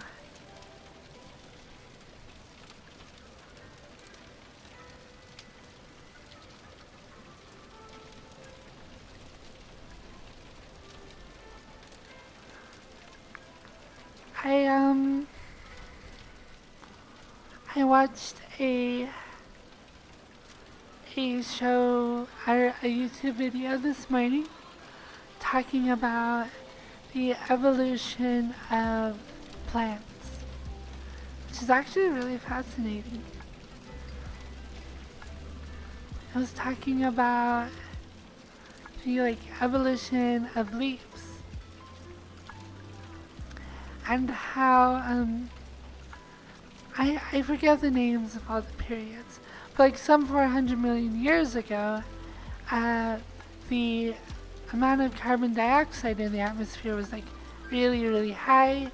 Global temperatures were on average twice what they are today, and like oxygen was low, and that environment made it so that like having like big broad leaves didn't make a lot of sense, because for them to function they would have been generating too much heat to the point where they would have been above a temperature where the proteins within cells would stop operating.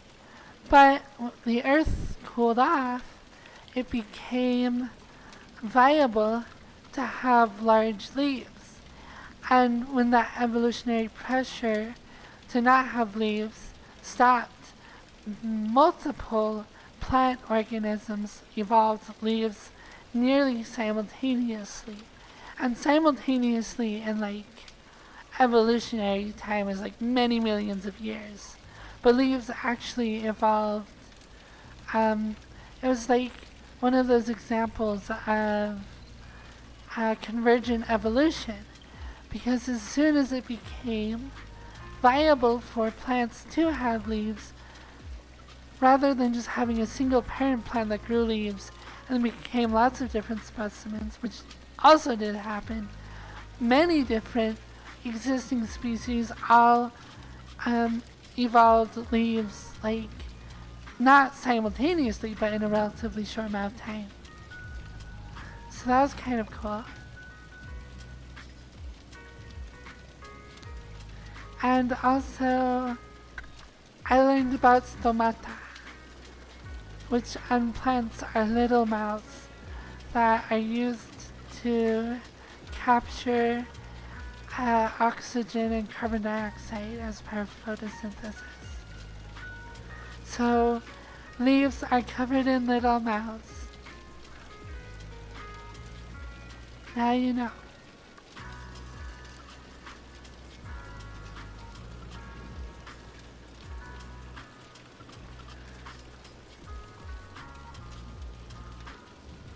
I don't know, like, I love talking about science, but literally all I would be doing is like regurgitating like the last half dozen like YouTube videos I watch where they're like actually well researched and like have the concept like produced and presented by like really smart people who have done like put a lot of effort. If I were to talking about science every day, I'd be like, so these are the last 6 YouTube videos I watched. And here's my citing, YouTube. I don't actually know anything about any of this.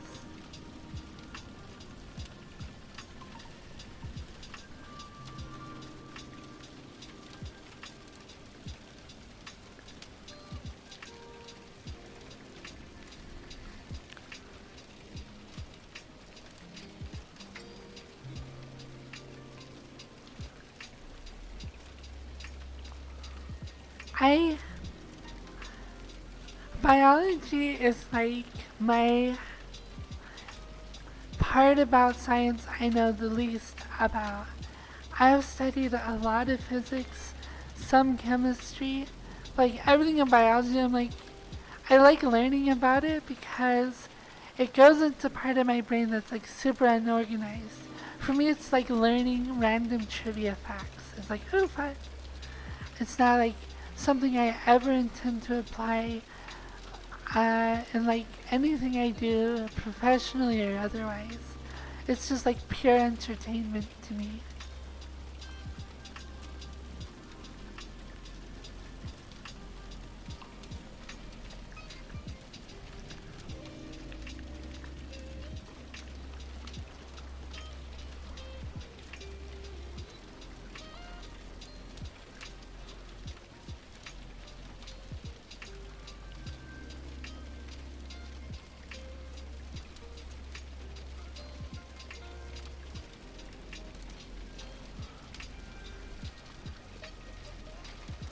And like learning weird facts like, did you know that the gender of sea turtles is determined by the temperature of their eggs during development? So like, I think, and I might have this backwards, but I think males tend to come from parts of the nest that are slightly warmer than females. I might have that switched though, I don't know. But there you go, random fact.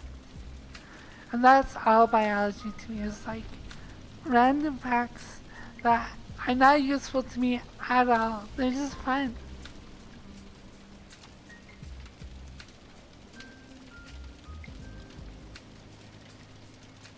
Like, who knew that the developing like fetus of a turtle in an egg would like what determines their gender is like the temperature of the egg during development. Weird. Like what kind of like mechanisms within the developing fetus and within its cells and DNA use temperature as a determining factor of sex. That's so fascinating.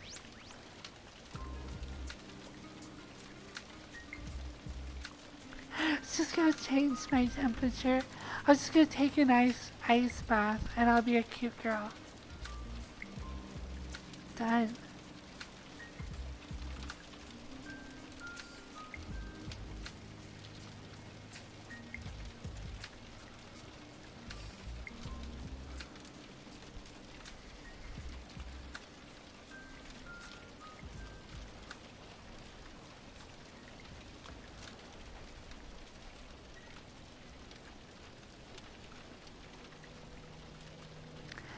I started watching a Netflix series like almost a year ago, and it was kind of fun.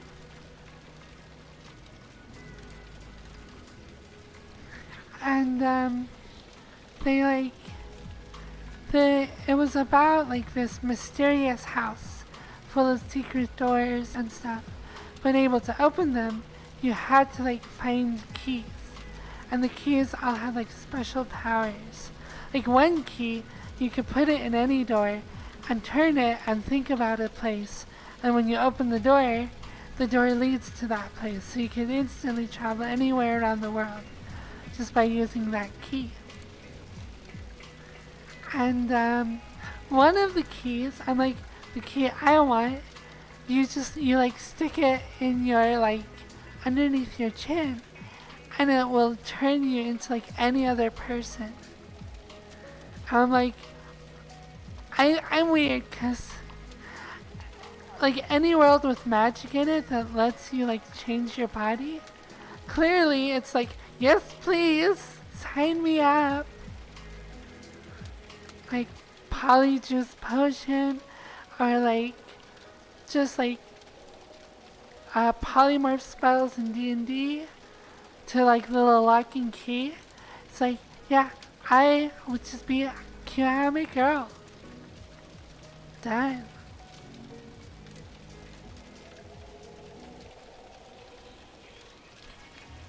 Sorry, keep your butthole. I don't think that was in the show.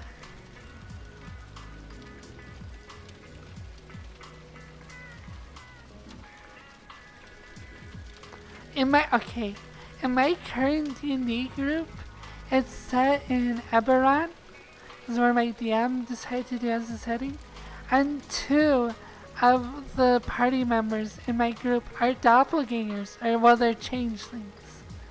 Which is scary. But technically, I don't know that.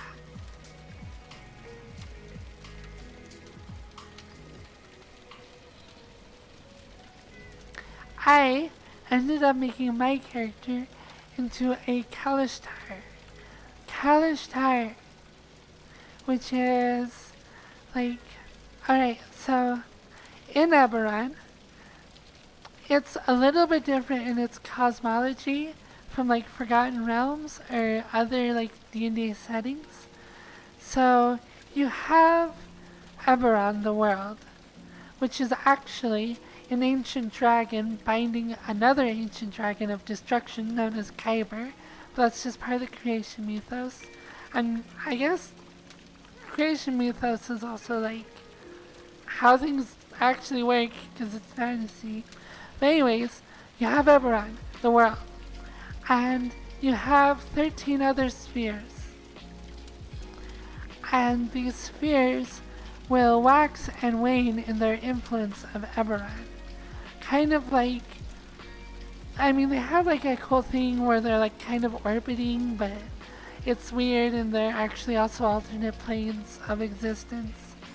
But anyways, one of these spheres is the dream sphere, and it is influenced by the minds of dreaming creatures within Eberron. But there is a part of it known as, I think, the Dreaming Dark, and it spawned foul creatures that took over the entirety of the realm. And they became such a problem that thousands of years ago, the giants of Eberron performed some sort of crazy magic that actually severed the material connections between Eberron and the dream sphere. So now the Quori, who were the evil creatures, cannot physically manifest in the real world, or the material plane, I should say. But the Kalishtar are interesting because they, rather than being able to dream like other mortal creatures, they are tied to a good Quori, a good entity from the dream sphere. And rather than dreaming, they relive the ancient memories of the spirit they're tied to. So there you go. That is what my character is. One of the defining traits.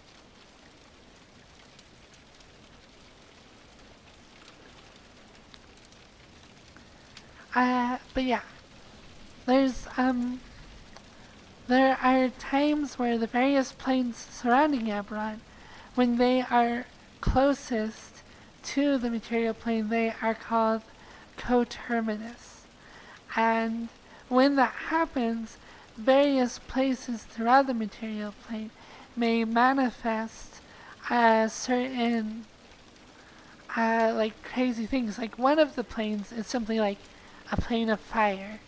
So like deserts and volcanoes are usually somehow tied to those planes or influenced by those planes.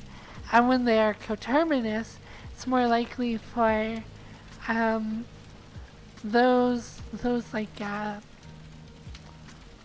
paranormal ties to become stronger. So like when the plane of fire is coterminous, which happens seasonally, is why there's summer and winter, because there's also an ice one. But like volcanoes may be more likely to erupt, or fires in cities might be more likely to occur because fires tend to just burn brighter and hotter.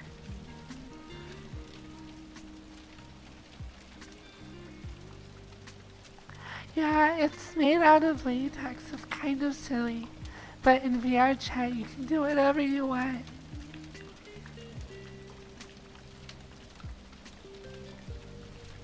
Yeah, the periods by which the various surrounding spheres wax and wane, some are more predictable, some of them are harder to predict. And in fact, in the Eberron guide it said, as a DM, you kind of just decide how it works. Generally, you have like the ice and fire one, which are seasonal and cause the seasons. But other than that, everything's like, it's whatever. Waxing and waning. Waxing means for something to grow, usually to grow in strength. Also, it's used to describe the phases of the moon. So when the moon is getting bigger, it's waxing. When it's getting smaller, or if like the strength of something is getting smaller, it's waning. So like I could say our love waxes strong, which means our love is growing. Or like the economic impact of the latest recession is slowly waning, which means that the economy is recovering from like an economic recession. That is what waxing and waning means. It's to grow and to shrink.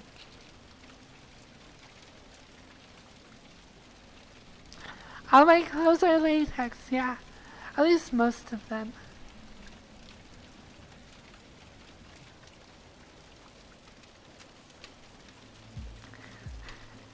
The volume of my pants waxes when I watch Firefox stream.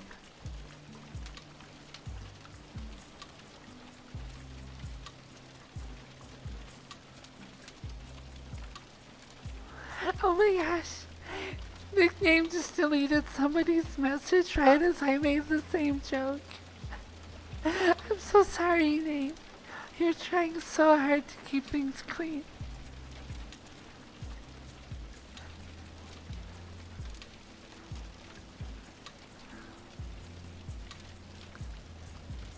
That's okay though. I like to be vindictive. I can be horny and say things, but my chat can't.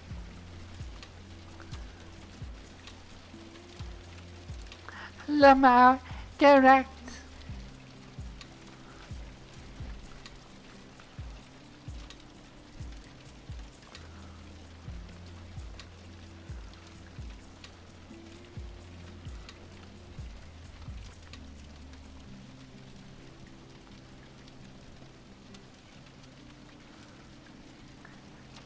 I don't know, I'm just talking about random things.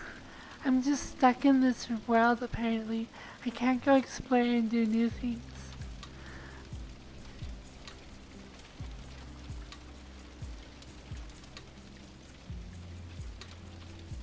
I don't know. Everyone is a fun setting. It's not my personal favorite. I actually just like Forgotten Realms and Ed Greenwood's like books. I've read those, like his Elminster series. I've read like all of R.A. Salvatore's series with Drizzt, and my favorite, like, well, two of my favorite series. One of them is The War of the Spider Queen, which also follows Drow, but they're like evil. I kind of like, it's like an evil party of adventurers, which is hard to do in an actual game, but for book series it was really compelling to see all their different motivations, and like they definitely were all of them evil, but they still made a really compelling story. Oh, and there's a good amount of sex in it too. Also, the Drow are a little bit cringe. Honestly, the Drow are like super cringe. But definitely they do a lot of like all of their sex is like BDSM, and their priests have sex with demons. So, yeah, kind of sexy. Kind of definitely want to get fucked by a demon. Definitely would be hot.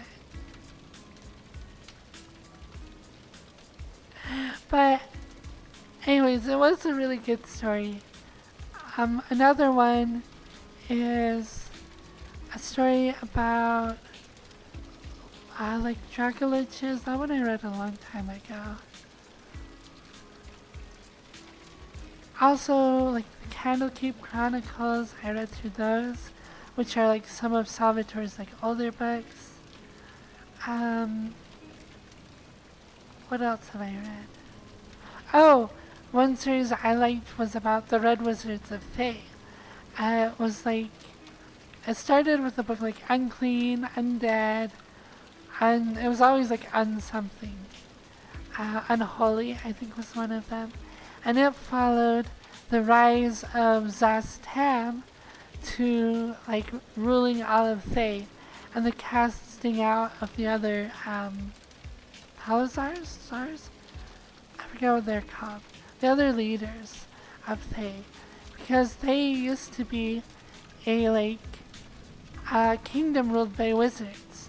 And there was a council of like 12 or 13 or whatever, however many like types of magic there are in D&D. And each of the counselors was like a master of a form of magic. So like of a Salazar, whatever they're called, of like conjuration, transmutation, necromancy, evocation, all of them. But anyways, Zastam, who was the master of like necromancy, ended up like kicking all of the other ones out and becoming the sole leader of Fae.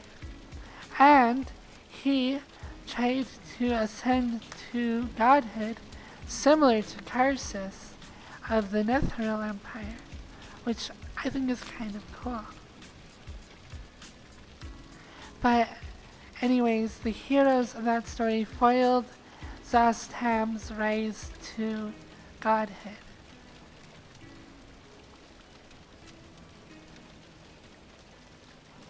But yeah. Oh my gosh. Okay. Do you want to know? I will admit to you. There is a game I came across a long time ago called, what was it called? It's on Steam now. They put it on Steam. It's called Corruption of Champions. And it's all about, it's like having sex with monsters. It's literally a porn game. But rather than actually having porn, it's all like, it's like text-based. So it's all just like written out, super lewd, just straight up sex scenes with monsters.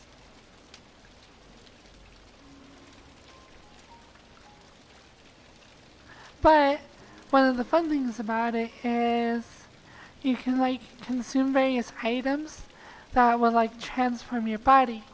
So it has this like really crazy system where like you can, it also like lets you change gender and stuff, or be both, or have like 5 penises and 2 vaginas. But anyways, I would always be a fox girl in that game. Even before I was Firefox Blue, I always turned myself into a little fox. I would go around and get foxed by giant minotaurs.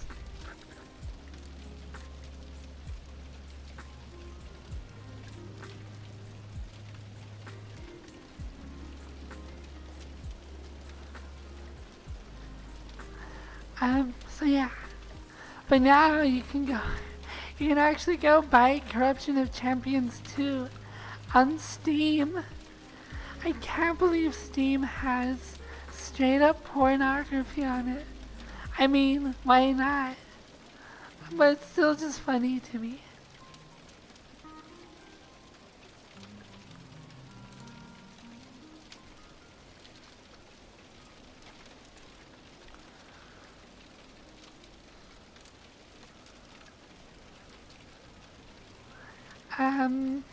Yeah. There was also another game made by the same creator called Trials in Tainted Space, which is an acronym, or the acronym of it would be TITS. And it was very similar. You like explore space and have sex with a bunch of sci-fi monsters.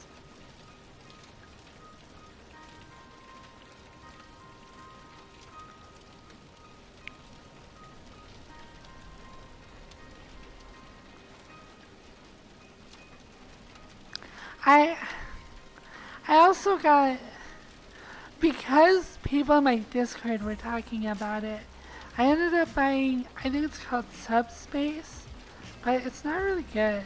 I don't really like it.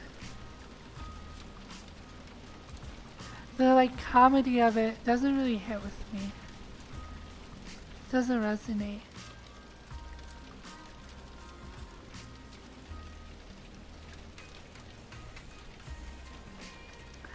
So there, I have admitted to playing porn games on Steam.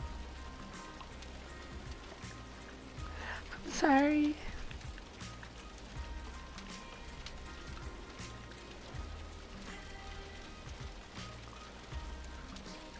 What else can I talk about today?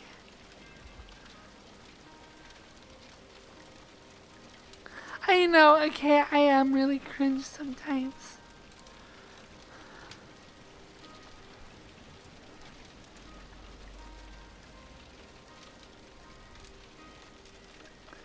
I don't want my Discord server to like turn into like super depraved. I think being a Coomer is okay, but like doesn't have to like be all you talk about. You don't have to be me, okay? Be better than me. And yeah, limits. I'm I'm talking about them a little bit. I'm mentioning them. I kind of talked about what they are.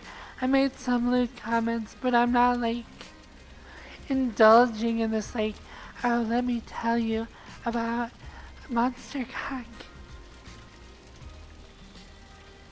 Just a little bit. Just a little bit.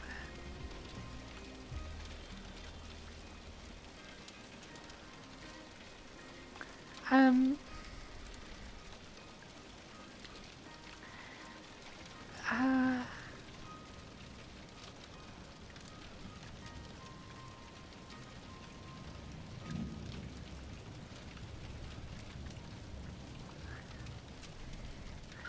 I don't know.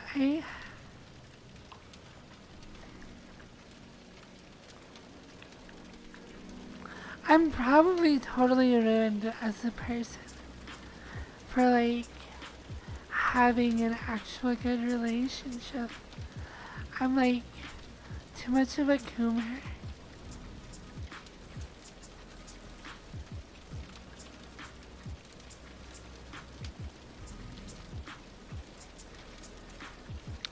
I mostly just like I wanna like play around with all these like fantasies and fun things, but like I am lonely. I can't believe I'm saying it again, but I totally am. I want a boyfriend who's like, I get that you're trans, I think you're cute, whatever. You make me happy. I want to have sex with you because you're hot. And I would totally tie you up.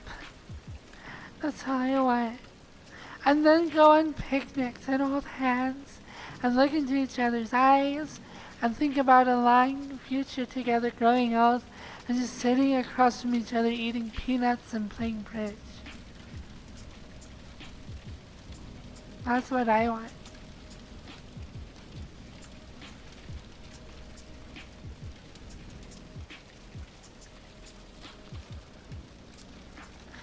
The thing is, a lot of people in VR chat are down to cloud. I want more. I like want to meet somebody and like after 6 months of dating in VR chat, let's meet up. Let's make it real. So like, if I start dating somebody, I want to like send pictures of myself, not necessarily like just naked pictures, maybe some of those, but mostly like, hey, this is what I look like. This is who I am. So, you know, if you want to keep going, you gotta be okay with that.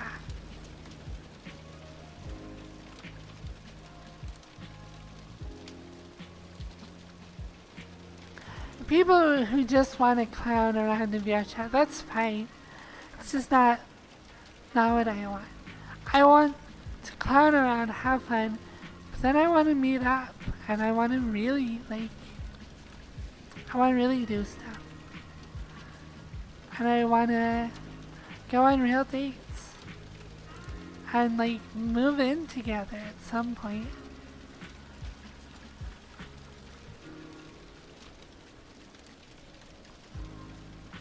Yeah. And VR chat is honestly the most convoluted, silly way to go about dating. Really, I should get on like, maybe I should think about like Tinder or something. I don't know. It's just, VR chat is full of people like me. There's like a lot of trans girls, a lot of gay people, a lot of people who really like VR chat, who like being anime girls. It would be fun to like meet somebody who has all those things in similar or in common. But yeah, I don't know.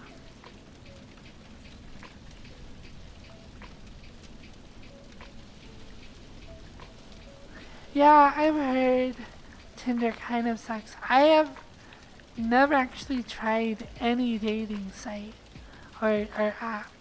I haven't done Grindr or Twitter, not Twitter, Tinder, any of those.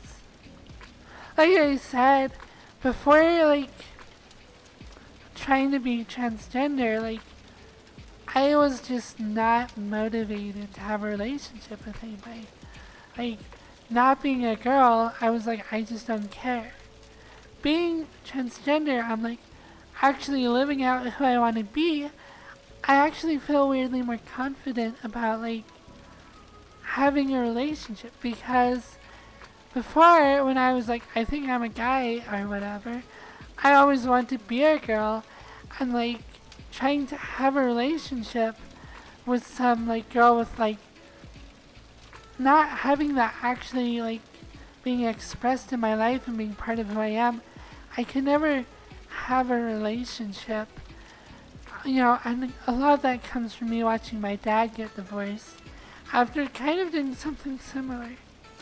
But since I kind of came out, especially like online, I'm like, hey, I can be weird. I can be like trans, and like people will understand that and still like me, and that's amazing. So now I like am motivated to like find somebody to be with who understands all that about me.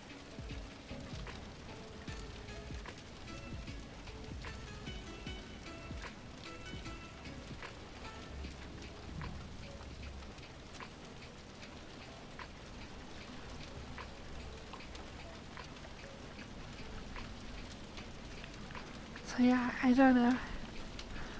Since I since I started playing VR chat, I mean what I started playing December, January of like I'll just say kind of beginning of January 2020 I guess.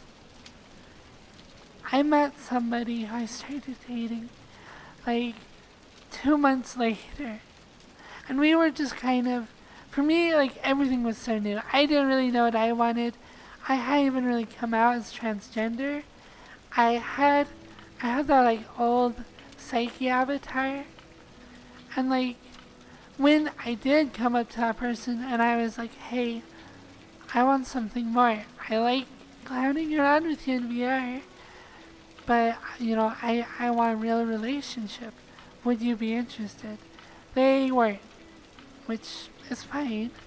I didn't come to them with that expectation when we began. But when like when they weren't interested, we ended up breaking up. Then I like dated Hayes, and Hayes said they weren't like interested in like trying to make some sort of VR chat relationship transcend VR. But then when that went like ended really rather poorly, I dated like Crumpet, and with him I was upfront. I was like, this is what I want. I like you. I would love to meet you. I would love to be with you.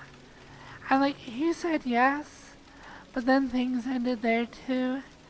And after that I was like really depressed, felt very unlovable. Ended up leaving that whole community. Now I don't know what I want. I feel like I'm finally ready again to like try and make a connection with somebody. But it's a little bit hard because I only get on VR chat to stream. I'm not interested in dating my community as I've already gone over with you. So I don't know. Hopefully I'll meet somebody. I don't know. I've had I've had a lot of people want to just like have sex with me. Probably because I hang out with Taka, and Taka kind of hangs out with a certain crowd of very sexual people. And I'm like trying to debate of like, do I want to indulge in that, or do I want to try and hold out for like a more meaningful relationship that I really want? I don't know.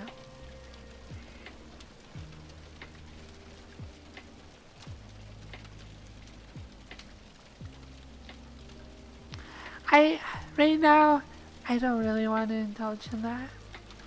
But I don't know. I don't know how to meet some cute person who I want to like have a relationship with.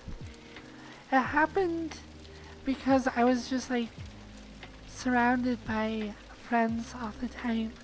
And then I just really close with them. Like with Crumpet, like we were both like super close with Rob, always doing stuff. And Crumpet's like super gay and sexually forward. And like I grew to really like him. And I feel like things just kind of really naturally found their place. And we just started like, because we would always hang out movie nights doing stuff. I don't know. I just don't know how to like find somebody again. Because now I only get on VR chat to stream. I don't have that like community of people where I could potentially find somebody. I need to find that again.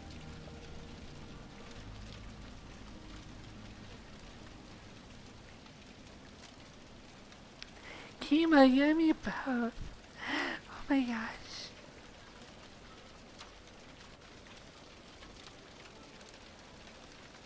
Yeah, VR chat is the best place to like. Although, 3 out of 3 relationships I've had all came out of VR chat in the like span of like a year and a half of playing it, which is kind of crazy if you think about it.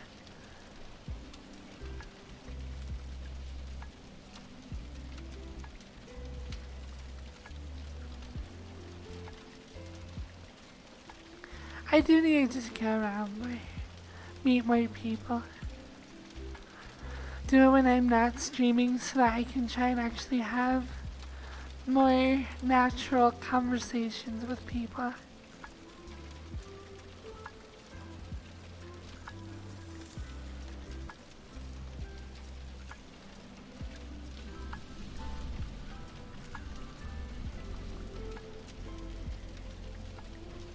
And I talk about this with you guys on stream. Unfortunately, and I'm sorry, you guys can't do anything about it. I can't date you.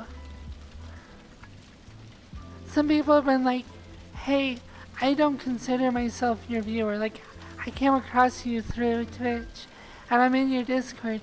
But, like, if you actually want to date somebody, I'm interested. I'm like, yeah, but you came across me through Twitch.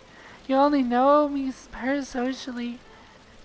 It's like, it just doesn't work.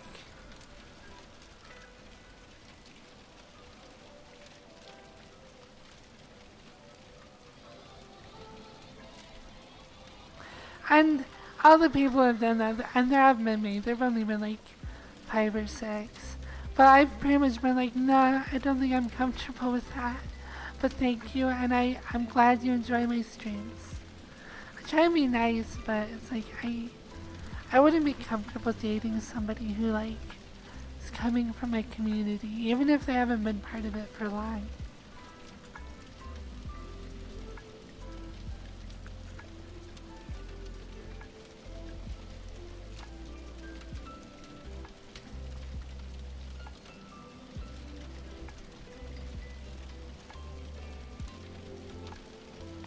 Oh my gosh, I love getting clothes. I don't order clothes very often, but when I do, it's so much fun to get them. It's so cute. I'm glad you got some cute outfit stuff.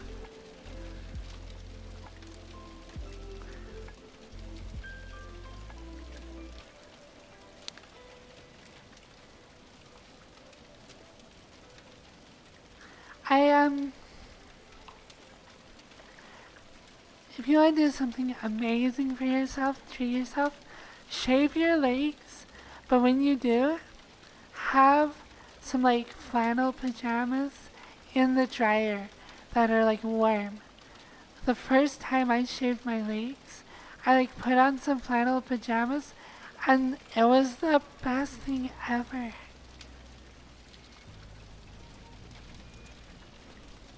So if you're like a cute little femboy or a trans girl or somebody who hasn't shaved their legs before because you're just exploring that part of yourself, be careful when you do it. Definitely don't want to irritate your skin. But when you shave your legs, have some warm flannel pants ready right after you shave.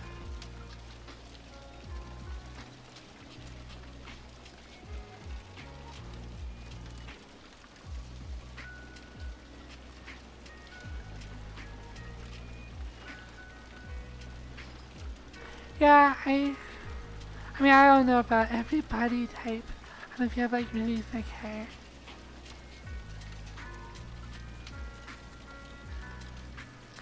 But I'm blessed, I guess, with like very little body hair. Like I have like no hair on my chest, just like naturally. And I have some hair on my arms, but it's really thin. Like I've known girls with thicker body or like arm hair. Um, but my legs, I do shave my legs. And I have shaved my arms because I do have some body hair there, more than I want. But sometimes I just don't like feel like I need to because it's already pretty thin.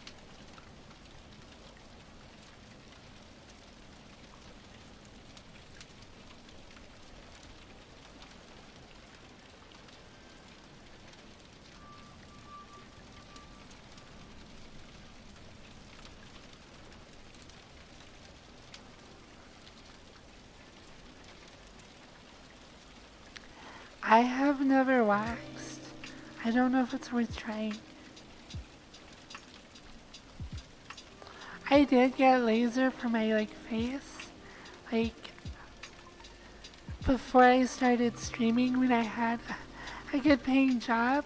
I was able to avoid getting like laser for my face. Oh my gosh, it is so nice. Like that picture I shared was like 2 weeks after getting laser hair removal done. But from what I understand, it's like it takes 2 years for it to really like become more permanent. And you have to like go in once a month. It costs like $200 per session. I only did 2 sessions. I still have somewhat thinner hair, but I still have to shave on my face, which is the most dysphoric thing I think I deal with on a regular basis. Is having to shave my dumb face. I hate it. But I am back on HRT again, which should hopefully help that thin out a little bit as well naturally. But we'll see. It'll be a while before that really takes hold. Cause I was on HRT for like 3 months, and then I ran out of money, cause it was like right when I lost my job. I started streaming, and I didn't have health insurance, so I just kind of like put it off for forever. But I finally got insurance, got my blood work done again, I got my pills, so we're good. It's just, I'm like a year behind where I would have been otherwise. Like a year and a half. Which sucks. I just keep feel time slipping by. I'm not making the changes I wanted to. Same with my voice. Because I was a mute, I never really exercised it. Which is the one thing I'm happy about now. About talking. It like forces me to keep trying.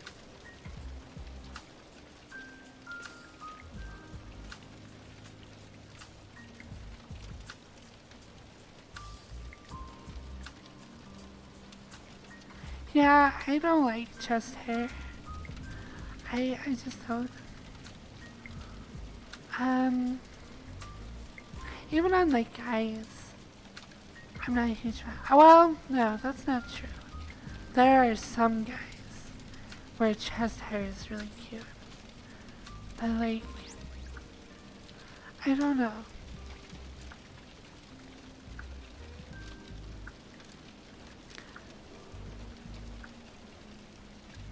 I was watching, I was watching gay porn yesterday in my Discord, but it was gay porn that had all the sex scenes taken out of it. It was called, oh, I don't even remember. Catalinaville, I do remember. And it was so funny because it was like really, really bad acting. But it was like this whole drama about like these like corporate espionage and guys shooting each other and a bunch of gay men all banging each other. But they were all like super giant muscle cocks, and I didn't find them very hot.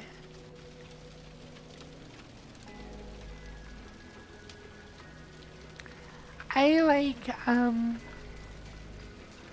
Ewan McGregor, super hot.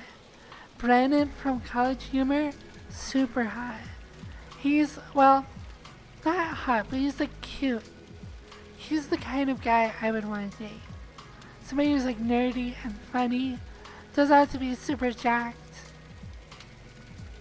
I also like, I find femboys really cute and trans girls. I do think girls are cute as well.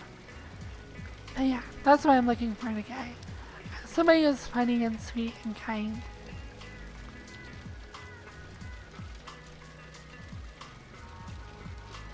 Oh my gosh, Jason Momoa. Fuck, yeah, okay. Some muscle cock guys are super hot. God, oh my god, yeah. Oh, and the look in his eyes. Oh my god. Yeah, I would want to be his Khaleesi.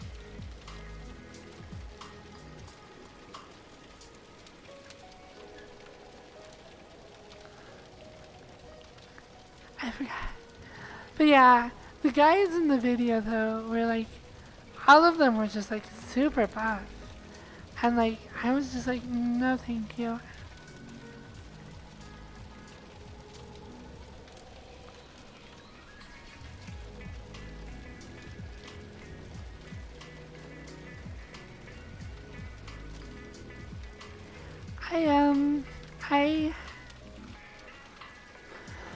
I don't know. But yeah, I guess it really depends.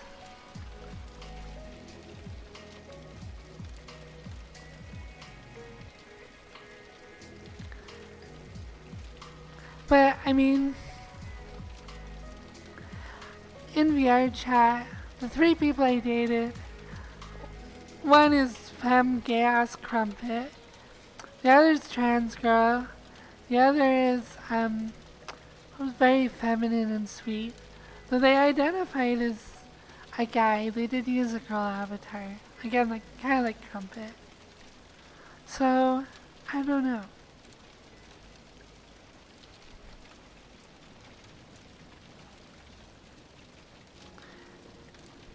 I do like femininity. I will say that. Like if there's a guy who has a feminine side to them, somebody who's in touch with it, I think that appeals to me more. You have to be like an absolute femboy like Crumpet, but like somebody who at least understands it. Like if you're just a straight guy and you can't relate to femininity at all, it might be a little bit difficult to have a relationship. I don't know.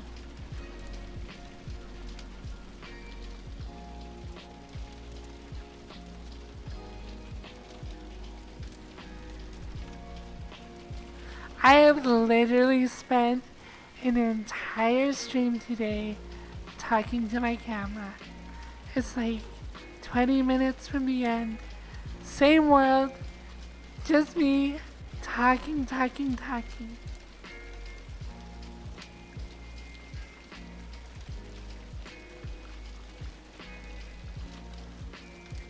Tomorrow we better go do some stuff.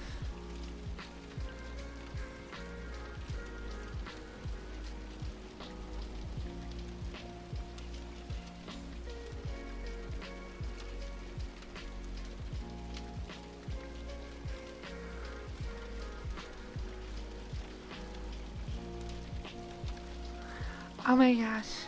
So there is that like meme picture of Momoa tackling the guy who plays Spider-Man. His name is Calvin, I think. Um, oh my gosh. Like, I, I want to like, I want him to be a predator and I want to be his prey. Not predators and like children, but like, I want to be his prey. I just want like Momoa to just like pounce on me and just like hold me down and like, oh god. Yeah, Momoa is so hot.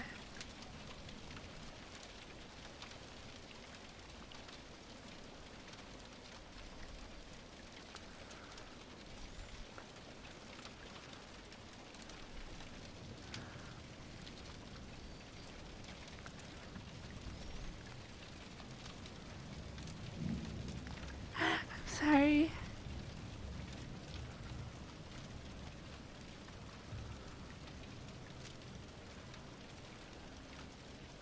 I don't understand what that emote is with the dog. I can't tell what he's doing. Is he kissing his hands? Is he licking them? Yeah, the one where he's sneaking up on Henry Cavill. What is this? Is he licking him? I can't tell.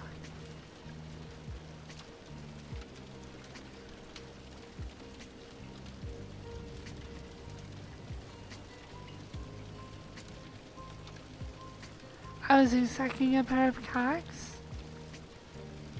Oh, that would be sexy. I don't know, like, group sex, it's pretty overrated. I think just one person focused on another person is a better experience. Have I done group sex in VR chat? Yes. Yes, I have. Like I said, I've literally had guys line up to fuck me, which is amazing, but nowhere near as good as one-on-one intimacy.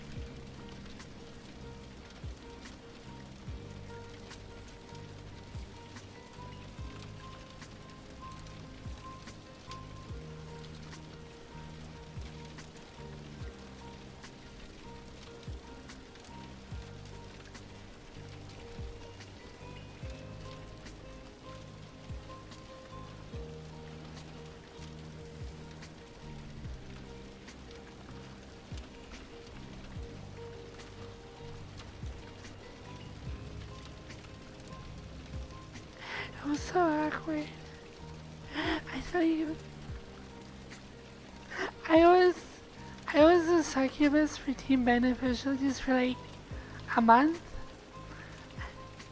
At one of the events I went to, I showed up and within 5 minutes I had 6 guys all approach me at the same time and they were like trying to like fight over me and who I was gonna have sex with first. Oh my god. It's actually so nice.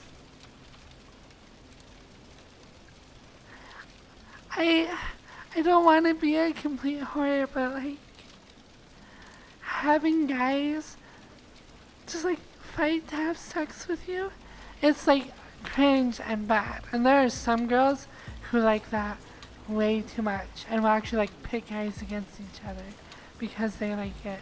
But it is very flattering to have like guys want you that bad.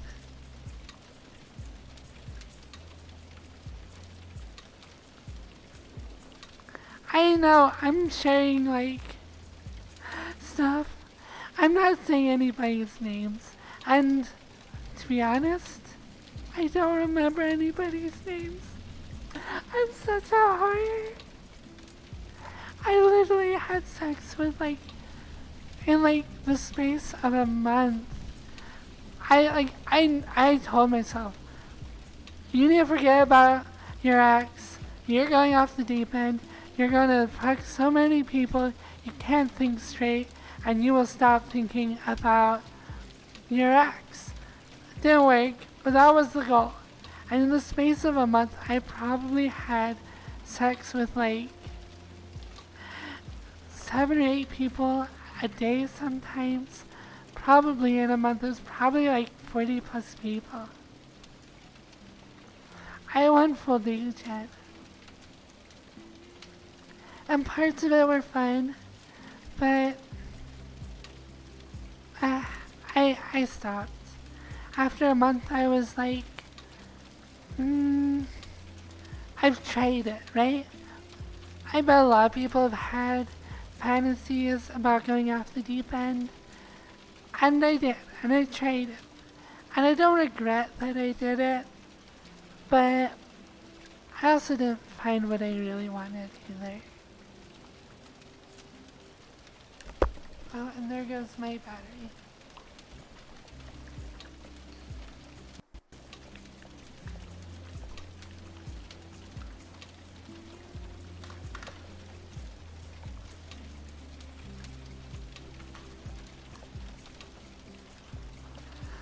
I still haven't fixed my printer, so I can't use my bigger batteries. That one lasts just under 5 hours, 4.5 hours.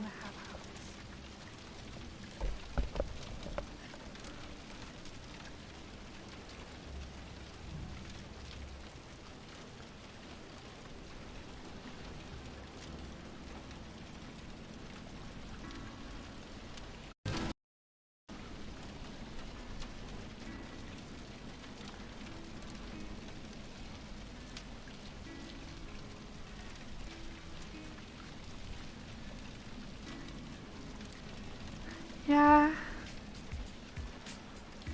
The thing is, like, those desires haven't gone away. Just like, I don't know, I'm just lonely.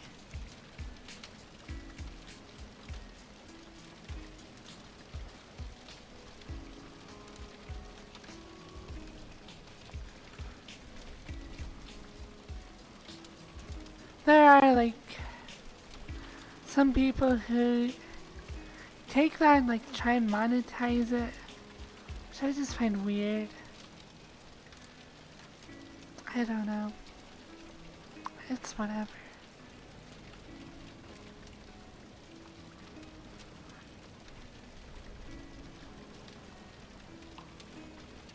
Like, being a cat girl and like really playing into it and being very sexual, I get it. It is fun. I've done that to some extent. I wouldn't want to like derive my income off of it though. It's too personal. Or you could like reverse make it very unpersonal. Because as soon as you start like trading sex for money, I feel like that emotional connection you get with sex, like you numb yourself to it. You'd have to. In fact, that's also part of why I've stopped ERPing. I was forming like weird relationships with people that like I didn't want to continue because I just want like one person to love. And I want to be all in on that person.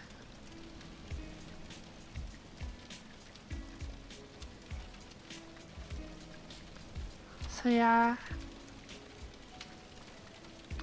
I don't think I quite let it become a problem. Had I stayed with Team Beneficial, then it would have definitely become a problem. And I tried it out. I saw the ups, I saw the downs. It's just not worth it in the long run. I think I've convinced myself not to go indulge with a lot of people. I was honestly thinking about this stream, like, do I want to go have sex? I think I've just talked myself out of it.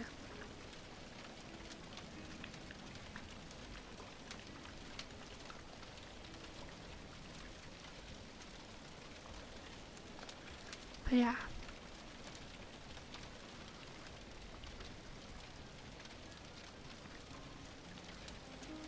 So there you go, name. Sometimes it helps to talk about lewd things so that you understand to yourself that you don't need to go do lewd things to be happy, and that it's not necessarily where you will derive true happiness.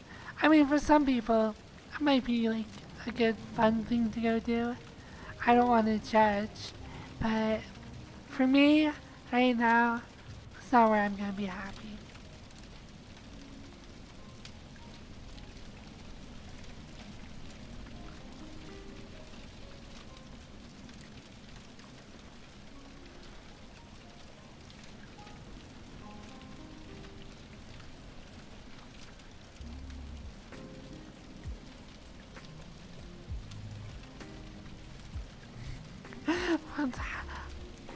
Do I want happiness or do I want happiness? Lamau. But it's been interesting. Definitely VR chat has allowed me to experiment and open my eyes to all sorts of things in a relatively safe way. Had I gone and done what I did in VR chat IRL, I would undoubtedly have STDs.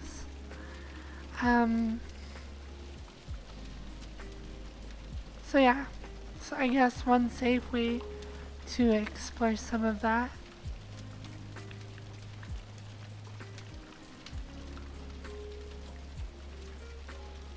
Um, yeah, I don't know. I sometimes I worry that like, do I lessen myself as a person, or like my appeal to like potential relationships in the future by having gone and done that? I don't know. I don't think so. I hope not.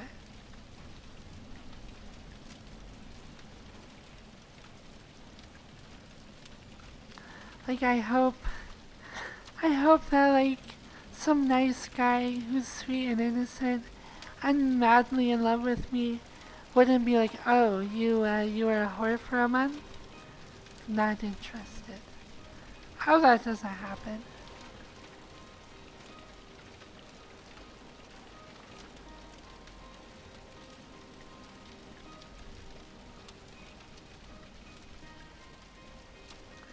But yeah, that happened. That was part of my life. It's not part of my life anymore. Luckily, there don't seem to be any like long-lasting consequences, which IRL stuff like that often has really severe consequences. But yeah.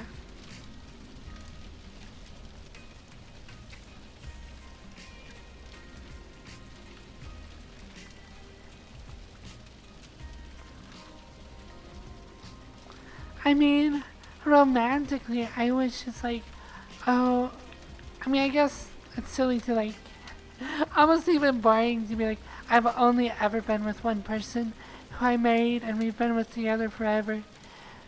Like, I guess, I mean, that's kind of romantic. But it does also sound a little bit boring. Like, you didn't even try out, like, what you even like. I mean, it's nice that you found somebody that, like, works for you. But, I don't know. Thank you so much for the bits. Yeah, the entire time I did Club Beneficial was because I was still madly in love with somebody, and that was a trash fire, and I knew I wasn't ready for a relationship. So I wanted to get to the place that was like the most horror, sexual freedom place where it's like, no, I'm not there to be your girlfriend. I am not ready for that. I am here to have crazy sex with random people and then disappear off the face of the earth from there. Which I did. I said goodbye to my succubus sisters and said, hey, I had a lot of fun. It's nice to meet you. I think I got what I wanted out of being here. and I am going out, and I left the server. Um, so yeah.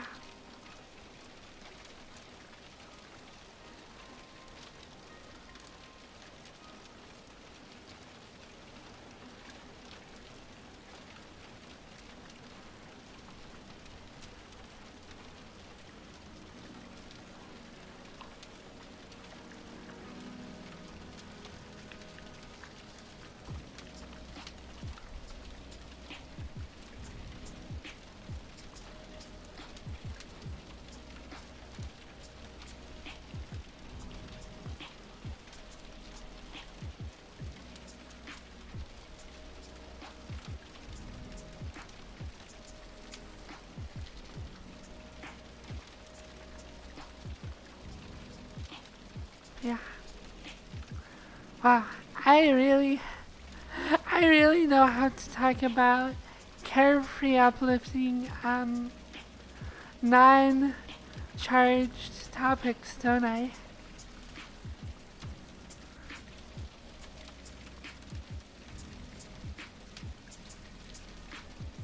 Like, I feel like most just chatting streamers, it's like, hey, let's talk about that new game expansion, or like, what's up with food on airplanes?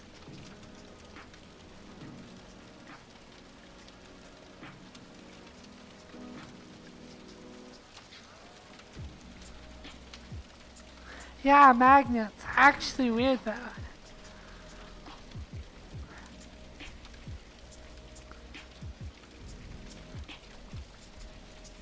Cause like, I've gone through like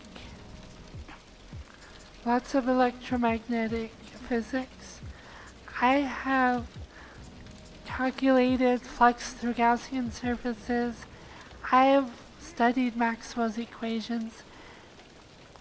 Electromagnets actually make way more sense to me than permanent magnets. Permanent magnets are just weird.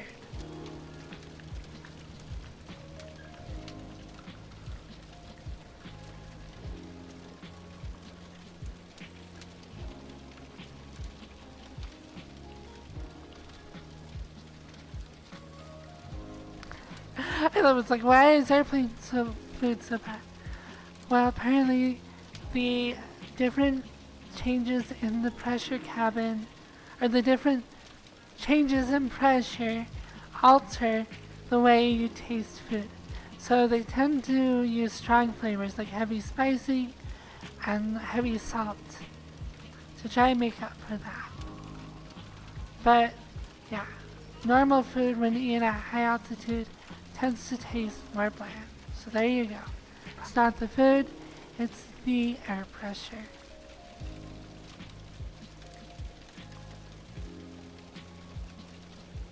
Not true, it's the Democrats. They're poisoning America.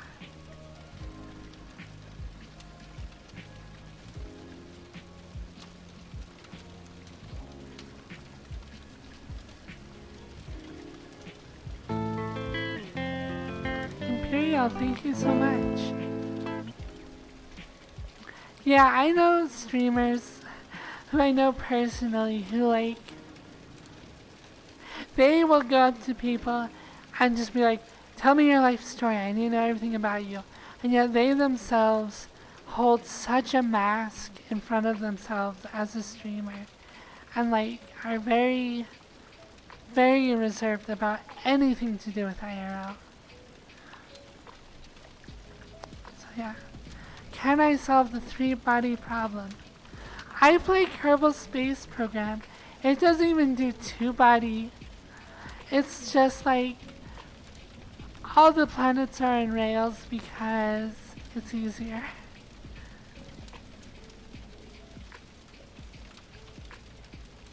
I don't know. I wouldn't say it's like fake streamers. There's some people where it's like streaming is, I'm here to entertain. I am an actor, and my personal life has no bearing on this. I will come, I will play my part, and as long as people are having fun and that's what they want, then everybody's happy. So it's not bad. It's just how some people look at it. I do not compartmentalize like that. My life is like this like wired, jumbled mess. That is me.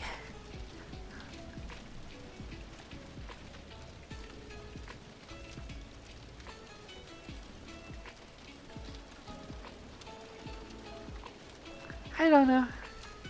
For some people it might be liberating to not like have yourself splayed out in the open all the time like I do.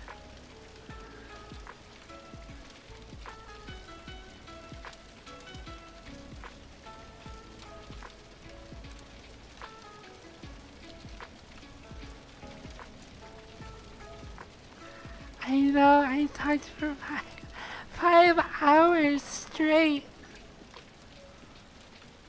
Today has been just talking. This is 100% just chatting stream. But we covered a rather interesting array of topics. I've been very open about my feelings towards things. I hope I haven't been overly offensive. I definitely can be insensitive, but I don't know. It's a very raw, personal take on those topics.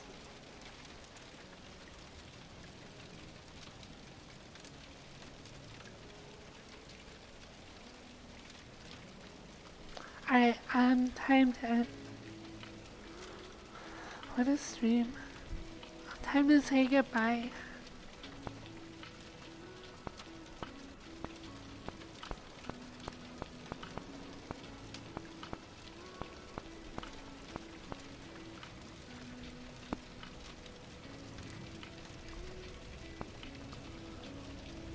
I'll see you guys. Thank you for coming by. Oops. Wrong button. Hi. Bye. Love you, love you, love you.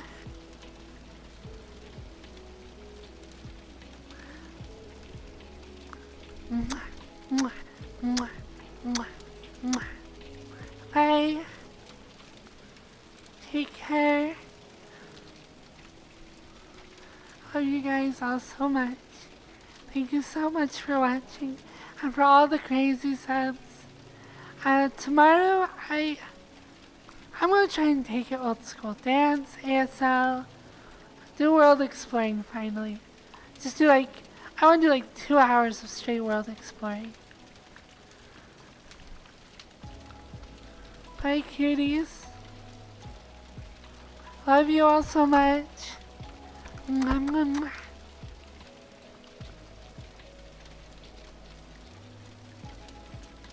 Alright.